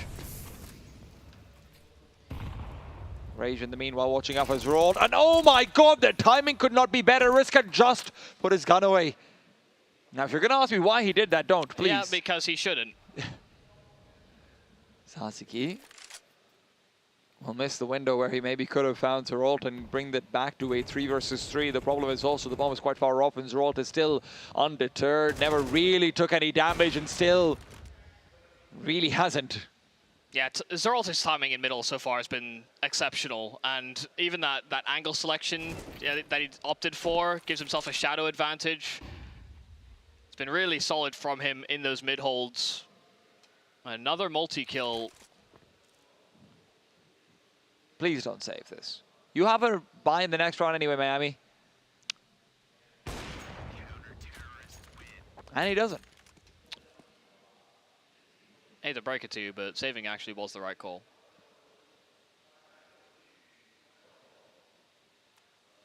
because they wouldn't be able to afford null. Or if they do, it'll be coming at like a heavy Yeah, it'll be a little bit dry. I think they will have an AWP. I think you just get one more rifle if you save, basically. So, well, yeah, they opt not all for it. So low on the util, high on the AKs. Can they have a big chance of a hair? Miami, flashbang. Well, it does keep Bartek away from him, even if he's mostly used it to retreat. Yami cannot find that path of retreat. And Rage's quick collection will give them an access point into the B-bomb site. Not to say that everyone else is here, though. Cobra could find a frag early. this was a good call from Ninja. I mean, they went for a very fast util belt onto A, and it forced the rotates out for the Huns, but they need to hold on to this B-bomb site now that they have it. As long as they don't challenge down the line that 9 is holding, it might be possible for them. Now, Zerold is somehow completely keyed in to Spine's position, and while he'll find one, Sasaki does the same elsewhere, and Bartek through the smoke is the one to find success. It is going to be Zerold taken down, and Sasaki playing insurance. Risk has revealed his position. Sasaki will get one, Sasaki will get two. It's a quick triple to give them their second, and that is 2 triples now for Sasaki across 2 rounds won. Yeah, a very nice decision there by Ninja. Just decide to go for an unspawned call for a fake, and as the Huns over-rotate, expecting a simplified game plan here from the Ninjas, which, to be honest, has been pretty much their MO so far this series. They catch the Huns completely in transition. Yami was caught out. He was the solitary anchor on that B-bomb site. He actually doesn't need to move until they get confirmation on numbers. But I think just a minor bit of complacency that everybody wants a piece of the action, a slice of the pie. And it does put the money position for Huns in a pretty poor spot as a result. I'm feeling good about my bold claim. Yeah. I wasn't expecting them to lose at 2v5 to Tex. That was your mistake. I guess That's so. the only way they'll win. No, but listen, Ninjas at this point do have a chance to at least bring themselves back up to about 4 or 5 rounds, something like it. And then we can look to what they can accomplish from that point onwards. You would hope to see Rage being able to come back alive as well. Huns, in the meanwhile, with their USPs, will be crunching down on positions that are empty. Yeah, they cleared basically everything, so please run back to A. That's basically how they're thinking, and they feel like they may have already missed the timing. A player could already be hyper-progressed, especially because there was no presence from Ninja elsewhere on the map. The util is good, but so is the early damage by the USPs. Maybe just worthwhile to try and hunt for exits and see if you can take a gun forward. And look, Huns right now, they might be in a fighting mood, and I wouldn't blame them too much for it, but you also have to be careful not to let things run away from you. Really good damage, actually. Yeah. Will actually be hard to convert this into damage to the economy. Anubis is one of the safer bomb planting maps, but at least Rage does get found out. Ulp of Risk, under a little bit of pressure. Well, Miami inside the smoke over here as well. If he wants to actually move through this, there is an AK to cover him off. Spine yet to be able to find those stray USPs that are still running back and forth. Now, little does he know, they're trying to find him too, actually. Spine is low, and he decides against fighting on. An AK saved? Yeah. It's aight. Not the worst thing that could have happened. The big thing here for Ninja is that they continue to find some success here on this T side. Of course, Anubis are our most T-sided map in the pool that we have. We are always expecting, especially when we have players like Rage that can be sort of massive pry bars. Sure, we've had some good rounds from Sasaki so far, but when you have these aggressive entries, you want to be able to leverage that somehow. And we've actually seen a little bit of a meta shift away from just being hyper-aggressive. It's far more tailor-made so that your entry... I guess Anubis has started to play more like a traditional map where you're doing your best to set up your entry and eliminate as many angles as possible. But because of the way that the angles function on this map, it's actually very difficult to do much to sort of counteract it on a CT side. You can try and play, you know, defensive and jiggle peek angles, but because the angles are also so close to one another, they can trace you down pretty quickly if you're not ready for it. And that's why you would put all the more pressure on players like Rage to perform. So far, he's had 1 or 2 nice entries. They just got to have that killer instinct. And on Ancient, maybe we saw that from Rage a bit, but on Anubis, not so far. Bartek playing from in behind the smoke. A 9-second flashbang will give them control over A main once again. A lot of util and a lot of time spent on getting that for the Ninjas. It has been wrested back. Roll. Singeing down, but Rage is bringing it down. And in the meanwhile, Risk finds Yami as well. This aggression from the CTs is going to be quickly dealt with. You wanted to see Hans contested, Michael. You might be getting your wish.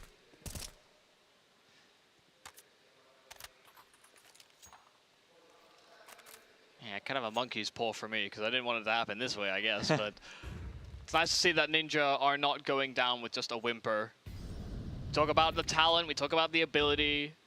And sure, we're not expecting a whole lot, but shouldn't see them play poorly all the way throughout the series. This is not completely finished. Yeah, 3-on-5, that's down to 3-on-3. Flash is good though, 9 dealt with, and he was that last bastion on A. The problem is that the Huns weren't really ready for him to win those duels and get those kills out, so no one's going to be able to strike off the back of it, and with Cobra being low, there's an argument to just back off now. There hasn't really been much damage dealt to the Ninja's side either.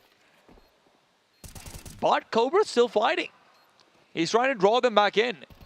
And if Risk misses this shot, this could be round over. He doesn't. Could still go for a late time defuse. It's hard to try and time it with a flash. Have to jump now, and he opts not for it.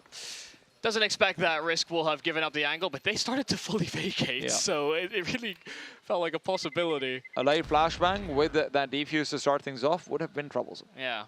Not to be, we have all the information and they do not. They fly blind, but hey, the Ninjas are right into it. But they're chaining these timeouts. I'm all for it. It's like 3 rounds in a row we've had a timeout. One was from the Huns, a couple from Ninja themselves. Huns are also going to be left out on pretty poor money as well, as they weren't able to save those 3 players who felt like they were in a poor position.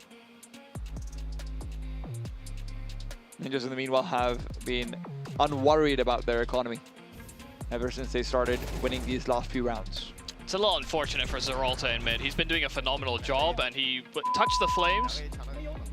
Well, I guess somebody's been a little naughty over there.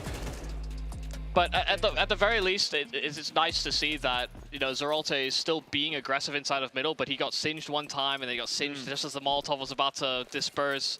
It's kind of unfortunate for him that the timing didn't work out. Kind of a deep investment to come out from the Huns right now. They'll leave enough money to be able to buy up for the next round, but it is still with some threat. And as Rage will be going in through the smoke, it is going to be a quick little shot in the back. Cobra takes him down. Yami takes a lot of damage before that kill can materialize. But with Zeralt finding another in middle, this is getting sketchy. Yeah, they won't try and pounce off of any sort of push towards B, especially with Rage being set up in a way to make use of those smoke walls. So there will still be a lack of information here for the Huns. Well, now they've been given it. Only confirmation on 1. Might be enough. They start to move back over towards the A-bomb side. At least they're going to have Bartek there with that extra utility as well. Would be a good time to start throwing that smoke anytime now. The positive is that Cobra's not there. Him and Zeralt have been on a heater. Well, Bartek wants to be able to heat things up a little bit as well. 9 pushes through that 5-7, does absolutely nothing in 9. Well, so does Bartek. Yeah, they go towards the cooler hands of the Huns, and so now these weapons could once again think about saving. Spine is very low.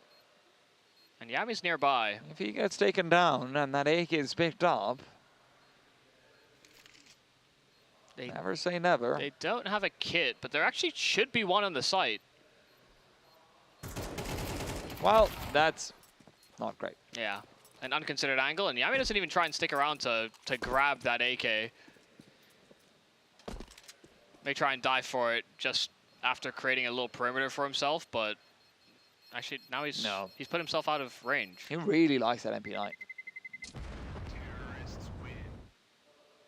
The lack of value hunting is a little sad, but also a high probability it could have been safeguarded. Yeah, you never know. Heading into the last round of the half, Rangers have made a real half of it for themselves. Let's be frank about it. 5 rounds already, considering the way things started. It didn't feel like they were going to get it. Yeah, it felt incredibly tragic in the early quarter of this half.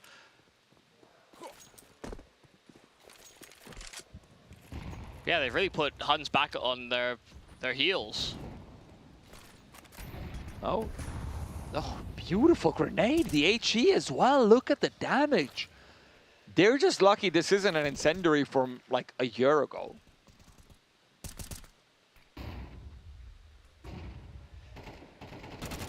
Well, that's an interesting Yeah, it's a brave decision when you're that low health.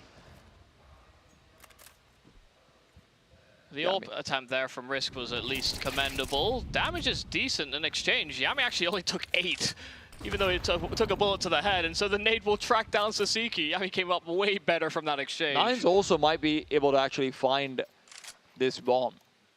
He backs off. He doesn't stay close to A main for too long. He's worried about giving up more of an advantage. Huns would really like to finish this 1-on-7. Cobra misses a chance to make this a 5-on-2, and with Miami looking to close the distance, Zerold will be relied on as well. If Zerold is taken down early on, that smoke will block him out if he doesn't peek, actually. And Risk close by with the AWP, wants to be fighting. Tech9 now pulled out as well. Zerold will be able to come in from the side, but he's still not finding kills. He's just distraction. Yami from behind will come through 3 kills, give Huns the 7th. Yeah, no, they did find a solution towards the end, but yeah, hell of an attempt there from the Ninjas. All sparked off of a low buy investment on Tech9's, a little 2v5 that's pulled together. It did seem to get the engine roaring there for Ninja, and they got some added confidence. They were abusing some of the early rotates the Huns were going for, some of the overswings that they were going for as well. And listen, to be honest, don't blame the Huns given the way that the first map went in terms of feeling confident, especially because the early success they got in this map was largely fueled by aggression. For them to have sort of lived and died by the sword, they eventually learned their lesson by the end of the half. And maybe that will still feel like a missed opportunity to capitalize and really just have a completely one-sided affair in their favor. But this was actually, I think, one of the critiques we had from the Huns earlier in the tournament when they played previously. Just saw a lack of adaptations, a lack of variance. And so, for me at least, I'm happy that there's at least a little bit of back and forth so that they are pressed to make that choice. I also appreciate the fact that, listen, Ninjas at the end of the day, I do think this was very much a resume builder event for these individuals. I'm glad that they're being given a chance, or they're giving themselves a chance to actually, you know, bring a fight to the table. We wouldn't want this to be another Ancient. We wouldn't want there to be a lack of highlights or lack of, you know, challenges at the very least postured towards the Huns.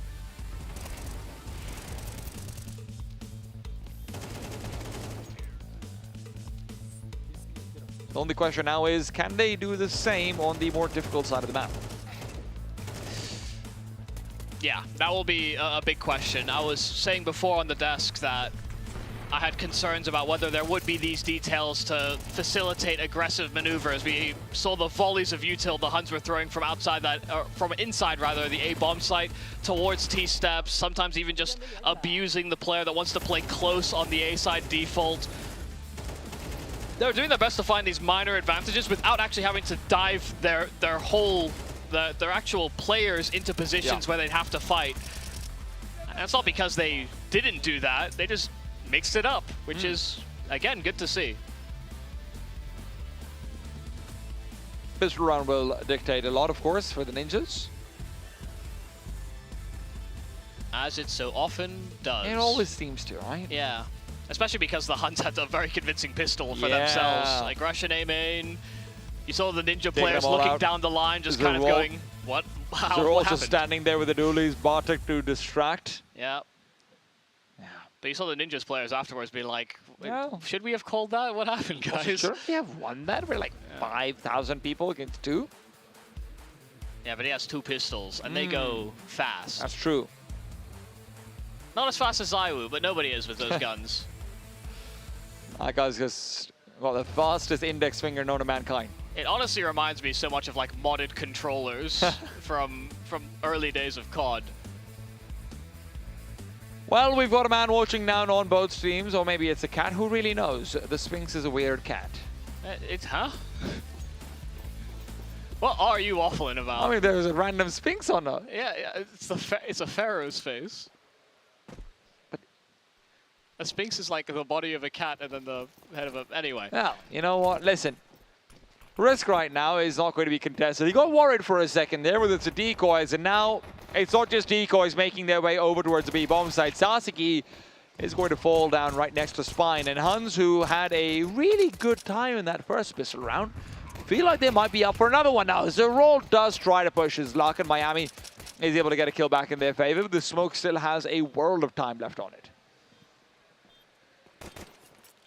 Long-range duels, not fully attempted, but Yami does get information on 2, and with Miami's position known as well, they can continue to isolate these fights, and in that isolation, Bartek now gets given a chance to shine. See, I just don't like 5 USPs, all armor.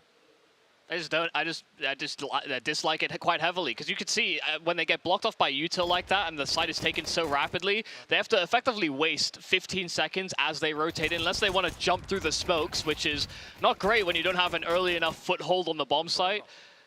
If they have a kit, maybe a smoke, a flash, something, you could actually kind of bridge the gap or flash through the smoke. I feel like your options are far greater. You create more winning opportunity. Well, this push out from B main was maybe going to be their winning opportunity. Unfortunately, they're met by Cobra, Yami, and Zeralta's named. Yeah, I mean, Cobra and Zeralta have really been just leaps and bounds above everyone else on the server. Maybe if they'd stop leaping and bounding, they'd be easier to hit. Well, that was a man standing still. Still,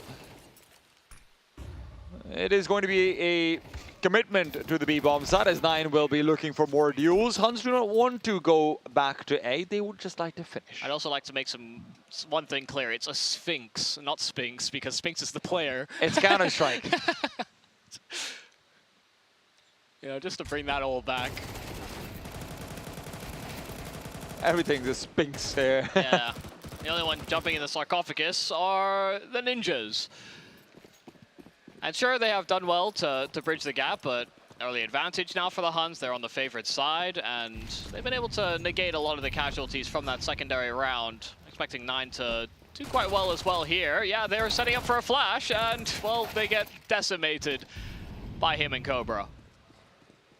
Well, this is a fun time. Look, anti-eco is always supposed to be relaxed, but you know, you kind of hope to see at least a kill come through. Still, it'll be something to be brushed off very quickly. He should get his wish, actually. Well. Well, now he's gone the wrong way, so. Maybe he's gone the right way. No, it's... If he gets this kill, puts himself on the defuse. This would be crazy. That would be insane. Well, that's a kill. My, There's so a defuse. Away. Oh, no, he's overthought it, and now he won't have time. Picks up the AK. Huns are running back. They know they might have just fumbled the bag, but fortunately for them, the bag fumbles back. That's actually insane. I didn't believe, and neither did he really, that it would be a completely vacant site after that one kill. The Huns getting a little ahead of themselves. He should have just stuck the defuse, if only. Yeah. We know, obviously, he doesn't. Yeah, he actually would have had time. It still would have maybe been close with a player coming out from camera, but... A chance at the very least. Sasuke, however, not given a chance at all in the beginning of this round. Immediately shot in the side of his head. Leaves mid unoccupied. Zeralt is happy to take up old hauntings again. Cobra. Spots outraged, but isn't going to be able to win the fight. He decides, let's just go again. Why not? Yeah, you don't really want to mess with Cobra right now. Venomous. And they lack the charm. Ninja are struggling in the early stages of the CT side. Some of that's because of the pistol, but this was a rifle round in which they get blitzed.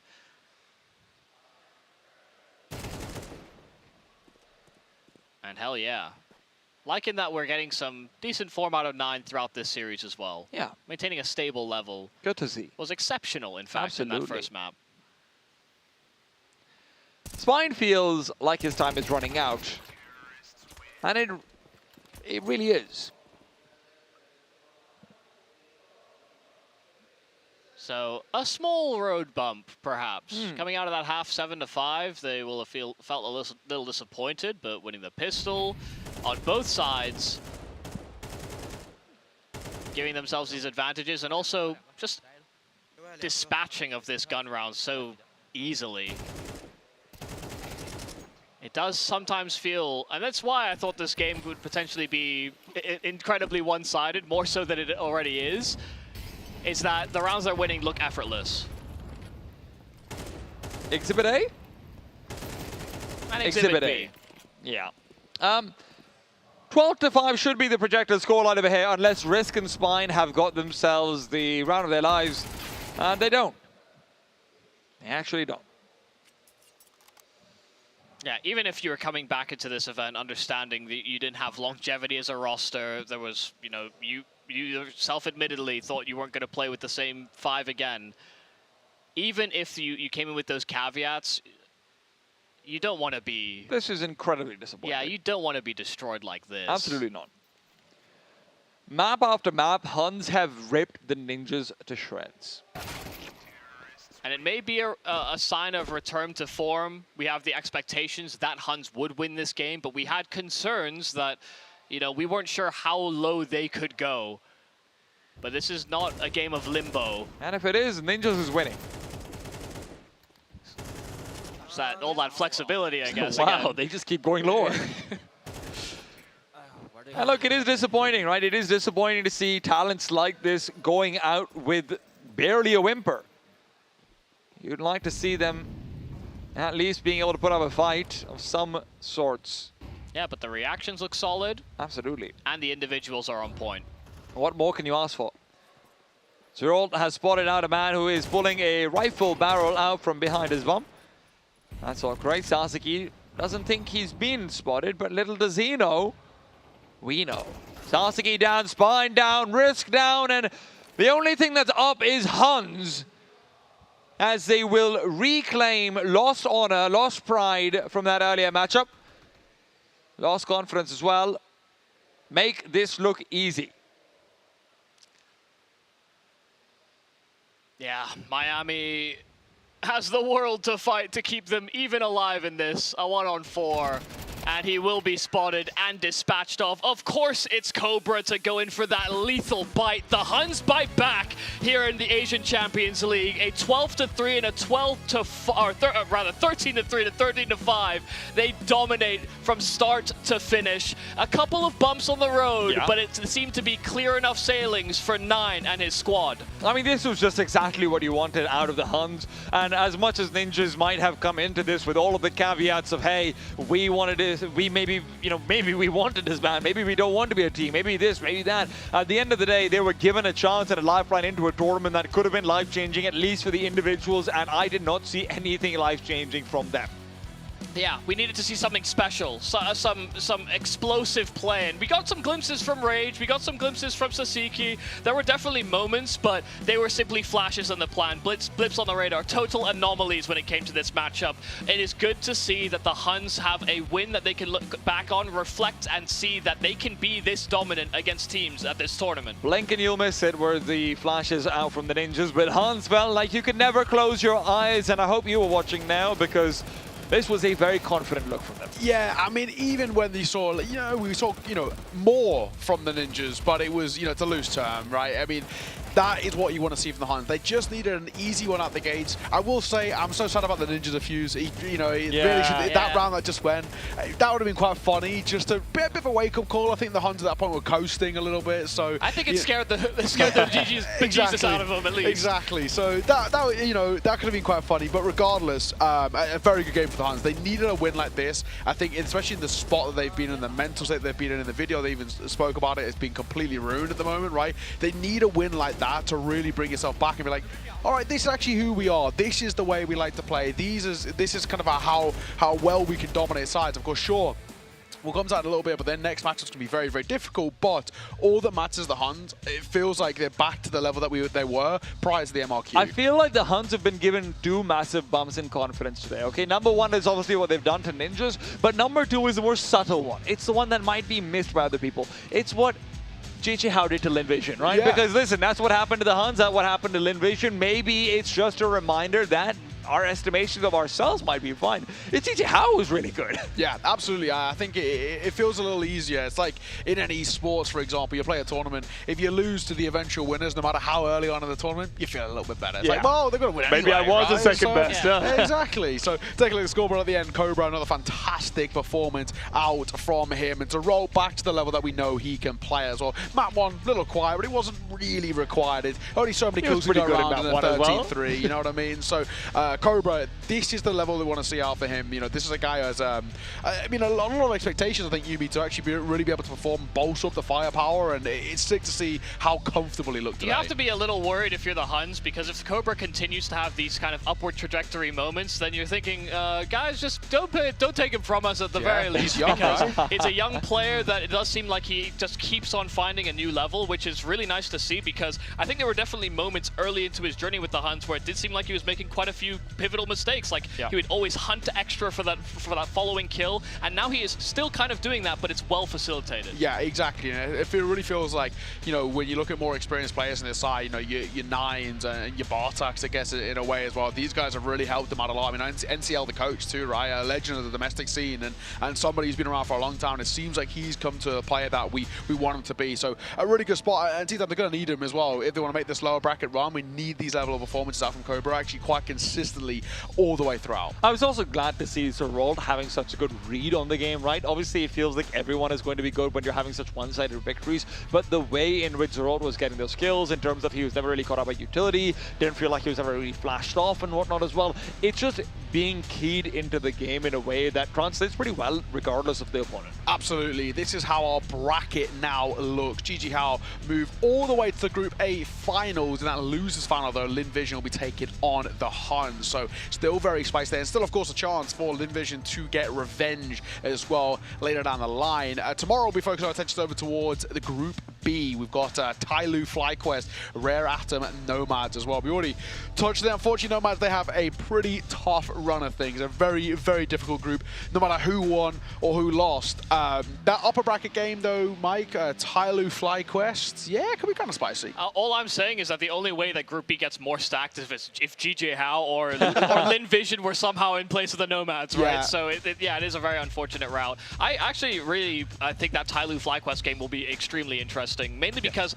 I think I mainly want to see FlyQuest tested tactically a lot more than I think they have been. Because I actually, you know, as much as I'm impressed with players like Vexite, impressed by players like Regali, I also don't think that they should be seen as total consistent factors. I want the wins to be more holistic. I feel you.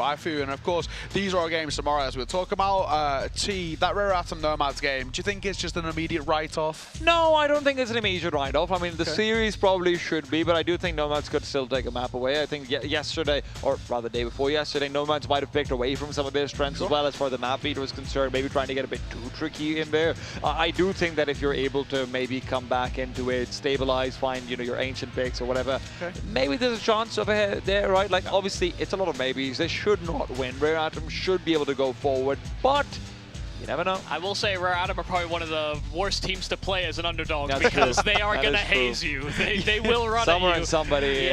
They just say, you guys will not hold us back at a default. What the Huns just did to Ninjas, Rare Atom does to everyone until they're forced not to. Yeah, exactly. It really feels like, unfortunately for the Nomads, Rare Atom are the trial by fire. They will let you know your level and how good they can be. So they've got an incredibly tough task ahead of them. It's not the end of the road, of course, but a loss tomorrow will be, right? You know, as we've seen, we have to say goodbye to Ninja. Unfortunately, you know, I think in the end of the things, you know, they're a side who were already in a period of disbanding. We've got they've touched on it, right? They weren't even really meant to be here as well. And then, of course, they got that last minute call up. Chinggis Warriors getting their passports and visas sorted for the major. And, you know, they got a little bit lucky. They got a lifeline squandered, but probably new pastures for them going forward. It might see them separate and go their own ways, wherever that is. But hey, I mean, we've already seen kind of through that Chinese close qualifier. qualifier, in the close qualifier itself, some of those Chinese teams look pretty sick, some of them have had a little murmurings about rebuilding and who do they bring in, some experienced players, some newer guys. There's some prospects. Exactly. There could be a couple of teams starting to be built for the future as well. And it is difficult, you know, we all know with the VRS system, right, to build these new sides. But if you can bring in experienced players or experienced cores, then that's where things could get a little interesting, right? And the Ninjas ranking is not actually that bad in kind of the domestic scene. It's workable, right? Yeah, so but considering how much these guys are insisting, no, we don't want to play with you. We are disbanding. God, let us disband already. Let us leave. Only some of you get to leave. Yeah, exactly that.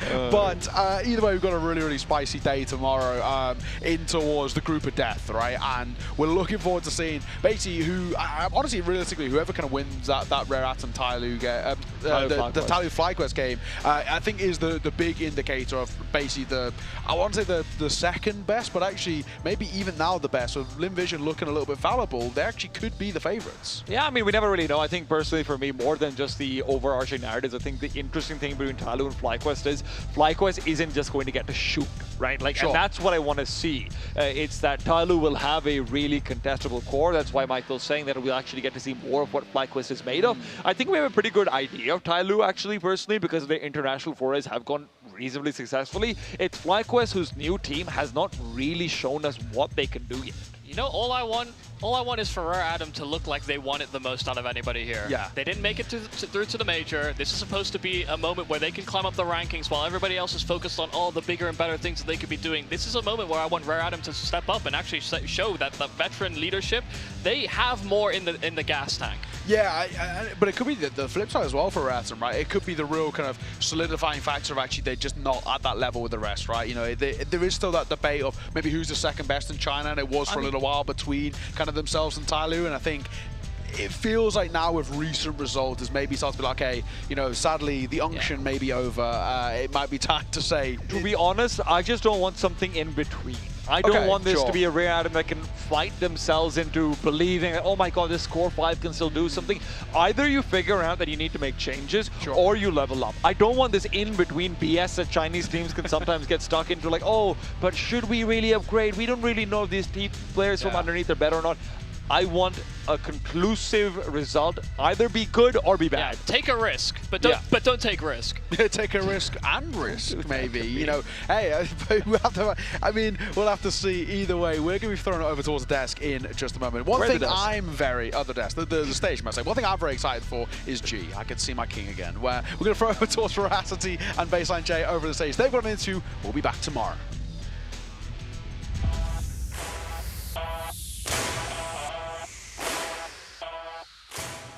The Huns are back, baby, and they live to fight another day. Zerok, congratulations to you and the boys, but we've seen from all of the videos previously that the confidence might not have been the very best heading into this tournament. Talk to me, what have you boys been doing to address that and work on it? 你们之前在采访的时候也说了，就是队伍目前的就大家感觉都不是很好，信心也是比较低落啊。那你们目前都做了一些什么样的调整？ I think we're trying to gain our confidence, but we haven't the perfect answer yet. So we're still trying to get out to get our A game in this area. 我们现在确实是在努力来找回我们的信心，但是目前我还没有一个很好的答案，我们只能接着去努力的去尝试。 And I know that Nine in particular, during the series that you had played previously, wasn't necessarily playing to the best of his ability. However, today he bounced back looking a lot stronger. Was this something that he really addressed with you and the rest of the team? 你们之前就是你们的队友就 Nine 的发挥，就是上一场比赛不是很好，那么他今天发挥非常好。那你们在这个两场比赛之间是做了什么样的交流 I mean, not really. He just our first day was kind of bad with our technical difficulties. So our teammates, I didn't have any technical difficulties, so I played fine, and the day was kind of fine. So the first one is kind of bad for our teammates, so we're still trying to get used to the setups, I guess. 我们其实现在还是在努力来适应这个赛场的设备，因为我们第一天其实技术问题出的比较多，然后我个人没有出技术问题，所以第一天我打得不错，但是比如 Nine 就是出了很多的问题第一天。I gotta say though, the version of your team that we saw against GG Hao versus the version of the Huns that we've seen here today is two completely opposite teams, two completely different teams and versions of you guys. So I gotta ask, what was it that happened between that game against GG Hao and now this one? What did you guys kind of discuss behind the scenes to fix? 你们上一场打集结号和今天打这个 Ninja， 感觉可以说是两支完全不一样的队伍，完全不一样的面貌。那你们在这个2场比赛之间都做了什么样的讨论呢？大家都说什么了？ I guess the GG Hao game we like overthink a little bit way too much. Like we tried to adjust our game style to GG Hao, so we didn't play our own game. And in this game we just try to play our own game, and then we work it out. 就其实我们打集结号那场比赛，我们有一点想的太多了。然后呢，我们试着调整我们的打法，然后去适应集结号。那么我们今天这场比赛呢，我们就完全是照着自己的打法来打，然后就结果就比较好。My last question for you: How are you feeling about facing Lin Vision next? 最后一个问题接下来要打 LVG 了，你感觉怎么样？ I guess literally we don't think about it too much. Like we know their playstyles, they know our playstyles. We play around in the matches a lot. We scrim like practice a lot, so it's gonna be like back and forth, like very hard game, I think. 其实就不要去想太多吧，因为其实就我们和 LVG 我们互相都非常的熟悉，我们平时经常会有交战，然后平时也会一起约训练赛什么的，然后互相都非常熟悉彼此的这个打法还有风格，所以我们就比赛当天我们打好就行。但是会是一场很艰难的比赛。 I know you said previously that you want to focus on playing your own game, but is that going to work to your detriment because you guys play against each other so often? 那你觉得就是因为你们和 LVG 彼此互相熟悉，那你们如果打自己的打法的话，会不会就容易被对面抓到呢？ It didn't work out against GG Hao when we tried to change it, so we're still going to try our own game. 我们确实是要打好，就确实是要坚持打自己的打法，因为我们打集结号的时候改变这个打法了，然后结果就不好。 Well, GG's again. Congratulations to you and the rest of the team. I'm looking forward to seeing how you do against Lin Vision.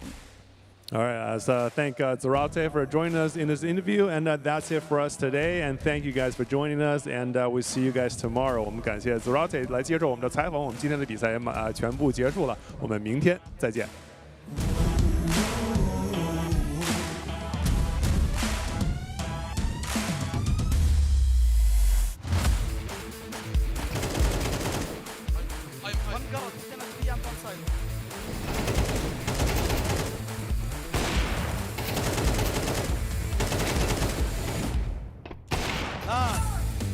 Let's go!